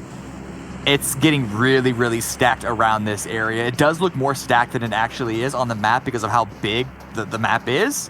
Yeah. But the lines of sight are there as well. If you have a scope, this is your favorite map to play in. Yeah, I mean, this is the players that have spent hours upon hours upon hours in the range, in scrims, just practicing that long range, like 4x, M4, spray. This is where they're in heaven right now, because this is really the map where we see that really go off. Playing around with that 3-6, it's so much fun. And of course, both with this new circle, Loops and Tempo Storm, they're also still in a great position, but this entire eastern side of the circle, south of Impala, is wide open. So if I'm a team rotating in from the north, I definitely look to go towards this. Yeah, it's wide open in terms of teams. It is not wide open in terms of the actual terrain itself. It is so rocky and hilly. The control, especially on the far eastern side, starts to lack because of the way that it slopes down. And I mean, it's a hard shift. So you can expect that side to be empty, which is why I could easily see a team like SWAT 69 or even Queso, both of which are coming super late from the north side, making their way that direction. But Unique and Yala, both fighting for what seems to be a really good spot now that Phase 2 has popped. I don't know really who's going to come out on top on this one. It's a point going for make that too. Yeah, Frozen's able to secure all of that. No trade. And actually, Zana's bleeding out as well. I honestly didn't realize how bad this was at the start for Yala. Unique are just taking this easy. Yeah, they did the groundwork and were able to follow up on it, knowing they had the knocks pushed in with the vehicles, giving no opportunity for somebody else to come in and steal those points away. And funnily enough, this whole fight started because of a down coming out from Yala Esports. They connected onto one of the members of Team Unique to start that off. I saw the headshot and the kill feed, and I was like, all right, Yala, I see you. But Unique saw them right back and definitely got the advantage of that exchange. Yeah, being able to hold strong when a team pushes into you like that is a sign of a really good team. And Unique, they're starting to step it up. They're we're developing a not long yet, but a medium length list of teams that haven't been performing to expectations, and Tempo is one of them, and they're currently getting shot out by Umbra. With the high ground here, these cliffs can be very, very powerful good control. And I think there's going to be a number of teams all vying for this sort of line that goes down the west of Los Leones. Yeah, there's a lot of great terrain there. Compounds, like you mentioned before, it does get more rocky into the mountain area towards the south. Harder to control, but still offers a lot of angles. Oh, no. Spec should hit those. Normally he hits those. I mean, I call him, he's making ghosts out of everyone else, the man formerly known as Spectre. But this time, not going to be able to find the shots as B4 is getting involved in the kill feed, going up against a team they have a long history with here on Miramar. Of course, that is Dream Eaters. Those two teams have constantly been vying for the title here of the best squad on Miramar. This standoff has actually been happening the entire game, essentially. Grenades not going to quite land so much. I think there were more zoning grenades to stop a potential push from Knights trying to go aggressive onto them, but you can see that would be risky because there's a couple other teams rolling up, B4 on the low ground, and the Knights and I think Dreamers both have good angles onto this squad. They do, actually. I mean, this is really just, this is a gauntlet. You try to drive up that road, and you've got two unfriendly teams on both sides of it. So B4 are very much going to have to rethink how they approach this, and I think that's what Maxon's saying right now. We need to find another angle. This is not the place for us to go. Very, very smart play. I think they're going to let Nixera on the bike go and scout for them, and they're just going to work their way up slowly but surely, and maybe decide to rotate down around the south, but we'll see. This circle shift. Hard shift towards the northeast. Hard shifts are bad enough. And a hard shift away from the majority of the population is strike 2. Strike 3 is at Los Leones is 40% of this circle.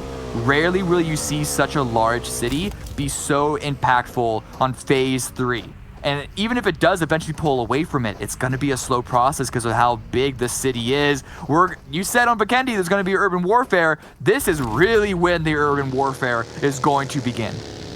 Oh my goodness, this is just going to put every single team to the test. How do they handle these battles? Because it is a battle on your nerves. This is something to keep in mind. Like, yeah, these players are pros. They have thousands of hours put into the game. But when you're going from one fight to the next and around every corner could be a player lurking, it's stressful, and you just feel the weight. Your jaw tenses, you feel it in your shoulders. You just constantly have to be aware of who is around you because any room you walk into, any compound, any building, behind every tree, rock, and bush could be a person looking to put you down. And we'll see how the teams are going to be able to deal with it as Nova is going toe-to-toe. We're seeing a lot of vehicle deaths in the kill feed right now, Cameron. Things are getting spicy. Yeah, teams just got to make a break for it. Getting into Los Leones early is what's going to be so powerful, and that's going to be on Umbra and Wildcard. But right now, Cloud9 and the lone survivor, Ayala, just trying to stay silent and sneak it out. But Loops pushing in, doing what they do best, readying the grenades, ready to breach into Tempo Storm. And Rain, he hears it coming. He's not quite able to get himself out as he does go down. The nade to finish 3 in quick succession from Loops. We call them the Breachers. If you have a compound, they will take it from you. They slipped. Hello, Bird. They slipped last game into SWAT 69. They're going to come back with a vengeance, this time up against a bigger fish in Tempo Storm. Spec missed some shots earlier, but he's going to need to be point and picture perfect. The bullseye drawn on the heads of every member of Loops Esports. Can they find the shots? Defensive initial smokes coming out from Tempo Storm, but this does give the opportunity for Loops to get up close and personal along the wall without getting taken out on that approach, which means that they can sneak around the sides and find alternate angles. It's all going to be on Dream Eaters protecting Tempo Storm. That is, if they even care to. A good counter grenade coming out from Tensa. Is the follow-up going to find any more? Trying to get through the doors, the smoke creating a little bit of an angle, not quite finding it there. Needs to have the perfect memory on where those doors are. But Spec is there. Actually love the angle that Tempo is holding right now. It is a perfect crossfire. The lob and knock. No, not quite far enough. Tempo Storm are only going to have so many grenades, though, and you're right, Dream Eaters basically are forcing Loops in. There is no left, there is no right, there is only straight forward because anywhere else is being covered, and this is really limiting their options. This is actually not as bad as it could be for Tempo Storm. Yeah, and the circle shift does help them out a little bit as well. Nice nade again from Tensa. Should be revived a second time. And the next one goes through to Dean, but Spec takes it, and that's huge. This is it, but everybody is so damaged because so normally this is Loop's go button. This is where they start. This is where they come online. That is the switch that they flip, but because they've already taken so much damage, because they have a player down, they can't do this. And now the third party from Dream Eaters is coming in, stealing away all of Loop's hard work, and the perfectly cooked grenade. Cook Tensa out here, chef de cuisine. Beautifully cooked, beautifully executed. That one gets cut a little bit short, and Tensa is going to fall here as finally Loops are going to be able to take him down. He's holding on a little bit longer. They've got to find the angles. Kayowski, point blank range. There it is. Carrillo will finally be the one to execute, but my goodness, did that take a long time. It did. A lot of resources from both teams. I don't know how much Loops are going to be able to top up with the bodies of Tempo Storm, and they know that they have to move into Dream Eaters, who have been waiting, salivating this entire time, knowing that kills are about to come their way. Matic, first chance to find a lot. They heard the Tensa was cooking. They're hungry, all right? They're hungry. Ray comes through, and the blue chiming in as well. That's one knock. Can they find more? Kayowski might be able to find his way in, but there's more opportunity. The Federal, who's going way off in the distance to try and break line of sight as much as he can. But just the blue damage is only going to add up more and more, and his meds are not that good. That prolonged fight with Tempo Storm did its work. Federal is ticking down. Both of these players are trying to just heal up as much as they can. Team Uniques drops as well. Kayowski goes down to the blue. Oh my goodness. Terrible position once again for Loops, the team that we always talk about as being so good on the aggression. Against one team, yes, but against two teams, just not possible. Not here on Miramar. Or able to find their way into the circle. We saw how much on the back foot they were being on the southern side against that northeast hard shift a couple of phases ago. But they're able to get in with all four up and standing off against Cloud9. A couple of shots back and forth between the two of them, but no full engagement just yet. They just want to establish themselves before they know they have to go to the city or not. But Loops, Dean, also coming up against Cloud9, trying to find a little bit of cover. Tires are taken to make the next rotation for them a lot more difficult. But I love the fact that B4 not tunnel visioning on this. We've seen the punishment that happens when you tunnel vision, but they're already looking towards what the next position is going to be. You can see it on your minimap of the one player. It is Pedro. We always see him as a scout. Didn't pay off so well for the last game, Pedro. I'm going to be honest with you, buddy. But this time, I think it may do some work here as we get a recap of that fight. The nades from Tempo Storm doing their work. Eventually, Spectre does go down himself, but Loops committed so many resources to taking the fight up against Tempo Storm. They just had nothing left in the tank. And you can see it here, forced to retreat so late, and all of their players just in shambles, but so much fighting already happening on the map. Just those nades by Tensor are very, very good, but I feel like too many of them were just close to being perfect, but just barely missed the mark. And the one that he had at the very end, if he was able to cook it a little longer, if Loops pushed just a second later, I think he would have nailed two of them, making it a 1 versus 2 on the push, but unfortunately, get taken out in Cloud9. They're sending it in. The circle, it's a median shift towards the southeast, and there's a big old clip that no one's really established control just yet on. This could be an opportunity for B4, but that is if they can take out Cloud9 first. Adder with a little bit of luck there. Mixera not able to find the shots that could have been huge. Now I'm looking at the position that Pedro is in. I almost think I would like a rotation out down towards the south, maybe over towards that eastern hill, all the way around to the outside, up in the top of that, overlooking where Cloud9 is currently at. I think this is actually one of the best positions in right now, assuming it's not a low ground shift and you then have to rotate down off the hill. So we'll see what direction B4 are going to go, and it looks like that's exactly the angle they are going to take, because this city is getting oh so crowded, Cameron. Everybody's coming to town. We're having a party. It's not the crowd that's increasing, it's the area that's decreasing. Football is Solke trying to trade back. He just lost his teammate in Lutz, but everyone is having to push in from the north and the west. And it's just leapfrogging from one compound to the next. And if you're a team that's not inside of hard cover, but you're also not in the circle like footballists, it's going to be a hard push, but a good grenade from Queso, who the analysts question their abilities to perform here. Well, they're trying to remind them why exactly eyes were looking at them in the first place. I mean, they're here in the PUBG Mobile World League West. They have made it some of the best teams in all of the West. Representing, of course, coming in from South America, playing in the PL. I mean, this is one of the teams that has looked so fantastic for so long. They've got an org behind them who is so well established in the world of mobile esports. Team Queso is a household name in the world of mobile esports. But this team needs to live up to the expectations. They need to step up because they have been so quiet. This cheese, pretty lackluster. Gotta add a little more spice to this. Give it a bit of a Tex-Mex Southern flair and slicking wildcard. Well, they're trying to make it a wildcard flair, but 2 knocked. It's a 1-for-2 trade. But luckily, Sam is there at the end. Can he revive his teammate before Marco comes in with the final push? No, it's not just Marco. It's also Ayala peeking through the side and takes a lot of damage, but able to keep his teammates up, or at least one more of them. Mystic, unfortunately, does get confirmed. And they're all low health. I wonder what their meds look like. Ayala's look fine, and wildcard should give them a few more. And they're inside the phase. One hallway, 6 or 7 guns. No problem, says Team Queso. We walk away from these, only losing 1 player and absolutely decimating wildcard going out. Dadine also did fall during that, the last remaining member of Loops, and Konita Power will join them as all of a sudden this kill feed just lights up. You can hear the shots raining from everywhere as this circle, though, has shifted into the city. This is what I was afraid of if you're a fan of B4. They did go up and they took this high ground. Now they have to make the trek down the hill. But lucky for them, so many of these tall buildings, these skyscrapers are still in play, which means that teams are going to have a lot of line of sight blocking tools to do this. But Levi biting off more than he could chew this time. Cloud9, they are looking so strong. And now B4, this is going to take them so much longer to have to rotate in because they have to help them up. This could actually be huge for them. E4, I was about to say, and they're doing what I was going to suggest anyway, is having a 2-2. 2 in the city, that's going to be Mixzero and Pedro. Levi and Maxon staying on the high ground, leaving at the last second if they can, but ultimately trying to deal damage and thin the herd for the 2 teammates here on the ground floor. It was the Knights that had the angle onto Levi, not Cloud9. Knights were there being Cloud9's essentially, what is it, fairy godmother, the guardian angel?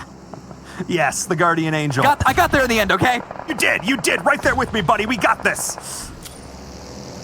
Does Naz have this? Yeah, he's actually still alive. I'm surprised he's been able to crawl so far forward. He's actually inside the circle, but his time might be up. I say that, yes, he does go down. Mixzero also gets dropped by Alpha Legends. What can Pedro do? Where can Pedro even go? He has his teammates following up behind, leaving the high ground, but the blue is also pushing in.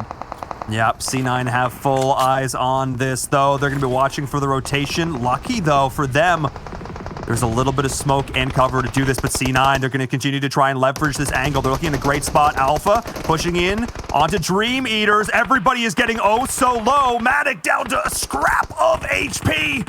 Holding on just a little bit longer. I can't even tell who's still alive in this fight. I actually think everybody in that building is down. The last man standing, though, for Alpha on the outside looking in. Old Man and Kato were trying to crawl back to him. Anything they can do as C9 is continuing to pester B4, not letting them get in, not letting them be safe. C9 moving in ahead, getting the low ground, getting the compound early. Paid off for them here. They placed a bet, and it paid off. Let's see if it can also pay off for Dream Eaters in their scrap up against Alpha Legends. Xera does go down on the side of Dream Eaters. They're still trying to crawl in from the south side. I think there's only 1 player remaining in Pedro. Oh, no. I mean, they're used to playing by himself, but he's going to have to cross a road into multiple full stacks. Entire squads. Got 4 members of Cloud9 still standing. It's only 4 kills, but in a circle like this, in a game like this, you take those. Oh, yeah. Oh, yeah, you do. You take those. But Pittsburgh Knights, they're still been involved as well. They talked about this, the Guardian Angel. You know, they were being needed to continue to keep them down as they've taken over this building. And now you can see where all of these teams have planted their flag in the ground. The last man standing for, I think, Team Umbra there is Vindex. Somebody was getting dropped on the outside. Yeah, Vindex is just holding on. Carnage, though, does get dropped. So does Sixless. A nade from ProLord making up for game number 1. He's got the high ground. Finished the kill onto Carnage, sir. Forced to reload. Trust me, you want to confirm these kills onto Pittsburgh Knights because they will come back to haunt you. And Carnage gets in? No! J7 couldn't get the res! No, J7, you let him down! Oh my goodness.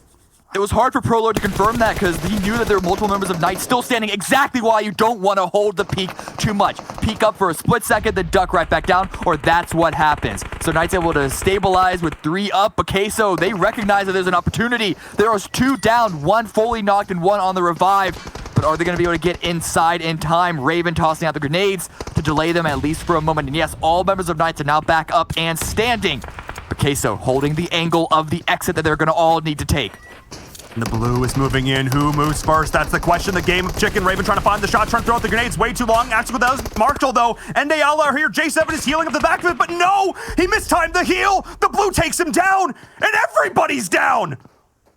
The blue takes everyone. I like the push by Queso there, but the chaos was too much for them to handle. And now we're looking at the top 4 teams. Pedro trying to heal stim it out, but Cloud9, they're pushing forward into Dream Eaters. Oh, this is C9's game to win. Pedro's just going to try and survive as long as he can, see how many meds he has left up. But of course, in a top 4 situation, Dream Eaters B4, yeah, we expect them to be here. But it is C9 in a great position. Pedro gets the first one, but he just goes down. There's not a whole lot he can do there. Also denies the point to the blue for good measure, while also downing a member of Cloud9, giving a potential opportunity to their crosstown rivals in Dream Eaters as Alpha Legends just tries to hold on. But this is the game C9 has been waiting for all day long. C9, they're trying to spread out as much as they can, but Adder, he is on the edge of where the lip is, so it doesn't matter. They're using the cover to push forward. Now that Pedro is out, they don't have to worry about their backside at all. They're going inside the building. Beowulf securing a kill. There's just one Dream Eater member left, one Alpha Legends member left, and Toffee's on the high ground. I don't think he was spotted, but at some point, they can hear him. They're going to have to figure out where exactly he is. Yeah, they can hear him on top of the roof. They know exactly where he's at. The other question is, who's the last man standing? And are these players from the same team? You can see Adder and Uneven stacking up in the doorway. Bayo cocking the nade. It's going to go in, and that's what they're going to time the push. Exactly done, but Uneven actually took some more damage from that than Toffee's does. Uneven with the jump shot. That's going to be it, though. No problem. Waits for the reload perfectly. Stop! Stop it! Leave him alone! Leave him alone! Nah, C9's just going to say, look, it's fine. We're just going to get the chicken dinner. We're just going to have a bit of fun. And they are indeed. Game number 3. Cloud9 take the chicken dinner. They had to get one today. Miramar seems like a good time for it. Yeah, it's only 7 kills for Cloud9 for that win, but Miramar is already the map that has the more even distribution of kills, and when it's a city ending, that's only going to make the kills even harder to come by. Unless you're a team that somehow pushes in through 3 or 4 squads while chasing after the circle, but that's obviously a risk that no one wants to take. But a good win from Cloud9. Miramar is not usually the map that we see them perform at to this level on, but they're still such a good team. It really shouldn't be that surprising that they take a win here as well. I think they're yet to get a Vikendi win, but they've now gotten a win on Erangel, Miramar, and Sanhok. They're looking pretty good, Cameron. They're looking pretty good. I'm not sure if they have, I'll have to go back and check the numbers, but I don't know if they have the win on Vikendi, but in either case, heck yeah. They're looking really solid overall. Yes, they have not gotten that Vikendi win yet. So that's the last one, but they might be the first team to get a chicken dinner on every single map. I mean, that'll be a feat. But what's more important is their fight with Loops for first place for the culmination of all the super weekends combined. That's a fight that they do not want to lose out on. And this last win is going to help them out a bit. And 2 rough games from Loops. That's exactly what they needed in combination with the chicken dinner. Claw their way back up into first place. But that was certainly a game with a ton of action. And that's us from here on the day. But let's send it over to the analysts to break down game number 3.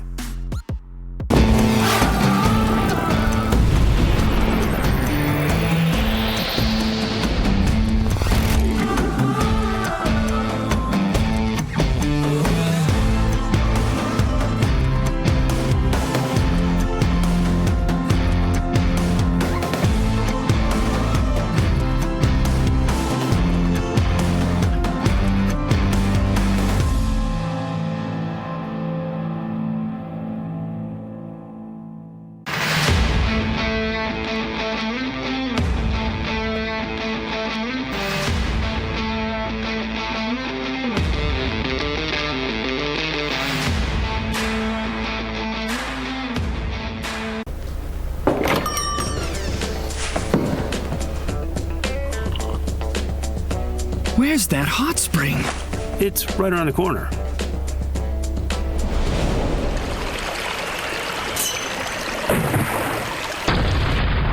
And you can't miss the sea of flowers.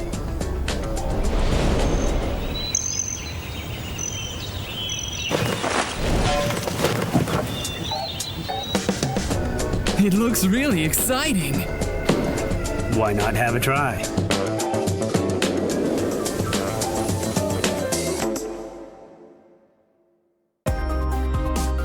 The PUBG Mobile World League is brought to you by the title sponsor, Qualcomm Snapdragon Elite Gaming, and the official beverage sponsor, Mountain Dew. Well, there are questions out there whether or not Cloud9 are starting to fall off in the tournament, and I think we finally have our answer that no, clearly they are not, as they take themselves another chicken dinner to add to the tally, maybe get themselves a little bit further up into taking away first place from Loops Esports. Seven, Glitter, how you guys doing today? We're at the halfway point through the day. We've had some exciting games. We've had some new victors as well, which is exciting to see. But how are you guys doing? Seven, you're looking really swole today, I have to say. Ah, stop it. I've been working out for the past 2 days. I'm glad you noticed, though. But I do want to go ahead and give some credit to Cloud9, man. Verum was absolutely right. This is the first team that wins a game in every single map so far in this PMWL West. And I think today was that's honestly their best placement so far in a Miramar. Even if they wouldn't have won, even if they would have maybe ended up with, I think, a top 4, that would have been their best placement. So it's good to see Cloud9 now getting wins on other maps that we have not seen them perform so well, Glitter. No, absolutely. I think, like, you know, we've all mentioned in the past, it's important for teams to be good on all of the maps since they will be seeing all of them in finals. They can't just specialize on one. So this is nice to see Cloud9 kind of starting to clearly spread out their capabilities across all of those maps. But looking down the rest of the list, this was a big game for Alpha Legends. They got a chunk of placement points there. And with Team Queso, we had mentioned a couple times we were hoping for a better performance out of them. This was definitely that performance. And, you know, Team Umbra and Nova, 7th and 8th place alike, both teams that needed some of these extra points. And with Team Queso, I think the fight that definitely stood out for me was that one where they would have pretty much would have ended up getting kicked out of with Wildcard Gaming. I think that was played so well. And Marco, even though he didn't have full health, he still went and helped his teammates. I think that was huge for them. And then SWAT 69. Remember, this is one team that after the first game today, we were saying so far in their first Super Weekend and their only Super Weekend so far, they were averaging about 2.5 games per game, points per game. Well, guess what? They have actually improved here, being able to get 6 points. That is definitely great for them. And Temple Storm only getting 2 points there. Remember, they got into a fight with Loops Esports, which, to Tensa's credit, they did end up getting some knocks there on Loops Esports, but Loops Esports was just a bit too much there, as they were able to just storm that warehouse and kill Temple Storm. I mean, we're seeing Canada Power. We kind of started off the day wondering, is this Canada Power finally back to the races? And as we're seeing, unfortunately, it doesn't seem to be so. Today has been a very rough day for them. I wonder what's going on within their team. But one team we can talk about that's performing well, it's going to be Cloud9. You can see here on your screen, the 1,500 damage done, only 300 healing, and they got more kills than knockouts as well here, Glitter. Yeah, very strong showing for Cloud9. Love to see the heals low. I love to see that because it just means the teams are starting to be so much smarter with their aggression and with the fights that they're choosing to take. And, you know, we've pointed out many times, and we continue to point out the fact they had 4 knockouts, 7 kills. They converted all of their knockouts and were paying attention to all the fights that went around them. This was a well-deserved win on Cloud9's behalf. Yeah, well-deserved indeed. Let's take a look at the do-the-do moments from that last match. You guys get an idea of some of the plays, some of the highlights that went down on our third game of the day with Miramar being chosen. And you can see Tixi, I mean, right off the bat, it's again, it's a little bit frustrating for me to see them not be as consistent as we have seen in the past. And I mean, Tixi was one player that 100% stood out within the first weekend alone. And as we're seeing 7, it's just not really able to rise to that kind of level. And I'm with you on that, Jason. And one thing that actually impressed me about Tixi is how he was able to go ahead and just turn on Federal, I think, at one point, as we're now seeing a fight here between Tempo and Loops. This was crazy fight. Tixi just has the potential. It just hasn't worked out for them. And then Tensa, with all the grenades, he was off on that last grenade that he threw that I don't think we're going to be able to see here. But if he would have caught him with that nade, he might have been able to go ahead and just wipe that Loops Esports team, because it would have given him just an advantage in regards to just fair numbers against each other. And then Team Queso being a little bit more aggressive. We mentioned them again, being able to get 7 kills. I know, Jason, you and I weren't happy with the way they performed, and we expect more out of that team, especially because this team has been together for a very long time. And I think the way that we're able to go ahead and hold up here wildcard, the way that we're able to win this fight, even though they did end up getting some players knocked, I think that was huge for them.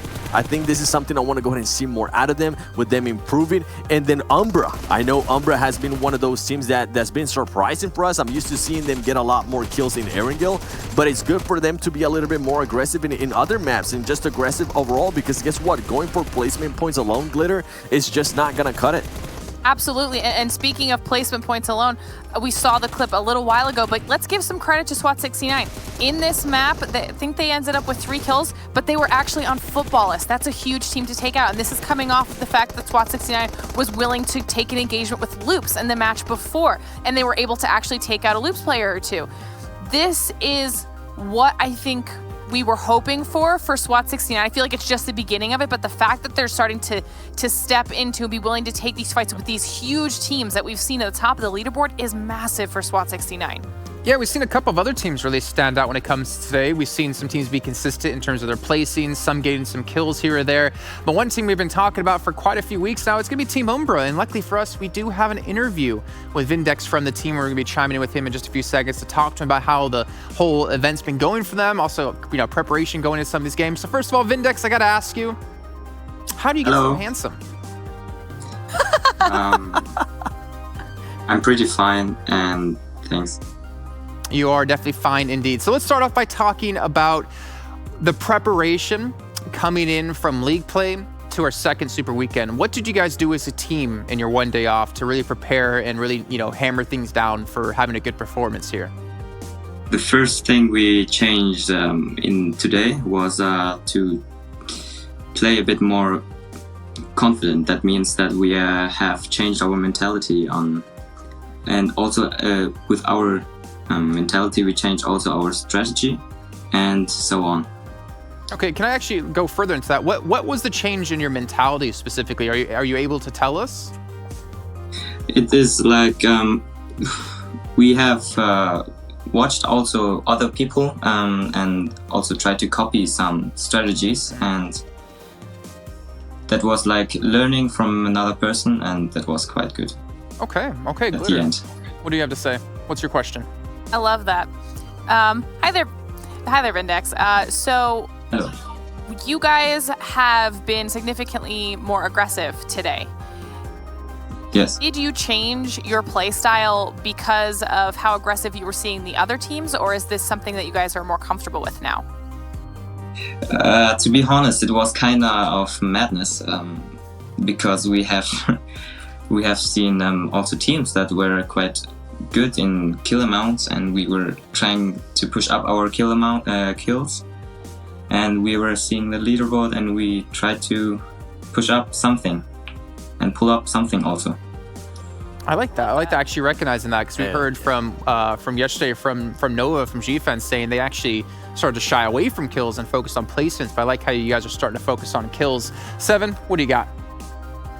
And for me, Vindex is going to go ahead and be, which one is your guys' favorite map? Because from what I've been seeing, you guys tend to perform a lot better in Erangel, especially for Super Weekends. I think you guys ended up with 8 kills earlier, and then last Super Weekend, you guys ended up with 7 kills in an Erangel. So could you say Erangel is your favorite map? That's true. It's like the basic map of the game and so on. We every time experienced also our skills, and we also found our skills by the map, because it's like the basic map, and we played a lot of classics, and that's where it comes from. Okay, I'm gonna go ahead and ask you another question. So, coming from your region, qualifying through into the West League, what was the biggest thing you guys had to learn from playing from then till now here in the World League? Have you guys had to adjust a lot of things, or is it more of play out the same kind of story, or has the overall competition level really rised for you guys? It is different. The World League is different right now, because where we played in Germany region finals, it was quite I say there were a lot of teams that were fighting early, and we took the advantage of it in the finals of Germany. And this time we cannot be because there are a lot of teams playing smart, and we have to also play smart and adjust to the teams even. Okay, I love to hear that when we get teams coming from other regions playing against each other. If we were to ask you, who's the team that's been giving you the most frustration over this entire World League so far? Who's been the team that's been really annoying for you guys to deal with? Who would it be? I cannot mention. It is like kind of different every match, and it will also change every day. And yeah, it is different every time. Okay. Well, last question for me, unless you guys got one. You guys got one? I'm good. Okay, I'm gonna keep taking all the questions. It's my favorite part. I actually get to do my job here. What would it mean for you guys if you made it into the league finals and took home first place, that $100,000? Oh, the odds for that is pretty low, but if it happens, you guys can do it. We can do it. Where's that confidence? Yeah, you're right. But to the question, I think it would be a big step to, like, for us, a big step from to be like in the to be like all over around in the global. It would be high. It would be good, just like that. Hey, who knows? You a guys big step. You could be taking home the Meisterschaft there, the championship. I know a little bit of German. I live in Germany, but Dankeschön for your time, and we obviously wish you guys luck in your next matches. I get to use my German for once. I should have used it a little bit more in the beginning, but I didn't want to look stupid. Thank you very much, Ben. All right, wow. I wish I used some more of my German, but I don't really know that much, to be honest. I can ask for some food and ask for some Mountain Dew, and that's pretty much it. So, and I've lived there for about 8 years at a time. Anyways, let's move on to the total damage, because I don't want to be made fun of anymore about my lack of German, even though I've lived there for such a long time. Let's talk about maybe some lack of damage out of some teams. I think there's a couple in particular I'm going to be looking towards. Footballists, this is a little bit of underperformance out of them, but look at how kind of backwards the graph is going. Because if you look at it, it's supposed to be left to right from the winning team to the last place team, and yet the damage is only getting better the farther you go into the center here, Seven. Yep, and I think for me, seeing Team Umbra, that's one team we just got a chance to go ahead and interview. They ended up with almost 1,300 damage, 3 kills. I'm pretty sure they're going to go ahead and try to... We heard it from him. They're being a lot more aggressive, and that's something that I love, that they are adjusting. It's something that actually I wanted to go ahead and point out even more, is he was saying they're used to getting into more fights early on in the game, and now they're having to readjust that to more teams in a way, just winning it out towards the end, which is usually what you tend to see when you get to this level. You tend to see teams just wait for that circle to get smaller and smaller, and then they're kind of forced to fight each other. So no surprise there, and I'm glad Umbra was able to realize that, and I'm glad now they're starting to adjust this, because guess what? Now we're kind of halfway through the super weekends. If you are going to be able to make it to the league finals, now you have that knowledge. Hopefully by then you'll have your strats set, your new strategies, your new rotations. That's amazing to go ahead and see that from Big Vindex. Yeah, I mean, let's be honest, Glitter. Like, they are basically going to qualify for the finals. Like, in my head, there's no doubt in my mind at all. They're high enough in the rankings. They have enough points accumulated. Even if 3 other teams come in that didn't get to play yet in the super weekends, they should still be fine. But I like them making a switch up now, right? Because they're looking for the future, looking towards the finals to really peak in that kind of moment of the tournament. Yeah, and I feel like we've kind of touched on this a little bit throughout the past 2 super weekends too. Like, our teams that are now very comfortable, right, in that point position for the super weekends, are they now using the super weekends as their scouting opportunity? They know that they're going to qualify into finals already. That's not something they have to worry about or stress out that much about anymore. So now are they going to maybe try what Umbra's doing and switch up your strategy now that you know that you're essentially kind of safe? You have the opportunity to try some, either changing up your playstyle, try new drops, different rotations, allow players to kind of maybe try new roles even. And it's a perfect opportunity to get an almost accurate reading of how it's going to play out, because a lot of the teams that you're playing with are also likely going to be in finals. Yeah, and I think it's basically up to the other teams to force the big dogs to change, right? Like Cloud9 and Loops, if you're them, if even PK, you don't really need to change anything because what you're doing is working, right? And if no one can counter you or if no one can beat you for the most part, why bother changing at all, right, Seven? Yeah, and I totally agree with that. If you're one of those teams at the top, the only thing you're probably going to have to worry about is what do you do when you get hardships, because that's the ones that we kind of mostly see struggle with. How are you going to be able to react to that? Because everything else is working. You're currently towards like top 2, top 3 for a reason, so don't change anything at all if possible. But then if you get other teams like Team Umbra, maybe teams like SWAT 69 that need to go ahead and get those points, they need to go ahead and make sure they actually get to the league finals. Because remember, SWAT 69 was not able to qualify for the first Super Weekend, so it's not even guaranteed that they're going to make it to the next Super Weekend.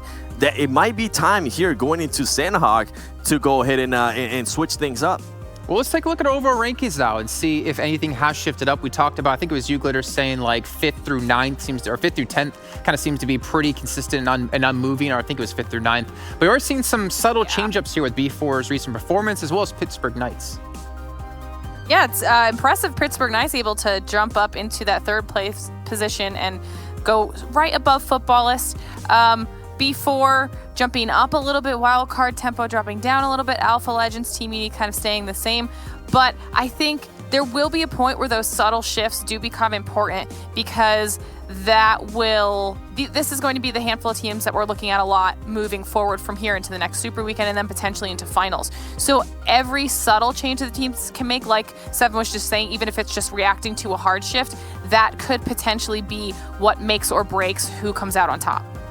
And not even just reacting to a hardship, something I wanted to go ahead and also point out is that Cloud9 being in 2nd place, they do have more placement points than Loops Esports. So maybe something for those teams that can go ahead and adjust will be maybe ended up getting more kills as we go here towards the 2nd page. And guess what? Now SWAT 69 is only about 63 points away from UDR Killer. So now that gap's becoming closer and closer. Hopefully SWAT 69 today, that's one team I'm really hoping for. They end up maybe ending with the top 3 and maybe more than 5 kills. That'll be impressive from them. I'm not gonna lie, I'm gonna get really excited when we get into our 3rd and final week of league play, because I'm gonna be looking towards SWAT 69. I'm gonna be looking towards UDR Killers to see if there's that constant battle between them, to see if they can push the other out of playing in the 3rd Super Weekend, and then maybe getting their guaranteed position to the finals from there.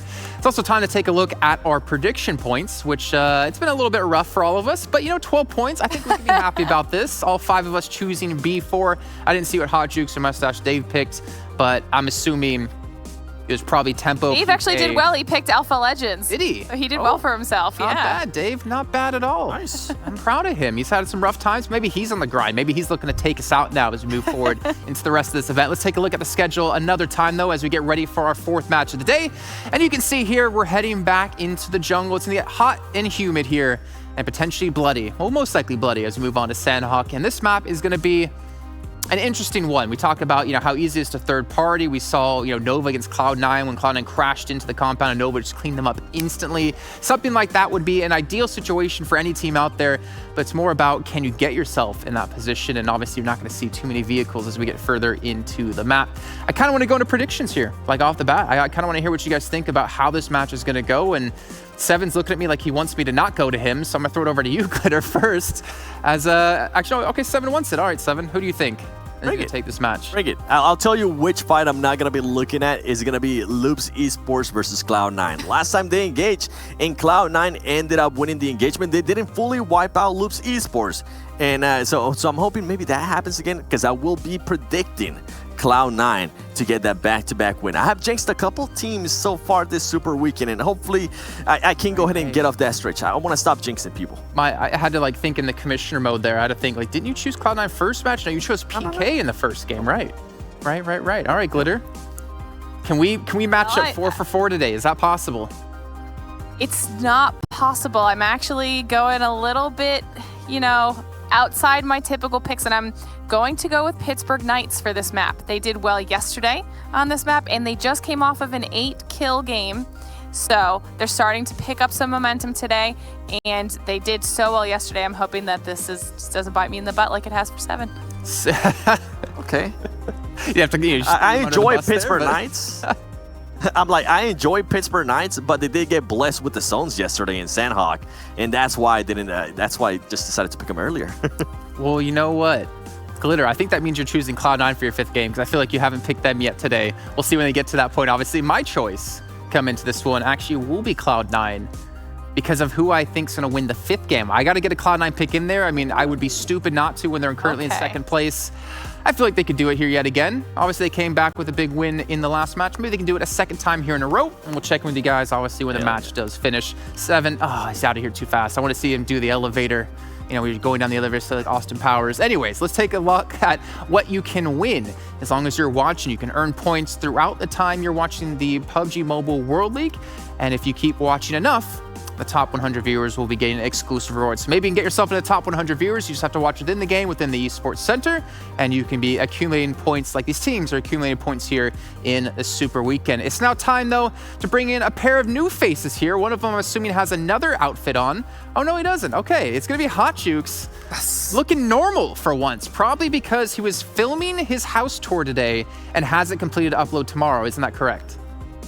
It's going to be uploaded tonight, baby. I'm pumped for it. Really? It's almost completely finished. That's right. Yes. So just in the final little tweak stages of it. And yeah, it should be up in here in a few moments. So if you guys want to check it out. Finally get Wi-Fi to stop watching The Notebook so it would stop being crying on the recordings? Man, it's hard. It's hard to get him away from it. You know, he's a very emotional kind of guy, very sensitive. So, you know, to be able to get him to stop, I don't want to be able to put that kind of burden on him. So I got to let him go through the process. Let him do it on his own. I mean, speaking of Ryan Gosling, how handsome is, we got Mustache Dave here looking like a nice snack as well. How you doing today, Dave? Hey, I'm doing good, man. Always feeling good, always looking like a snack, always trying to make you jealous that you're not here. That's the truth. I mean, you are in Florida. You are in Miami. I am a little bit jealous of that, I'm not gonna lie. The sun, the beach, and the chicken dinners, that could be one with us playing side by side. Us three right here, that could be the dream team. Let's get 7 involved. We can have Glitter on the team as well. We can substitute people out. It would be probably the best team in the world. Anyways, talking about the matches and how they've gone today, we've seen some teams really start to step up, right? I want to start things off, Jukes, talking about SWAT 69 because they've started to really pick up some steam. They got 9 points in 2 matches ago. They got 6 points in the last match. They're starting to get something going. Do you think this is something they can maintain, though, throughout the rest of these days of the Super Weekend? Honestly, I'm not too sure. You know, seeing at the performance that they've had so far, we've definitely seen them struggle. And my concern is if they don't have a couple pop-off games here and they don't make it into the next Super Weekend, I could definitely see another team that actually hasn't made it before come in, have a really good Super Weekend, and be able to take their spot. So if there's any time to do it, it's right now. Sanhok, get it done. And Dave, what's your thoughts about, you know, Cloud9 and Loops just battling it out constantly? I think it was like 4 out of 5 games yesterday they fought. We're seeing it happen yet again here. Are these teams out for blood? I mean, this is something that has been going on since PMPL Americas. These two teams, at least when it comes to Erangel, they drop right near each other. They are neighbors, and if they seem to look the wrong direction at one another, you bet, Jason, they are going to take those shots and take the fight. These two teams, they despise one another, and I love to see that kind of carry on over here to the West League. Love to see it as well. Hot Jukes, we're going to prediction game time now. I got to hear who's your team. Who's the one going to be getting you the points and maintain your first place? Hey, you know what? Speaking of Loops at Cloud9, I saved them for my last 2 picks. So I'm going to go ahead and go with Loops right here at Sanhok. You know, so aggressive. There's too much money on the line right now between these two teams. So I could definitely see why they've been going at it so hard. That's true. 50K in line for first place. Dave, you had Alpha Legends last time, and they did fairly well. Who do you got for this one?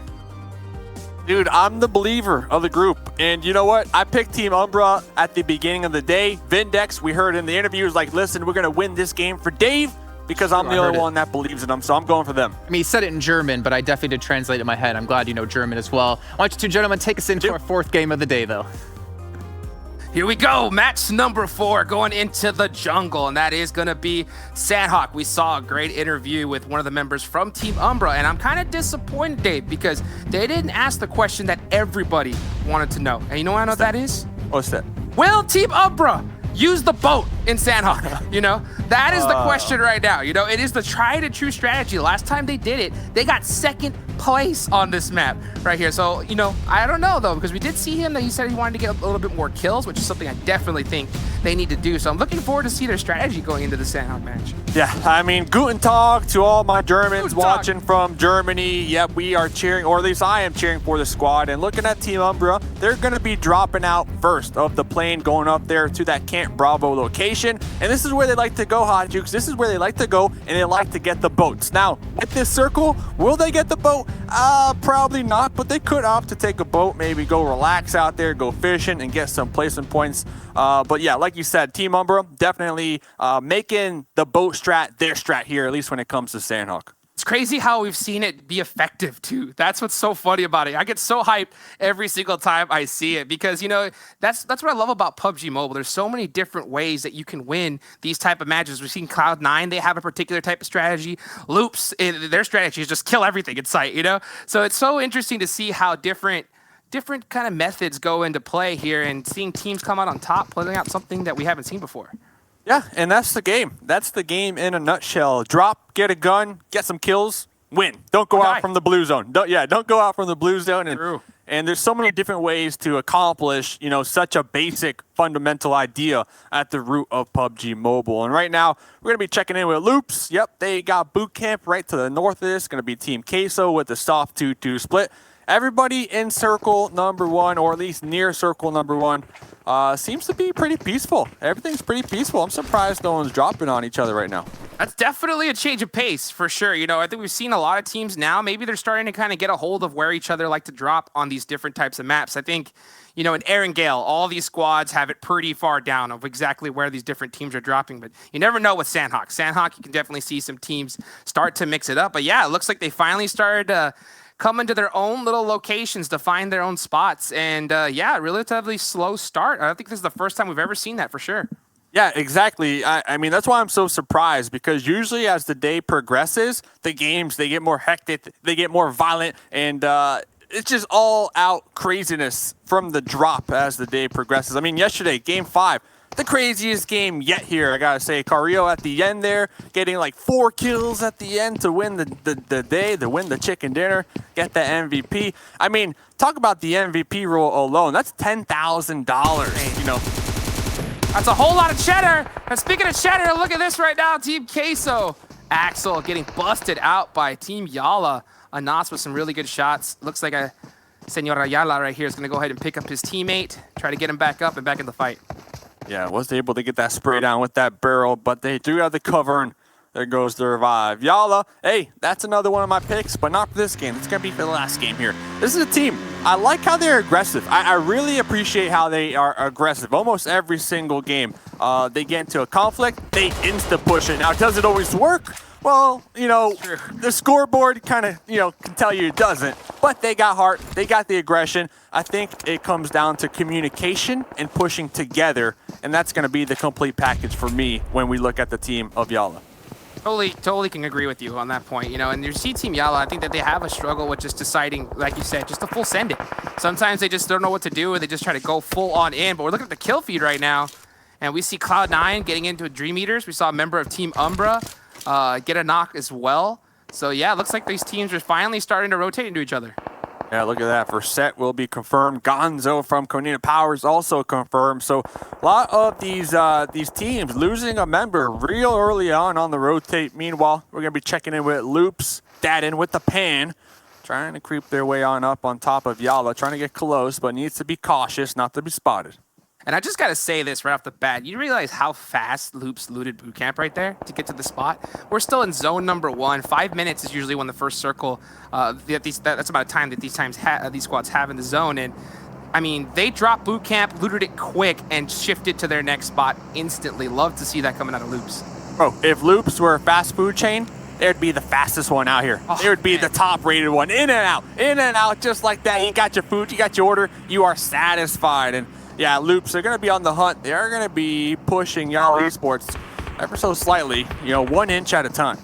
Oh, yeah, you can definitely start seeing that adjustment come out. And this is the struggle, I think, when it comes to Yala. They're just so separate. You know, you said it earlier when they just need to push together as a team. We see Loops, how effective they are at being able to do that. I think a great moment was yesterday at the end, last match. You know, we saw Pittsburgh Knights go against Loops. Loops stuck together as a squad. And even though they looked like they were completely down and out, were able to make it. PK really spread out, not able to pick their teammates back up. So I think it goes to show you how effective, you know, just playing together as a team is. Dreamwork makes teamwork. I know it's a catchphrase out there, but it's a true one. It's a true one. It's the teamwork. That's what I'm talking about. Dreams come true out here on Sanhok, that's for sure. Nas going to be cooking his grenade, trying to toss that on top of Marco. Going to be chunking down Marco a little bit, and here comes the push from Nas. Now, we do have a couple members from Yala Esports in the general area, so they will have the support. Marco is going to be hitting the dirt right there, hitting the ground, looking to possibly heal on up. Going to be snaking it right on the outside of the doorway. The pre-fire from Yala. They spot him out. Marco going for that pre-fire with that AKM. The bullets start ringing on out. Here comes a push from one of the members, Nas, and the barrel able to connect onto Marco. And that's even so, that's a pretty risky push, I think, from Team Yala. But I guess, you know, he probably had some really good information to understand that there was only one member from Team Queso there, and they just flushed him out really quick. 1v4, man. 1v4. Come on. You gotta go for that. If you don't go for a 1v4, then what are you doing? What are you really doing? That's true. That's true. And yeah, good to see that come out of Yala. I love to see a little bit more aggression from them. I still want to see them play patient, play together as a team. And if they're able to do that right here, I think that they can have some really big performances, especially if they're trying to make it into globals. Another team that they like to kind of, you know, play a little separated here, especially on Sanhok, which kind of is the downfall to them. SWAT 69, they're all kind of scattered around. Looks like they're trying to scout it out. King going to be moving on right past one of the members from Konina Powers. And here comes the swarm. SWAT 69, they might opt to clear these out and use it for their home for the time being. Will this solo from Konina Powers be spotted? And I'm surprised that they didn't hear him. You know, Axer stood up and laid down. Just that little animation alone is usually enough for teams to be able to spot it out. But there's so much stuff going on right now. So much information just being collected from each member right here. I'm surprised because, you know, this is a really high level, but at the same time, you never know. You know, just you could miss an audio cue here and there. You got Sam crawling in the grass. No shoes. Right next to him. Slicky's like right next to him, running past. Like, what are you doing, man? What are you doing? Right here. Sam's like, be quiet. There's Tixie right in front of me. Or maybe not Tixie, but there's definitely someone in front of me. Get down. Get down. Don't give away my position. And then you saw Slicky real quick, you know, hit the dirt. Oh, man. Talk about giving away some audible cues. Tixie, though, like we said, Konina Powers all spread apart in all types of directions right here. Really interested to see this kind of strategy come out from them. And I think that, you know, we saw pretty passive play off the get-go into the Sanhok match. And that could just be teams just trying to survive as long as they can. Just get more points onto the board. Starting to see some strategies, you know, just adapt right here. But, you know, SWAT 69 doing this 2-2 split. And Axer's just sitting right in the center of it with Umbra on the hill. Pretty much 5 people right here inside the buildings, all going to be taking some shots. Umbra will be hearing those shots right above the hill, looking for any type of advantage they can see through those windows. We see the kill feed. Spring's going to be getting a knock on the Tixie. Yeah, so Sam, was hunting down Tixie, but it seems like Spring was able to get that one. And only 2 members up for Konina Powers. Man, I'm not sure exactly what's the strategy right now going into Konina Power, just playing this so split, especially in a map like Sanhok, because these squads are just playing so tight together and just pushing together as a squad. So if they find one member out, there's just no way he's going to survive, unless, of course, that team throws, you know. But then again, these are the best teams on the planet right here, so you're not going to really see those kind of major mistakes coming out of these squads. Oh, right there, Rain's got the big boy backpack. You know, you could put all the meds in that bad boy. You can getting ready for a med off here, which we haven't really seen in a while when it comes to Sanhok. I know Sanhok towards the end, the late game, medding off became quite the usual story, I guess you could say, when we look back at PMWL Americas, but I haven't seen it here in the West yet. I think it's a huge strategy that definitely a lot of squads need to utilize a lot more, especially considering that when it comes to around zone 5, if you're at the edge of circle and that zone hardships away from you, and you know there's like 2 or 3 teams over that hill just about to gatekeep you, just might as well pass all the heals over and heal up, because we've seen, especially in Sanhok, once it gets around that time, I mean, how many teams do we see go out? Like 5, 8 teams in like a span of only like 20, 40 seconds. So that little heal off right there can be some major points added to your team. Major points, especially late game. You know, so many points could be had out here. Carnage with the M4 is going to be opening up some shots onto Rain, and HH24 will be spotting out Sixless. So it looks like both the Knights and Tempo going to be taking some pot shots back and forth at one another right here. Yeah, and speaking of, like, just to kind of harp on the points, you know, heck, 1 point could be enough. We saw what happened, right? When it comes to teams trying to come into this Super Weekend, there was a 3-way tie between squads. 1 extra kill could have guaranteed a team to be able to make it into here. So every single point matters. And even if you're at the top or at the bottom, because how you know that that 1 kill could separate you from first and second place. And that's a ton of money lost right there if you get if you fall to that, you know, small of a score. So much money on the line, and I would hate for it to come down to 1 point. So yeah, every single point definitely matters. We saw right there a moment ago, Sixless on that VSS. You love to see it. Looks like Pedro OG was spotting out the feet of Faker.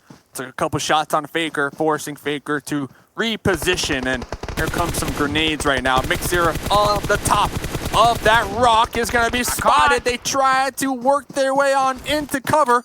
Gonna be knocked, and now here comes the grenades to try to get the thirst, try to get the confirms. This 1 grenade could take out Max and currently go for the revive, and it's gonna, it's a smoke. Wow, that even faked me out. Oh no, okay. Grenade. Okay, so B4 tossing the smokes. Okay, it makes sense.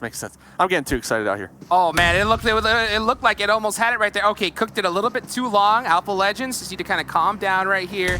Get this nade off because it could be absolutely huge. They get the molly off, but it's a little too far out. And you can see B4 regrouping really quick.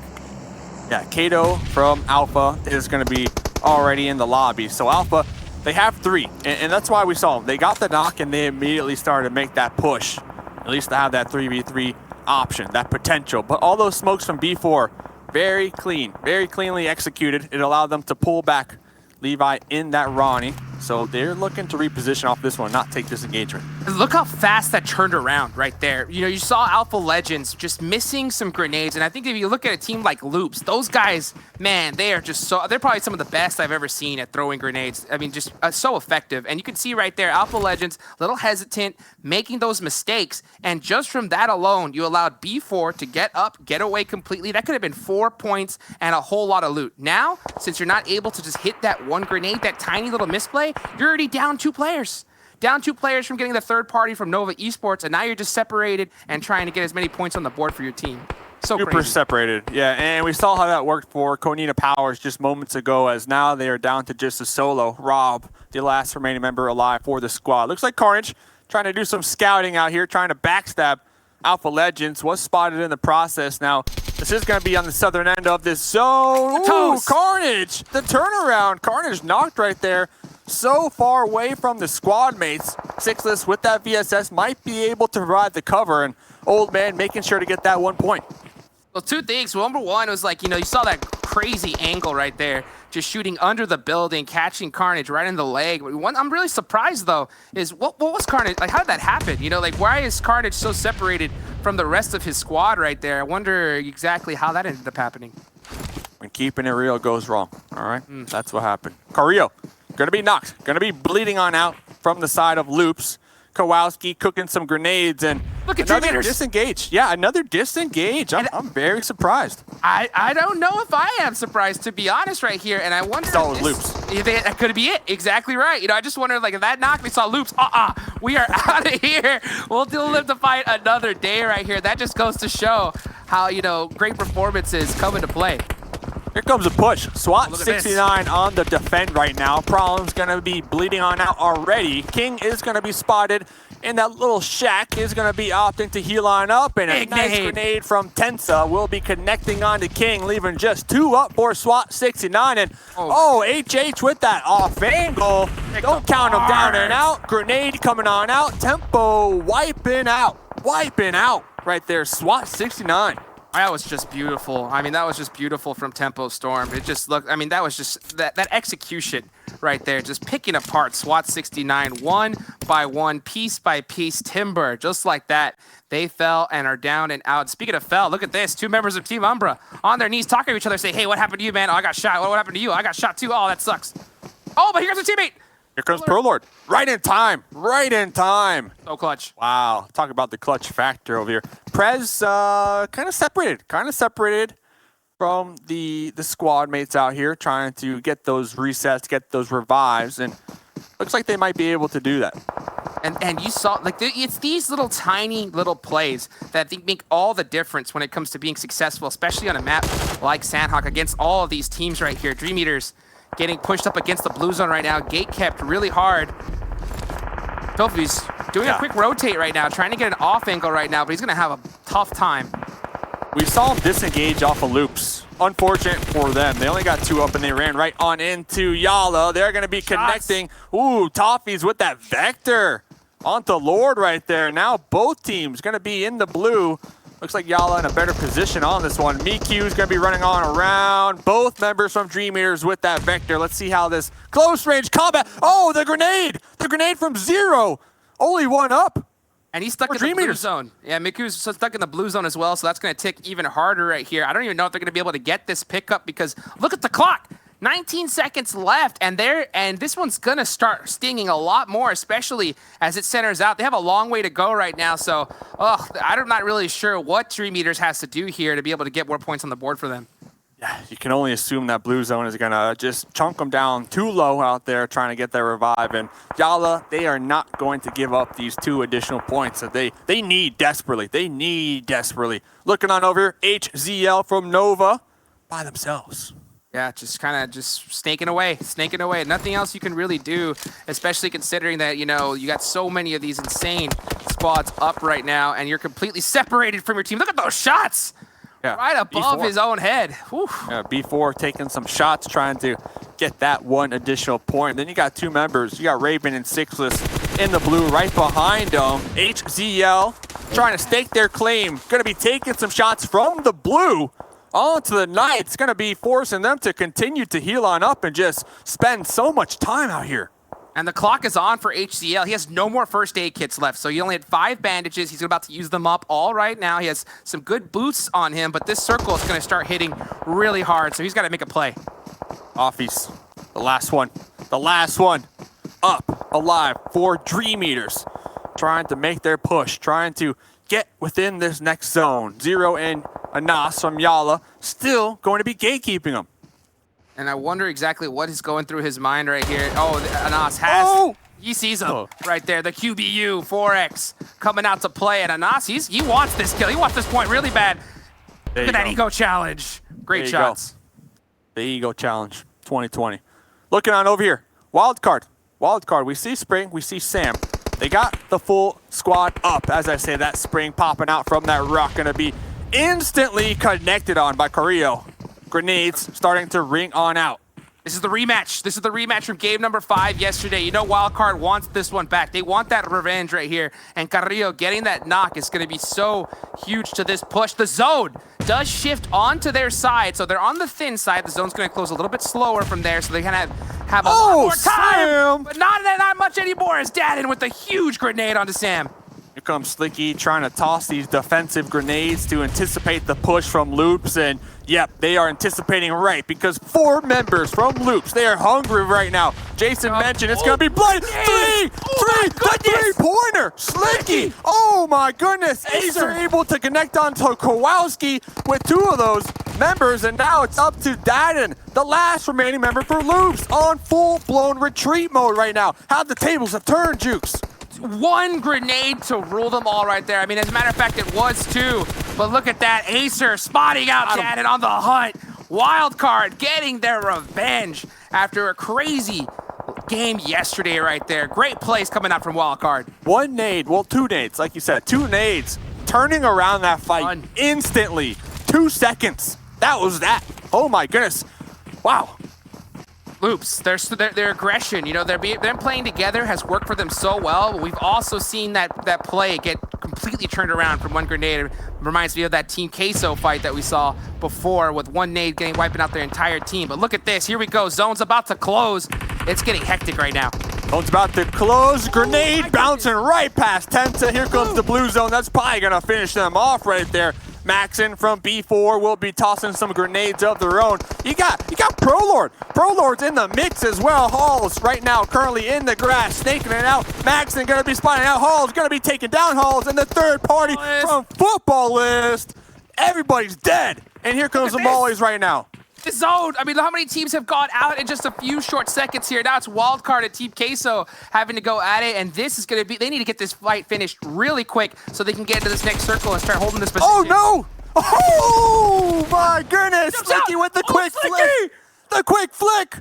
Able to save the day, taking out Team Queso and going right back to that revive. Here they go, Wildcard on a rampage right now with 8 kills. They did lose some members right there due to some insane fights right now, but they need to get up, get healed up, and back into the fight as they got a full squad of Cloud9, Team Unique, and Footballists to deal with. Yeah, so we've been seeing Cloud9 pop off in the kill feed. They still got 4 up. Footballists, they got 4 up. Umbra, 4 up as well. And then we got, you know, of course, Wildcard with that duo. And here comes the push. Footballists going to be tossing out a bunch of smokes. Rob, the solo member for Konina Powers, trying to make sure to get some more points on the board. We'll be doing that, and then immediately getting taken out by Mr. Blue Zone. Rob Deity taken out just like that, man. This blue zone, it hurts right now. Zone 6 right here. You don't want to be in this blue zone for 1 second, and then you can just see Team Unique Nemphis getting taken out to it as a matter of fact. And you can see as this circle comes in, Cloud9, they're holding a really good position right here. Wildcard has the hill right now. This next circle is going to decide majorly who's going to be favored to win this one.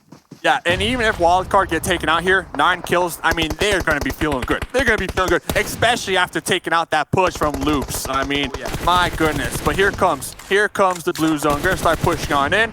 Going to be popping that corner, going to be getting a knock onto Uneven. Footballist Solke going to be connecting, getting the finish onto Lightning, and Slicky connecting another one onto one of the members from Cloud9. It's falling apart right now. This could be huge right now. Wildcard has the circle right now and the hill as well as some cover right now. So for Cloud9 Footballists, they have to push out wide in the open. And this is Sanhok. There's not a lot of smokes available on this map in general. So we're seeing every single one, I'm assuming, that these squads have thrown out right now as they're trying to have to do this crazy rotate inside. Yeah, it seems like Cloud9 have the most difficult push right now. Not only, talk about being difficult. Yep, Lut's going to be tossing a grenade right on top of Beowulf's face right there. And that's going to open this one up for Footballists. We see them tossing some smokes. We see them making the push. Their first objective, take out Cloud9. And not only that, trying to get the dub here. And it's not going to be easy, especially considering that they have no cover right now. The only thing they have to rely on is some big shots and a grenade from Pyra, taking out Wildcard right there. What a crazy finish right there. Oh my goodness, Footballists, send the check over to Pyra, because that was just so huge right there. What a crazy way to end that match. All at the same time. I mean, it was a 3-way standoff. Everybody just racing on into that next zone, taking shots all over the place. Grenades. I mean, grenades on this Sanhok map, insane. We saw so many grenade knocks and kills. Yep, and you can just definitely see the difference of just like skill between a lot of these higher tier teams that when it comes to throwing these grenades, because man, it turns a fight around for you majorly. We saw Wildcard take out one of the most dominant teams right now, Loops, with just 2 grenades right there, and Wildcard, they almost seem to have it, you know, but Pyra from Cloud9 turning the tables on them, and Footballists getting a really, really clutch win. I mean, man, this is what I'm talking about right here. This is the PUBG Mobile World League West, baby. Oh, man, that's actually nuts. And then we saw that and immediately say, nope, start running back. But Wildcard, they wanted it. They wanted to get their respect after that one push right there. Crazy Sanhok map. I mean, that's to be expected here. Oh, without a doubt, as is usual. And yeah, you said Dadin, he said nope, but Acer, he said nope as well on the run. So man, what a crazy, crazy match. Of course, can't wait to see what the desk has to say about it right after this quick short break.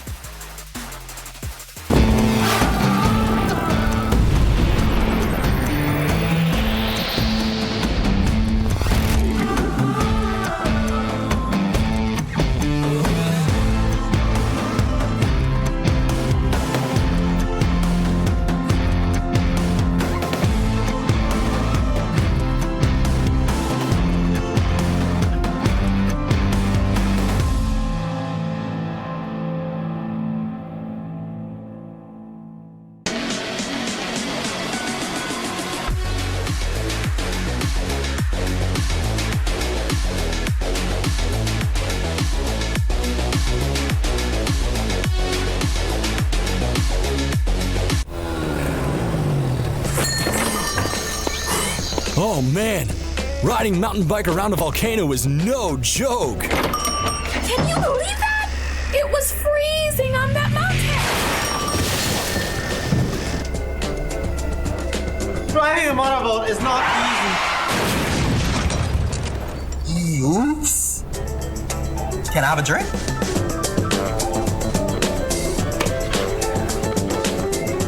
Sure. Enjoy it.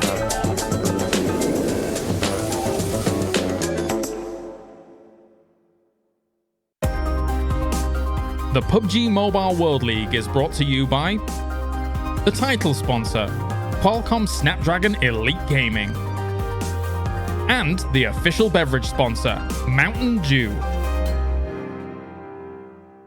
Well, I know Mustache Dave talked about whenever he plays on the new map Limerick, he's going to be looking for that monster truck, and that was probably him who just saw it in the video as well. But beyond that, football is take themselves a chicken dinner. You know, I think I might have jinxed it, 7. I think you called it perfectly. I said, listen, 7, you ready to have yourself another chicken dinner? And then within, what, 20 seconds, Cloud9 just got destroyed? Listen, man, I was excited. I was getting ready. We have 4 players up, and you just had to open your mouth and jinx it. But overall, I think it was a great performance from Cloud9 there in Sanhok. But we got to go ahead and give some props to Wildcard Gaming. We have seen Wildcard Gaming only stepped it up in the last Erangel. And guess what? They were able to definitely improve their performances here in this Sanhok, getting 12 kills. And Football is one of those teams that we can always expect kills out of them. We don't really see those chicken dinners as much as I would like to see them. And guess what? They're able to go ahead and clutch up that chicken dinner. I think that's great. And then Nova Esports, another team that we've been kind of following the whole day, they were able to get more kills. I wonder if they're maybe going back to their aggression that we talked about, Glitter.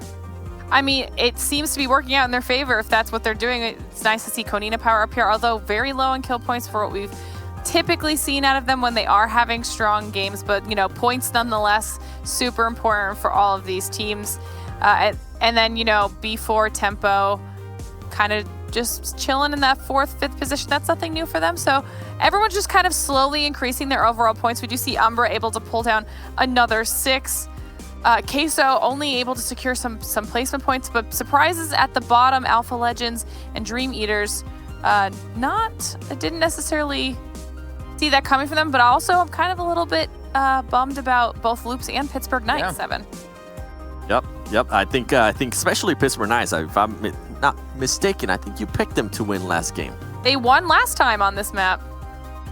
Oh, Zone does wonders for you. So much hatred between you two. I don't know. Maybe I need to come in there in virtual reality and break this fight up. Let's take a look though at Football as they took themselves a chicken dinner they talked about. And again, in typical Footballist style, look at their total healing, 7. Yeah. They just don't seem to take much damage. Is that now the lowest one we've seen so far, or have we seen the lowest? Definitely one of the lowest, if not the lowest. I remember they had like a 250 once, but this is definitely less than that. I think that definitely might be top 2. Overall, though, being able to go ahead and collect those 8 kills there with 6 knots, I think that's huge. And that's one team that, man, they have been so consistent. I think at the start of the day, they just kind of fell off a little bit. And we were seeing stuff out of them that just we weren't able to see before, with just not being able to get the consistent kills that we're used to seeing out of Footballers. And then after that, they were able to just kind of improve on their gameplay and being able to go ahead and pull off that chicken dinner. Even the Wildcard really wanted it. That was really impressive. You know what goes great, by the way, with the chicken dinner? What? Some do moments. Goes fantastic on the side. Just drink that along as you watch the chicken dinners roll in to your belly as we tag along with the do moments from our 4th game of the day here on Sanhok. And again, Yala, I mean, that's a team we maybe need to talk a little bit. Again, even Wildcard, you said before, Glitter, like we saw them really show up in Erangel yesterday. Typically, we see them show up in the last map of the day, but maybe we're starting to see some consistency being worked out for them. Which would be great because Wildcard is definitely capable of that consistency. We've seen them have multiple wins in a day, and then they just kind of struggled and fell off for a little while there. So potentially, if Wildcard can start picking this back up, it'd be really, really strong for them. They can push themselves up in the leaderboard and really solidify their position moving into finals. And this game specifically, 12 kills.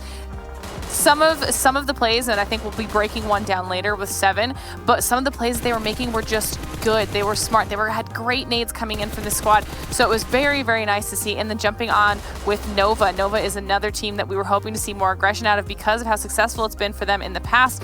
So it was good to see Nova getting 5 kills for themselves in this game. And there's some of the nades I was talking about, 7. Boom shakalaka, being able to go ahead and blow up 3 players there from Loops, and then Acer being aggressive. He knew that there was only just 1 player standing from Loops Esports, and he made sure to go ahead and get that kill. As we see more of Wildcard just being able to go ahead and clutch up plays, I think that is so huge when you're able to win those. And then Corina Power, I know Corina Power, we talked about them over and over again. They only ended up with 1 kill, but 8 points overall. I think that's great for them. And something I did wanted to go ahead and mention that I was able to see even here in this Sanhok was with Pittsburgh Knights.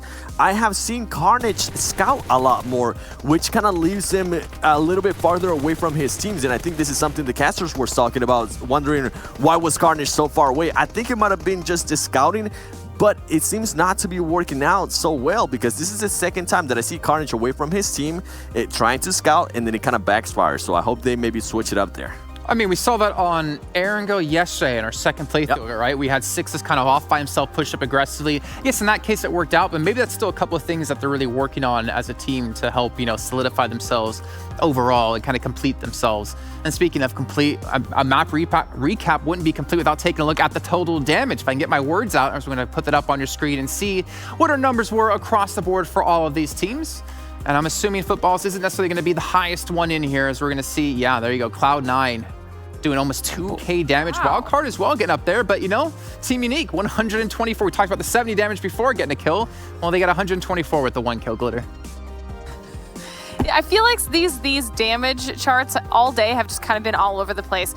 Like you said, we've got top 3 coming in very strong with their damage, and then Unique just managing to play for placement. Same thing with Konina, only under 400 damage and 1 kill, but still playing for those placement points. Big damage though, coming out of Tempo Storm with 8 kills. That's a very, very strong game for them. They must have just unfortunately gotten caught out at some point to have, you know, lost that early on. However, towards the end there, we're seeing lots of 1 kill here and there, and for the teams like SWAT 69, that's just not going to be enough right now. I mean, I will give them this though. I think we typically see them get, you know, like 200 or less damage with no kills. So at least they're, I would say, like, at least they're increasing their damage. They're being willing to take more fights, but I'd agree, like, what they're doing now is not gonna be enough to qualify them through into the finals.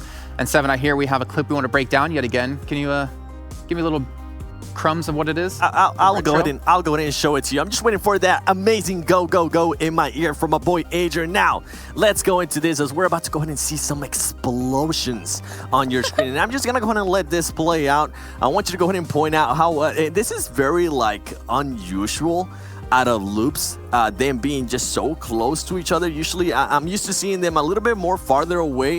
You can usually expect 1 player to go ahead and be here on this side. Oh, for some reason, there you go, now it's working. 1 player over here on this side. Players just getting different angles. So this push right here was very interesting for me. And here comes the grenades, as it's gonna go ahead and actually be 2 different grenades, 2 different hot potatoes from Wildcard, as they do it pretty much simultaneously. And you can tell that it was like, hold up, wait a second, what just happened? So let's go ahead and go back and see that just a little bit of a faster. You're just gonna see players pushing in. This is stuff that we kind of expect out of Loops Esports, them being a little bit more aggressive. So it's good for other teams to start just adjusting to that. Wildcard, I guess they're expecting that aggressiveness maybe out of Loops, and just being able to stop them with those grenades, I think that is huge. And shout out to Wildcard for having just such an amazing performance, throwing them massive potatoes, them 2 potatoes, and they were just on fire. Great plays, Wildcard. I feel like, you know, Loops, they wanted the compound, but they didn't realize that there's a giant minefield they have to run through before they get there, running straight into those explosions. Red zone. Some tough times, but then again, I feel like Loops has had some tough times throughout today, Glitter. Yeah, and I don't know if that is a result of teams becoming more willing to take those engagement with Loops, or if it's just been unfortunate luck on the side of Loops. They started off today very, very strong and very like Loops-like, if you will. But some of these fights that we've seen them take with teams that I don't think we would have necessarily pegged as a problem for Loops are definitely kind of catching everybody by surprise. Okay, well, maybe it's caught us by surprise. Maybe they've fallen down the stands a little bit more. They were currently in first place. We'll see as we look at the overalls where they're going to be sitting now. And, well, they have fallen, actually. Well, that doesn't make sense. They should technically be first place because they have more kills. Actually, sorry, wow, I can't even read. 338 to 328.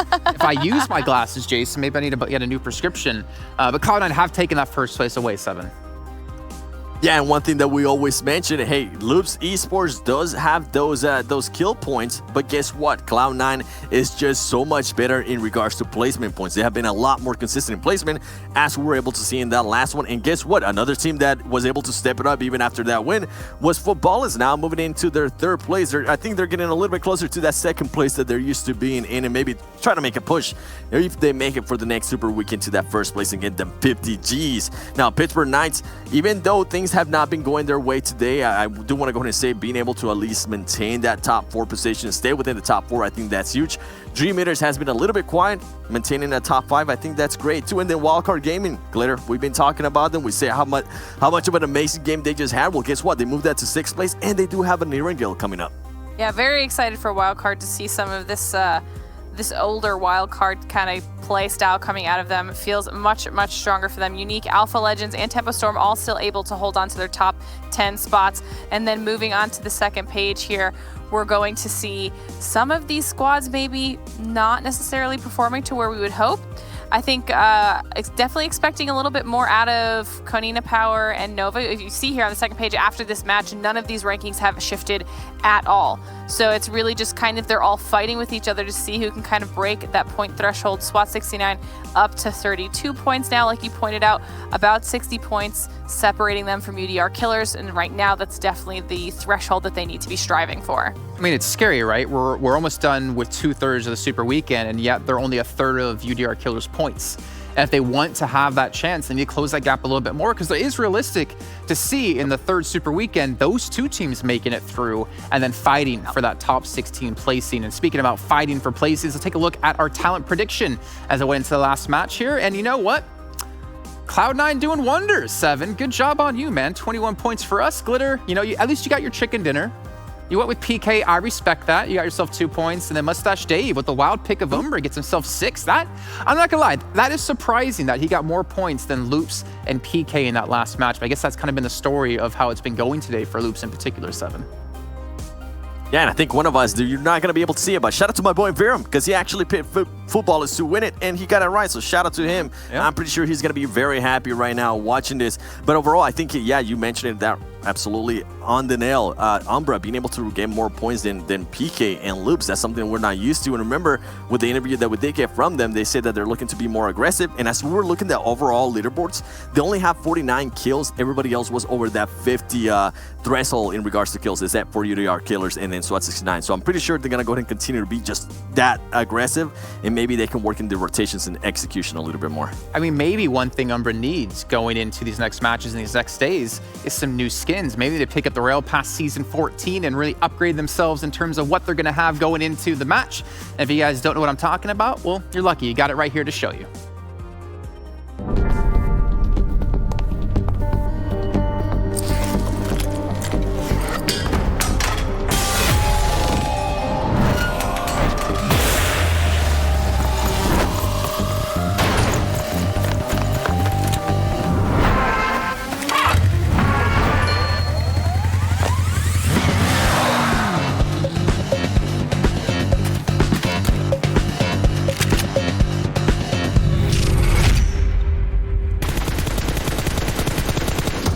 Now it's time to get into our 5th and final match of the day. If you guys don't know what map it's going to be on, well, you can see right down there. I'm not going to bend down that low because you know what? Being this tall does not mean you can do that easily. It's going to be Erangel as our final match of the day, like it always is when it comes to Super Weekends.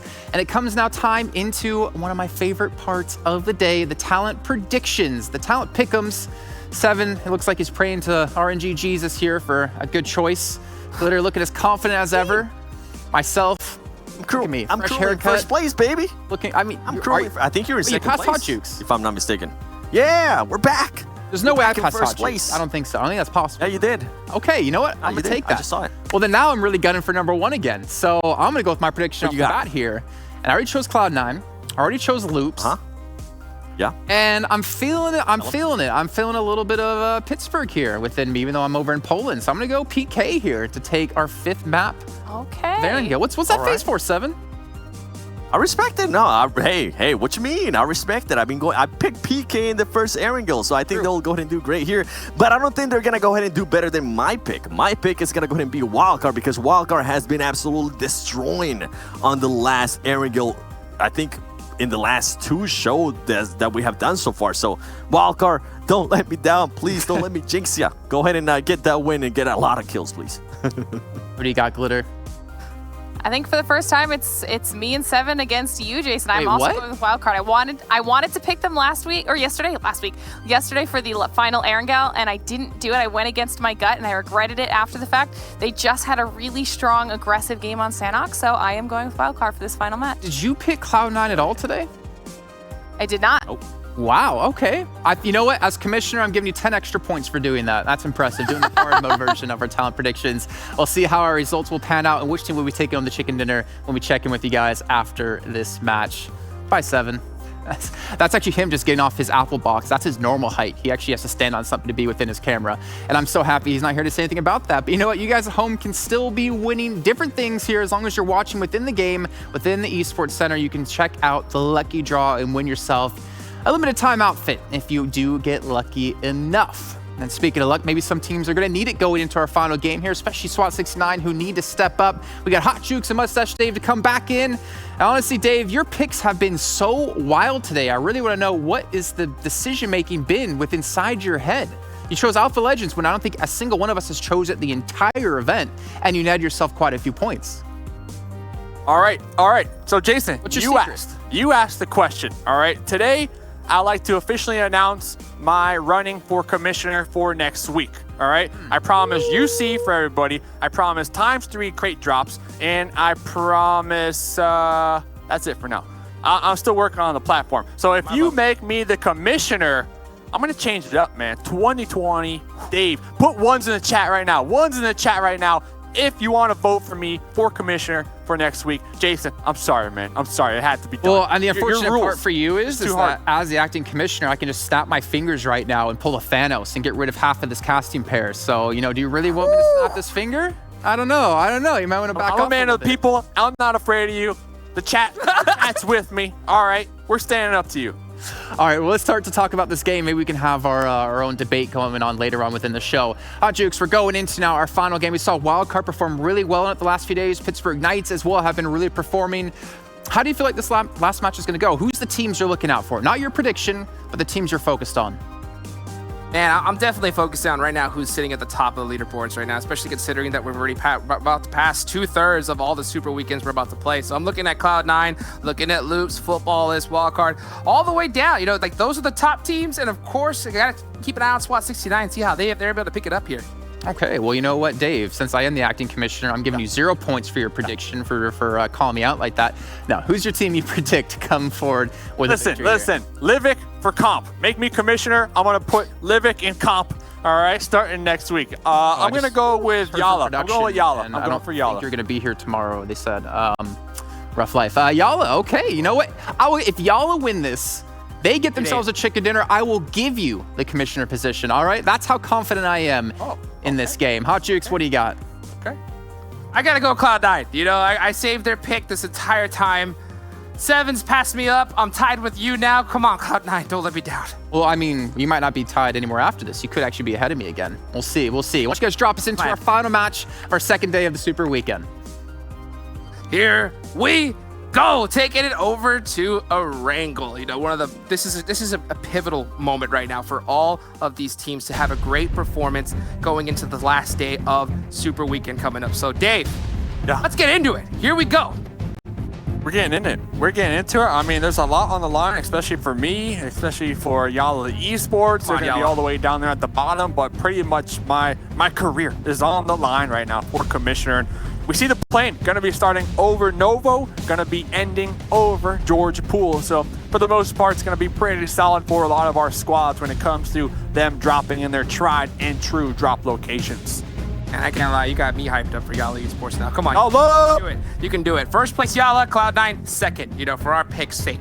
But other than that, man, yeah, you're right. This is a playing path that's pretty even, I think, across the board for all these squads. The only one that it's not really favoring for is Wildcard, as they like to go Severny. At the same time, they should be able to kind of like tease it on over there. It's always a risk considering, but then again, no one has really challenged that spot at all.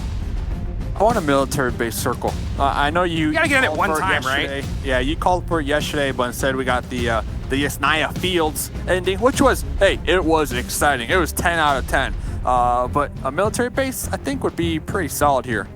Yeah, you know, I think that these teams have definitely gotten used to that, those Yasnaya field circles, as we've seen that quite a bit here. Oh, look at this. First circle. It's touching it. It's touching it. So there's a chance. There's a chance, Dave. So I saw in the chat, you know, I watched the chat, not gonna lie, I watched the chat. They were debating, and I wanted to get your take. Best gun. And I know you're probably gonna get a lot of hate for it because there's really no right answer. I know there's popular answers, but the best gun for competitive, I mean, what would be your ideal loadout? Well, I mean, right now, I think that the meta has definitely shifted to like M4 Uzi. You know, just using that M4, these guys are so good at being able to spray. They loaded up crazy. Hold on, really quick first. Look What's going on? What happened right here? First set, able to block. For the pickup? Yeah, able to body block their squad mate Miku with the buggy. Tar defense? Queso, yeah, Team Queso pulled off of it. They didn't want to waste they got time. a gun! Oh, no. Oh, my goodness. No way he got an M4. Oh, the M4 Axel. Axel getting ready to let this one go. 3 points coming on out from Team Queso. Oh, no! Matic! Oh, no, they didn't expect the gun from Matic. Gonna be taking them down. Matic from way behind, connecting some clutch shots right there. Oh, my goodness! Oh, Dream Eaters! Dream Eaters! With the save! Oh, wait! Oh, the 1v1! Yala taken out! Tommy gun too strong! Tommy gun too strong! First set, picking up a gun too! They cannot be taken out! One, jump out! 1, 2, 1, 2, 1, 2! The whole team! There we go! Oh my Respect! goodness. Dream Eaters! Getting that! Team Queso crumbling right now. That's what I'm talking about. The last match of the day. You nailed it on the head, Dave. Team Queso crumbling underneath Dream Eaters right there. What a crazy turnaround. I mean, I thought they had it. Well, the luck that they had, first of all, being able to pick up an M4 in that one chat, come back, but Matic said, not today. The Tommy gun. With the Tommy gun, and able to get 2 huge knocks right there. So clutch right there from Matic. Dude, they're so tunnel vision. They're so tunnel vision on getting those 2 points. Matic, I mean, just from behind, clean shots. And those are challenging shots. I mean, a Tommy gun, they had a pretty good distance between them as well. It's not like Matic was just there, like right there to pop up. I mean, good. It's not just that, it's also the timing. You have to, I mean, like, it was so insane right there because if he waited, I mean, we're talking 1-2 seconds afterwards, it could have completely turned around for him. But man, he came in just in time to be able to save his team. That's what I'm talking about. Last game, every Erangel we've seen so far when it comes to Super Weekend has just been insane. And that's I mean, that's one for the books right there. Team Queso, Parmesan cheese out here. Hey, welcome to the highlight reel, but the bad end of it is back at it, you know? 1-2, the 1-2. Training. They've been training, hitting up the gym, son. Hitting up the gym. They say you ordered the number 3? You want the 2-piece? I got you right here, bro. Wow, what a crazy right in the face. Oh, man. And that's how you, honestly, that's how you get my respect. I don't know about everybody else, but they got my respect, son. I can't lie. If there's any time that you're going to BM, that's that moment right there. That's it. You know, I think it's allowed. You know, if you have a crazy play like that, you're allowed to troll. And I think if you're Team Queso, just gotta take it. You know. The thing is, with the commissioner Jason, he's probably gonna want to fine him. You know, the BM fine. Oh. You know, 100 UC. So that's why 2020 Mustache Dave, commissioner. Just saying. Just putting that on chat. Put it out there. One's in the chat. Do it for the one time. Do it for the one time. As we go here, look at this next zone. About to be coming up here soon as it's starting to close right now. Oh, Raven on the drive around behind Shifan. And Shifan hops in the bug. He's taking off right now. Wonder exactly what's going through Raven's mind as he's on the chase. Right behind. Oh, hits the brakes. Yeah. Not sure exactly what that strategy was, but it's another member from Nova Esports putting some shots onto Raven, and that strategy changed up real quick. Yeah, and you know what? Oh, okay. I actually spoke to Raven coming into today's games, and I asked Raven, what's the big difference between this Super Weekend and last Super Weekend? And Raven said straight up, clear comms. Communication on the team has improved tenfold since last time, and I believe that's why we are starting to see a much cleaner, when it comes to gameplay, nights. Yeah, and I think that that's something that look at the performance so far. They've shot up to 3rd place starting off the day. So I mean, they're having some great, solid games, and I love to see that, especially considering that Pittsburgh Knights. I mean, they had 2 members switch on them right before this tournament right here. So see them finally being able to really get it together at this kind of clutch moment. I mean, that's not easy to do. That's for sure. Here's Carnage once again scouting out here. Yeah, I saw that in the chat. I saw him in the chat, saying, because we know that we were definitely talking about Sanhok. I was wondering why he was so split up, because, you see a lot of these top squads, they play so tight together, especially on Sanhok in particular. And Carnage, I saw him in the chat mentioning that he was talking about it was scouting, and I totally get it. At the same time, it pains me, of course, to see him get taken out early. And you can see him right now kind of caught in a little entanglement with Nova Esports. Scouting, bro. I'd rather lose 1. Honestly, I'd rather lose 1 than 4. Honestly. True. That's the best case scenario in that scenario, So looking around, everybody else is going to be in vehicles. Everybody pretty center. Everything is clean. Wildcard making their approach from Cerberni right now. Cloud9 finally moving out of South George, passing by Hospital. I'm really hoping we get a Southern shift. I'm not going to lie. I'm really hoping we send it down there to South for the final game of the day. I can't lie, I would also like to see it just to kind of mix things up. But I'll tell you what, these teams definitely don't want to see it. That's for sure, especially if you're Wildcard or any of these teams that are up super high north right now. But we don't know. It could go anywhere. This zone's still closing. You can see these teams just trying to loot up, get some early rotations, just in case. But man, if this zone does go south, we're going to have one heck of a game, that's for sure. We don't see it right now, but Marco from Team Queso is right behind Wildcard, trying to avoid it. Oh, safe. Okay, woo. Saying with the save. So Marco right behind him, and Marco is the solo member, the last person alive for Team Queso. Their main objective, don't get spotted. Don't die. I think that should be the main strategy right off the bat. Marco, Team Queso lost 3 members early on. 2 Dream Eaters, and right now he's just trying to hold on for dear life for any points he could possibly get. It's not going to be easy though, that's for sure. You can see Tempo here holding it down right now. You can see their concern as they're trying to predict where this next zone is going to go, because it's going to be pivotal to their strategy going into the rest of the game. Yeah, and just kind of reliving the Team Queso Dream Eaters. Team Queso, they could have just drove off, but they opted to take that engagement. They picked up that M4 and they're like, listen, we get these 2 points. It's easy. Yeah, but they didn't have to take that fight. It's not like they had to take that fight. So, yeah, they definitely they learned a hard lesson, I got to say. I think they didn't have to take the fight. Jukes, they didn't have to take the fight. They have to. The buggy, dude. You got the M4. Getting the M4 in the shack. Do you know how lucky that is? So I think that's huge. Oh, look at this circle, though. This circle, nice and even. I would be really surprised to see this next circle after this go south. At the same time, though, you can see all these teams just really quick. Footballist is on the move, and I think they have that exact idea as they're going to have to start sending it up north.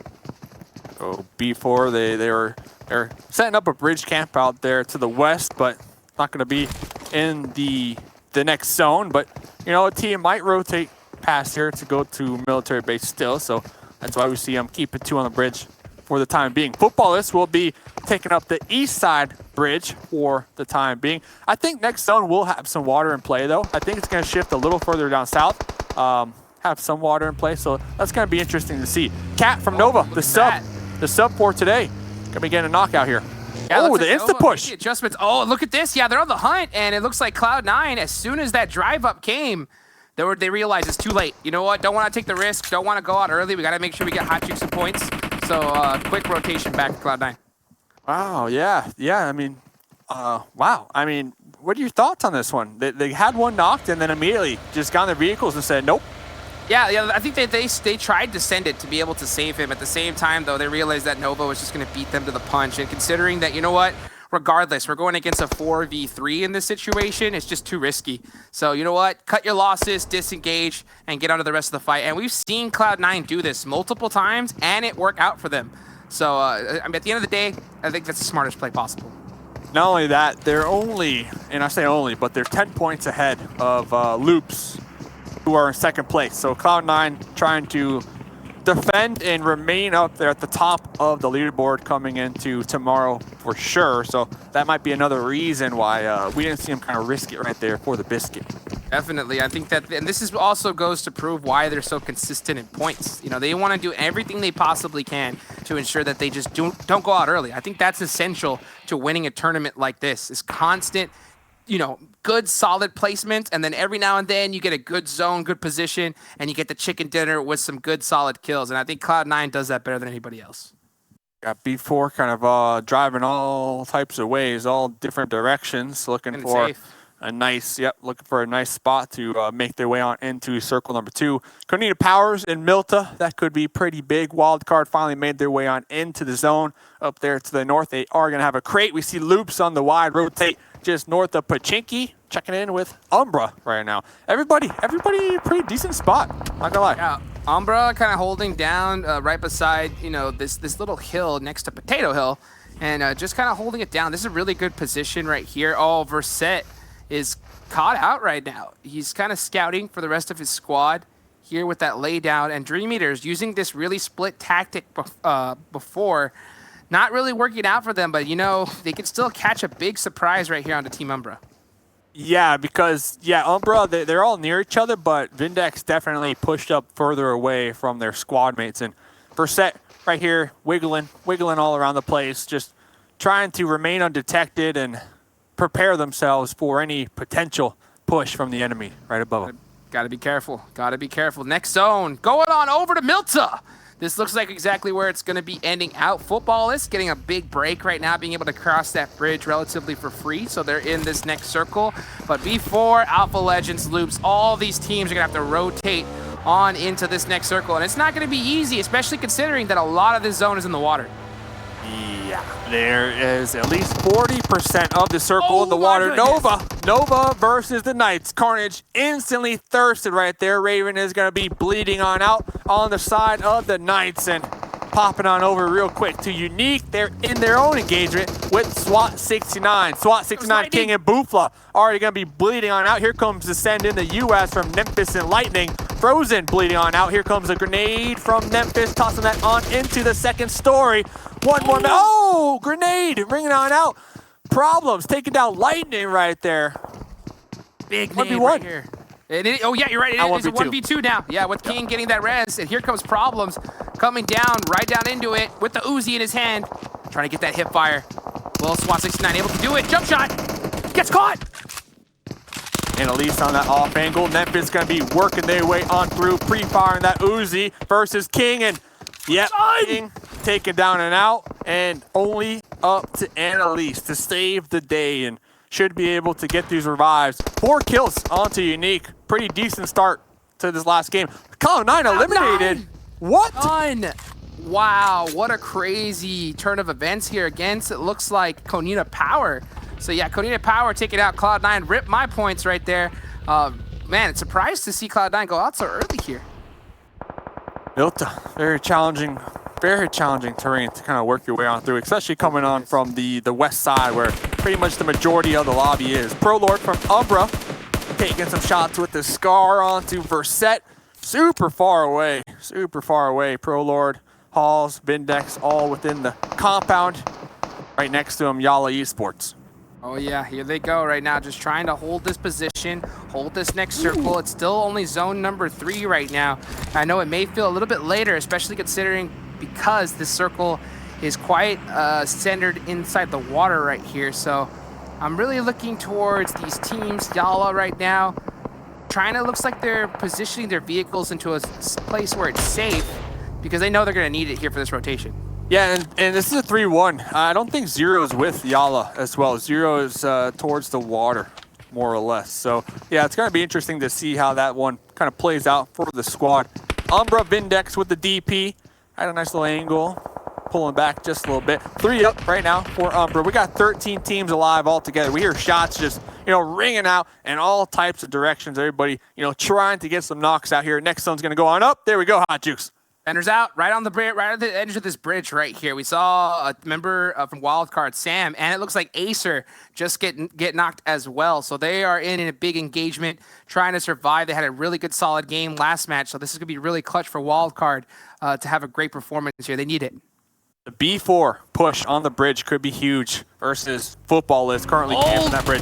Annalise taking out some of the members from Yala, vehicle explosion, and here comes another push from Dream Eaters, pushing on into the compound, into Yellow. Slicky trying to stand their ground, taking out 2 from Dream Eaters. Grenades gonna be ringing on out. We see Spring out there prone, currently trying to defend, getting the revive, and here comes the other 2 members from Dream Eaters. Matic knows exactly where Slicky is.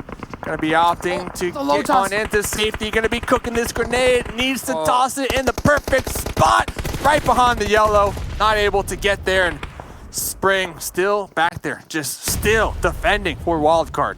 That could be the nade right there, though, to do it. Will it bounce off? Does, and it does! There goes Slicky and Acer, just like that. It looks like it's up to Spring now. And oh my gosh, these guys are really, really caught between both Alpha Legends and Dream Eaters. Dude, the mollies, the grenades, only 2 up right now for Dream Eaters, but that's going to be a victory in their books. Spring trying to avoid these grenades from Alpha Legends, and he's got a dossier. Alpha Legends going to be going for the revive. 1 member from Alpha Legends going to be bleeding on out right near Spring. Spring underhanding some smokes possibly, and just trying to provide some cover for the time being. Spring's going to be spawning out. One of the members trying to cross the road, but here comes the smoke. That's going to block the sight line. Spring going to be hopping in the Dacia. The smoke's going to be saving them for the time being, and Faker pulling off, going for that revive instead. Spring with the hard ejection right there. He is gone, and he's, oh, look at that, it's flipping. He's still out there. See it. He's still out. Oh! Getting caught out from Kodita Power. Wild card, take it out. What a crazy finish for them. I can't believe they got out of there still. I still can't believe he got it out of there. But yeah, I mean, there's just nowhere to go right now. Nowhere to go. Nova over here, AZ still going to be on up, underhanding a grenade onto Memphis. Memphis trying to get the revive. Will they be able to do so? Is working upstairs with the Uzi. Oh! Taken out immediately. Taken out immediately. That is a really disgusting spot right there. I think a lot of teams would not realize that there is a player just sitting right there, and AZ just using that box, holding that angle. Second you saw him run in, bop, done, out, just like that. Able to get the revive. Yeah, able to get the revive. Now we're down to just 11 teams. 11 teams down and out. Last match of the evening right here. Alpha Legends and Dream Eaters really close. You got Loops right on top of this hill, and they know exactly where these teams are. Look at that. And Dream, oh, Carosa in hand. Getting up close and personal. Now Dream Eaters, they use so many mollies, they use so many grenades to get those kills onto wildcard. You have to assume they're going to be pretty low when it comes to utility. Alpha Legends, we see them. Kato going to be spotted by Gonzo. Yep, they're falling right into the same trap that Spring did just moments ago. Done. Just like that. You cannot try to drive a vehicle past some of these squads. They're too good at shooting out other squads. Here comes Kowalski, straight up crashing it.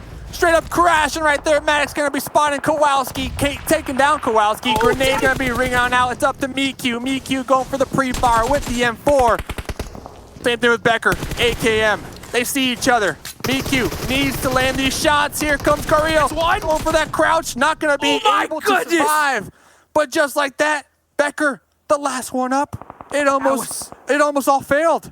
So intense right there. I thought Loops was almost down and out. But Loops able to kind of just come up on top, try to get these reses right now. And it looks like they did end up losing 1 member in the process. What a crazy fight. Look at Footballist.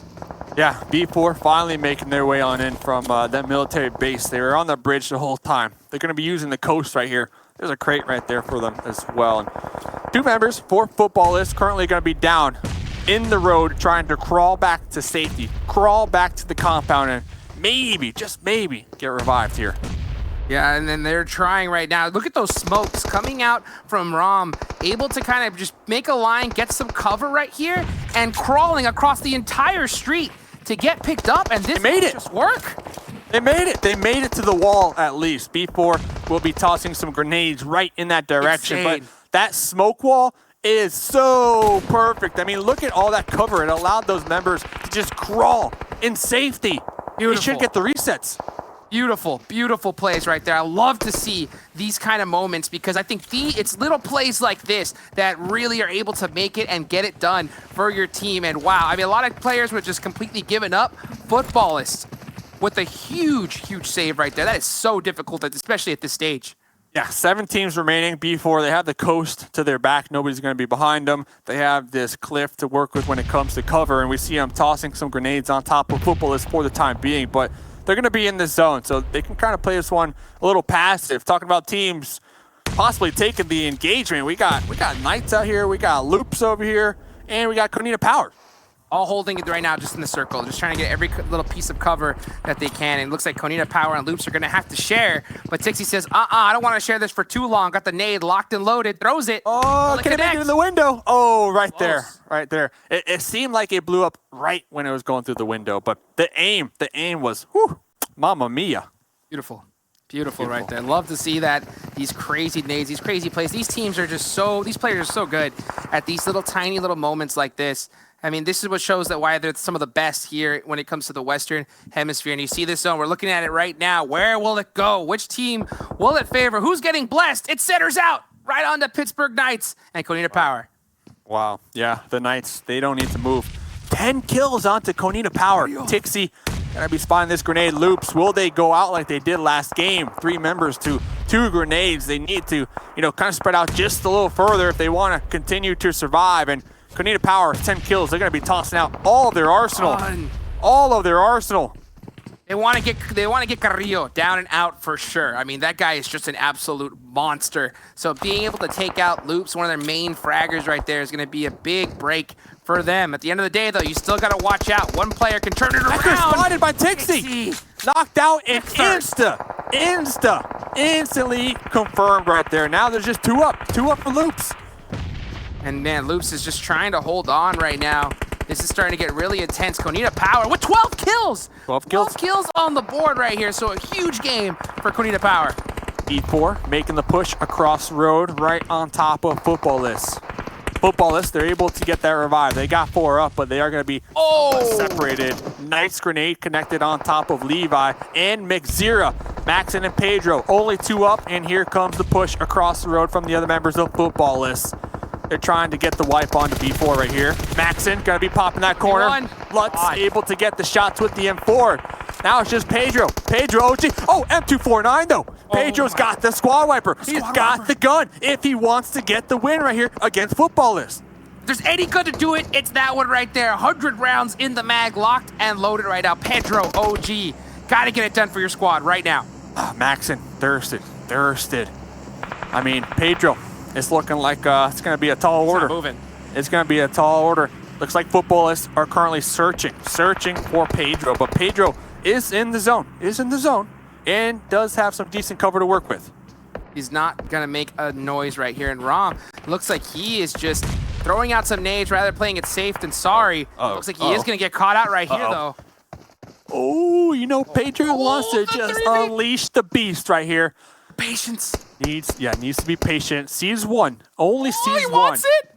Does not see the other members. Might spot out Lutz. Wants it so bad. The M249. I mean, only if they knew. How close they are to death. And Pedro. I don't even think Pedro was able to fire a shot.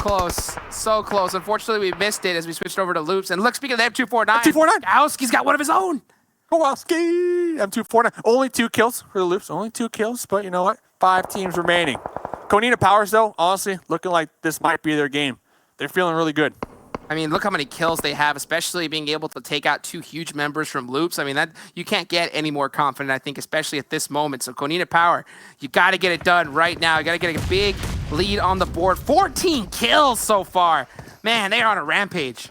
Look, they're trying to wrap around. They're trying to get the finish onto Loops. Loops, Dadden, Uzi in hand.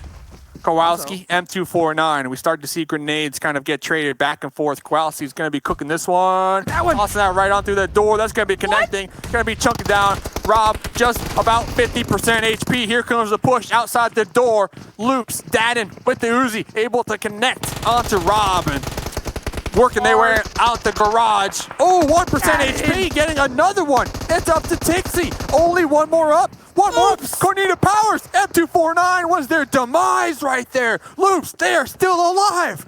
This just goes to show you, no matter at what stage, you cannot underestimate any of these teams, especially Loops. If they have only 2 members up, they can still get it done right there. What a crazy play right there from Loops. I mean, Konita Power still massive amount of kills, amount of kills. But talking about who's in this game still, I mean, Footballers, they got 4. Sixless J7 from the Knights still alive. Tempo Storm, they've been on the edge, straight chilling and grilling. They got 4 up as we see Tensa connecting on to Sixless right now. Chilling and grilling. They threw Sixless on the grill as well, and they're just trying to get it finished out right here. And yeah, Konita Power, 14 kills, big performance nonetheless. At the same time, gotta think about it though. If they were able to get it done here, could that have been the first place? That would have been 20 points. So it's falling apart. It's falling apart. 3 members from Footballers trying to cross the road. Smokes are everywhere. But Tempo just pre-firing on into those smokes, gonna be destroying Footballers. Only one up. Only one up. And he's 7 DP. Separate. This is intense. Kowalski with them, 249, still popping off in the kill feed as well. Still popping up. Running across the road, M249 in hand, letting that one rip. Kowalski connecting on Delaus, and Footballers taken out. 3 teams remaining right here. We got Tempo Storm, Loops, Pittsburgh Knights, and that's Pittsburgh Knights eliminated right now. It's all up to Dad, and he has the hill, but he's going against 3 members of Tempo right now. I'm sorry, the full squad of Tempo Storm. 3 with 1 on the with HH24 on the off angle. Tall order right here. That in Scar in hand. Scar in hand. Oh, Loops is they're on 4 members. 4 members of Tempo gonna be instantly making that push.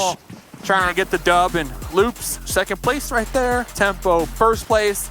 3rd place goes on over to the Pittsburgh Knights. I mean, you got to give it to Loops, though, especially considering for them be able to get 11 kills and the 2nd place. They had their backs up against the wall. 2 members being able to clutch against a full team of Konita Power. This just goes to show you the power of Loops. Wow. And who was it? Dadden from Loops getting 1 knock with the Uzi, and then working their way on outside their garage, getting that fire onto that 1 member from Konita Power from outside. 1% HP, somehow, some way, still managed to survive right there. We had 2 M249s coming into play in the late game. I mean, crazy final game of today, man. This is what I'm talking about. This is the PUBG Mobile World League West. The best of the best going at it. And you can't expect any better professional PUBG Mobile that is being played. Guys, thank you so much for being with us. That's it for Mustache Dave and I, as we'll go ahead and see how the desk wraps up this insane day of games right after this quick short break.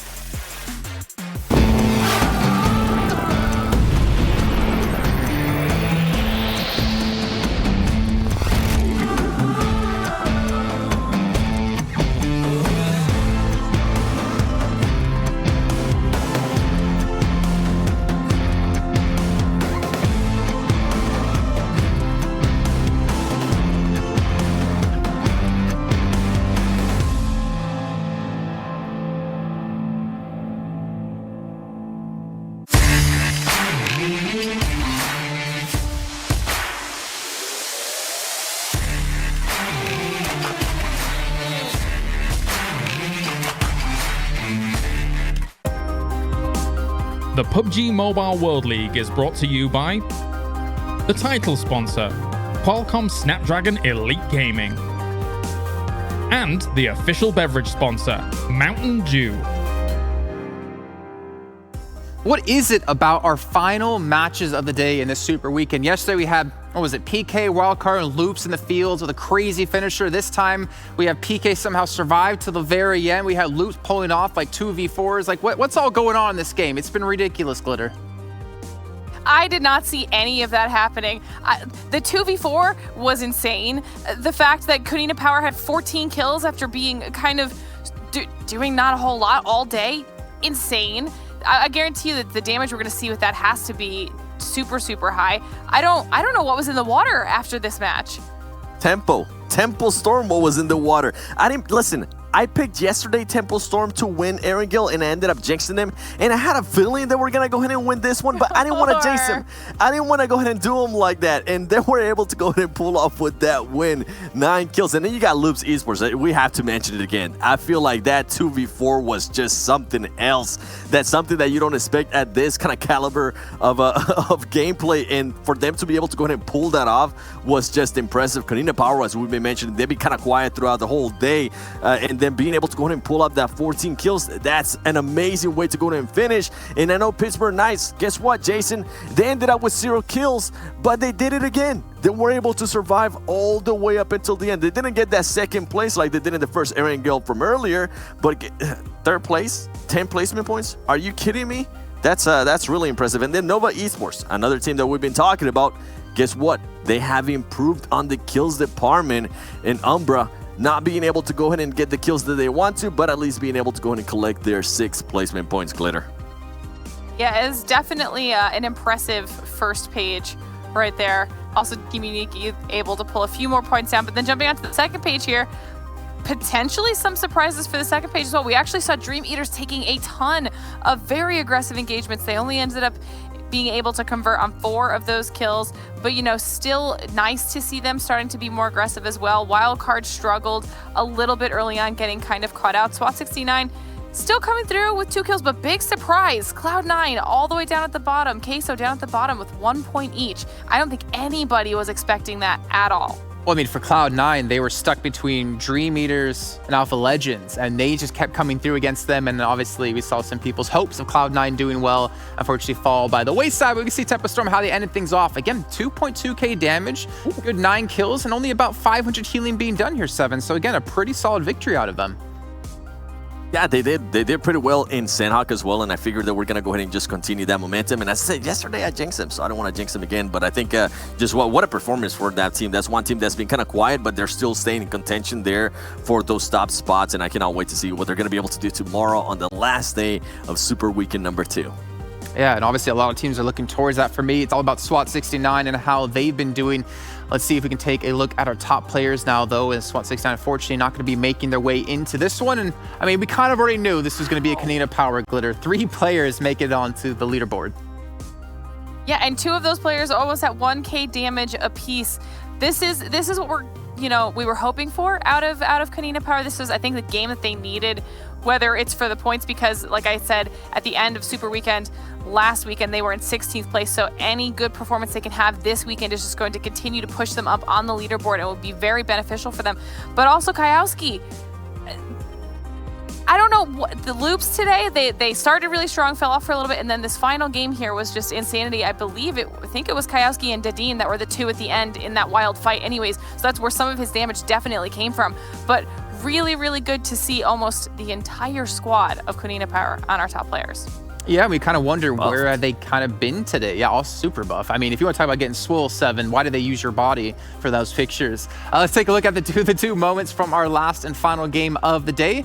Just start to talk over them, and I think we're going to see a lot of Kanina Power kills going to be coming through. Even the beginning, I know this is something that we were watching that 7 you were just laughing about.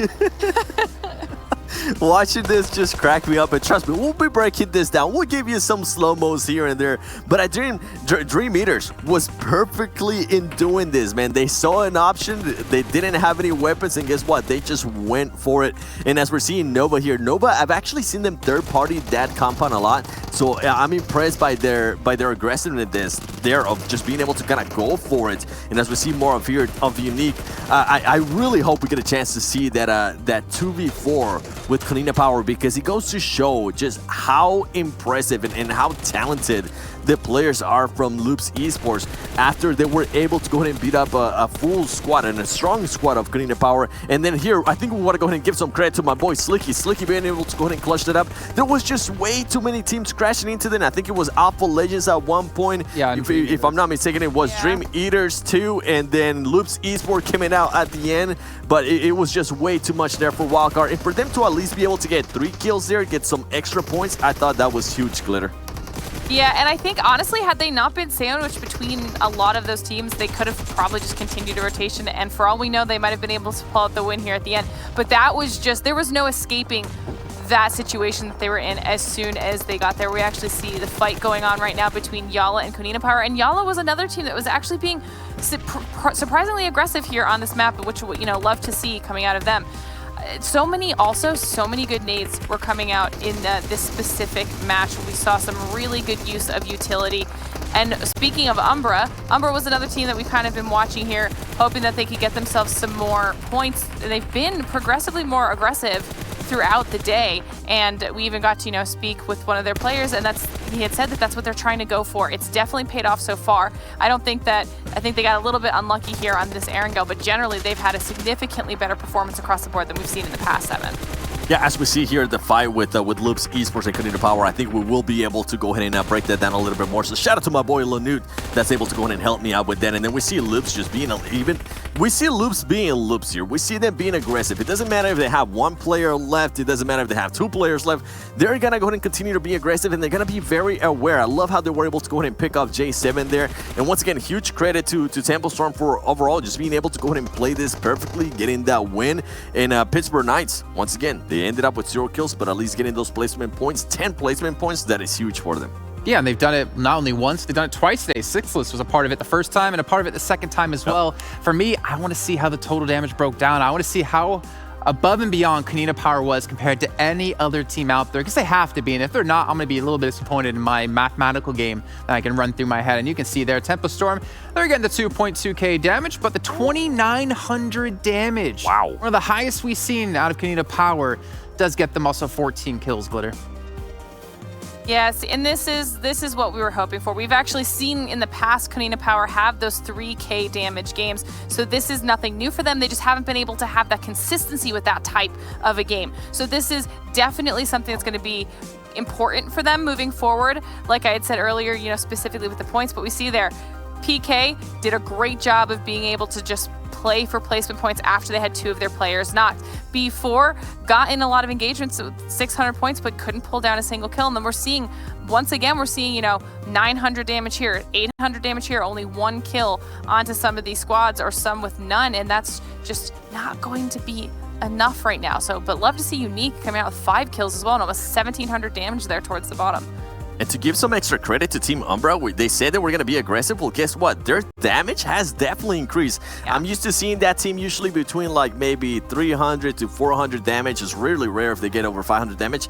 They have improved so much today that oh man, I cannot wait to see what they're going to be able to do in the future. Well, even SWAT 69, I mean, they had over 500 damage. They had 1 kill, but for some reason, they just can't convert this damage into more consistent kills, and to convert like getting an initial down into a wipe against the other team. Maybe they're having problems with the regions, having to play against different regions, and of course the aggression we've seen out of quite a few of these teams. But again, as this team coming in for the first time in the Super Weekend, they still have so much work to do to catch up to UDR Killers, who's currently sitting by the sidelines having to watch these games. I just wonder how deadly they're going to become when they come back, if they can come back into our third. But you know what, Seven? I hope you got your Benny Hill music ready, because I think you have a play that you want to break down for us. I do. I have a couple. You know what? We're gonna go ahead and start with the easy one here, with the one I'm pretty sure everybody wants to go ahead and see. And this is gonna be Loops versus Canadian Power. And do you have anything to go ahead and add to this one here, Glitter? Because this was just a vintage Loops. What we're able to see from them. Look how aggressive also Canadian Power players are here, Glitter, as they're just going for it. They know it's only 2 players, and then he ends up turning around. Yeah, I mean, I think if I were them, I probably would have been aggressive too. At this point, they think that, or they knew they had a 4v2, so why would they be that concerned? They don't necessarily know exactly which players it is, they just know they have a numbers advantage. And so in theory, they should be able to win this fight. But as soon as a Canadian Powers player push up, you see Rob Dinny, he tries to hide in the door there, but there's so much grenade damage that comes out. The fact that Kayowski and Dadine can pull out this fight is just insane to me. Because I believe it's right here towards the end where Dadine is literally running around with just the smallest little bit of health, and he is able to finish with him and Kayowski both being almost dead, and they're able to take out the entire squad. I honestly don't even understand how that happened, Seven. Yeah, and I love that he was able to go in and heal up right away in regards to Kayowski, and he was even still challenging whenever he was so low in health. Yeah. Now, for the next one that we're going to go to, ladies and gentlemen, this is one you have all been waiting for. We got my boy Mystic on the ground. Mystic is currently looking like this, saying, what's going on, everybody? Where'd my teammates go? Well, guess what? Dream Eaters are going to come up, and they're going to say, square up, homie. And here comes the fist. Oh, that was just straight up disrespectful. That was one of the funniest things I think we have seen so far in this tournament. And it was not just 1 player, it was actually 2 players. So congratulations there to Dream Eaters for being able to give us some laughter.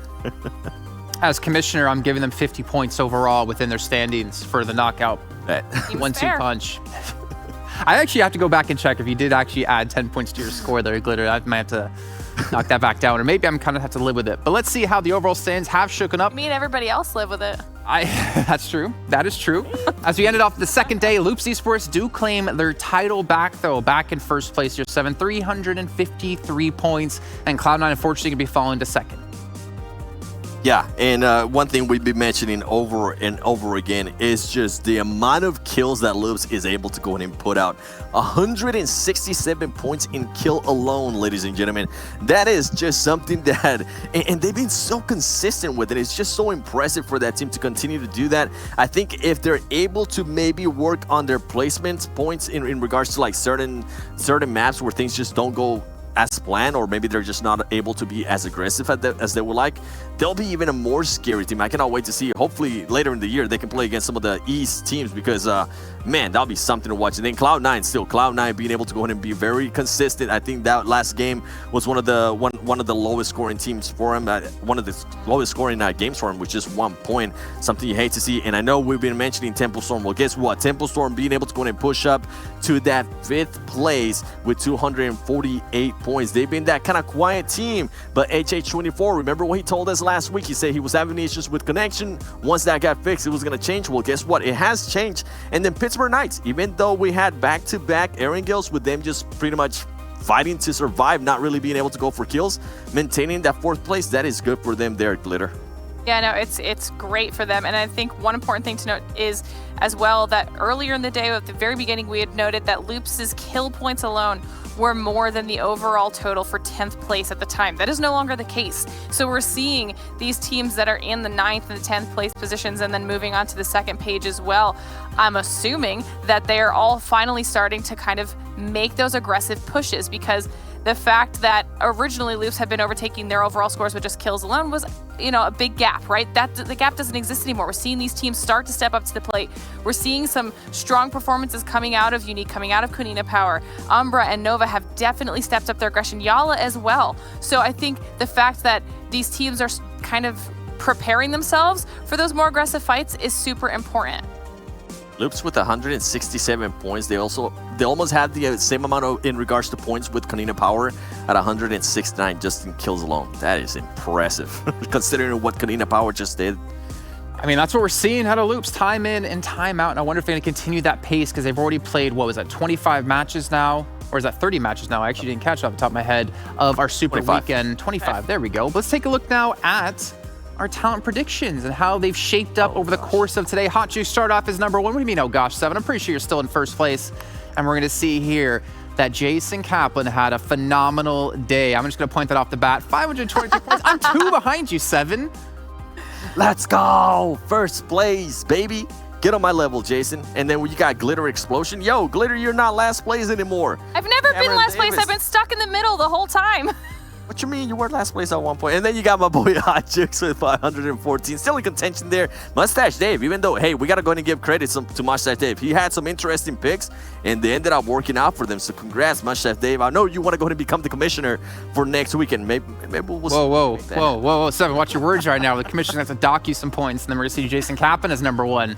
Careful, man. You got the commissioner here listening. But obviously, it's all in good fun. We're all having a good time with it. There's no hardships, even though we do like to trash talk each other quite a bit, a little bit more to others than some people. But either way, I'm going to give you guys a chance here to maybe give a quick shout out or something before we do end off the day. 7, why don't you go first? Yeah, chat. This commissioner is out of line. Everybody go ahead and spam #rigged. He's rigging it for himself. Glitter? No. He's not rigging it at all. Listen, unless it's rigging it in my favor, so then I might be on the other side of this, because if I get my 10 points, then I'm on the commissioner's side of things, and you could stay there all day, Jason. And now you're just blackmailing me here to give you 10 points.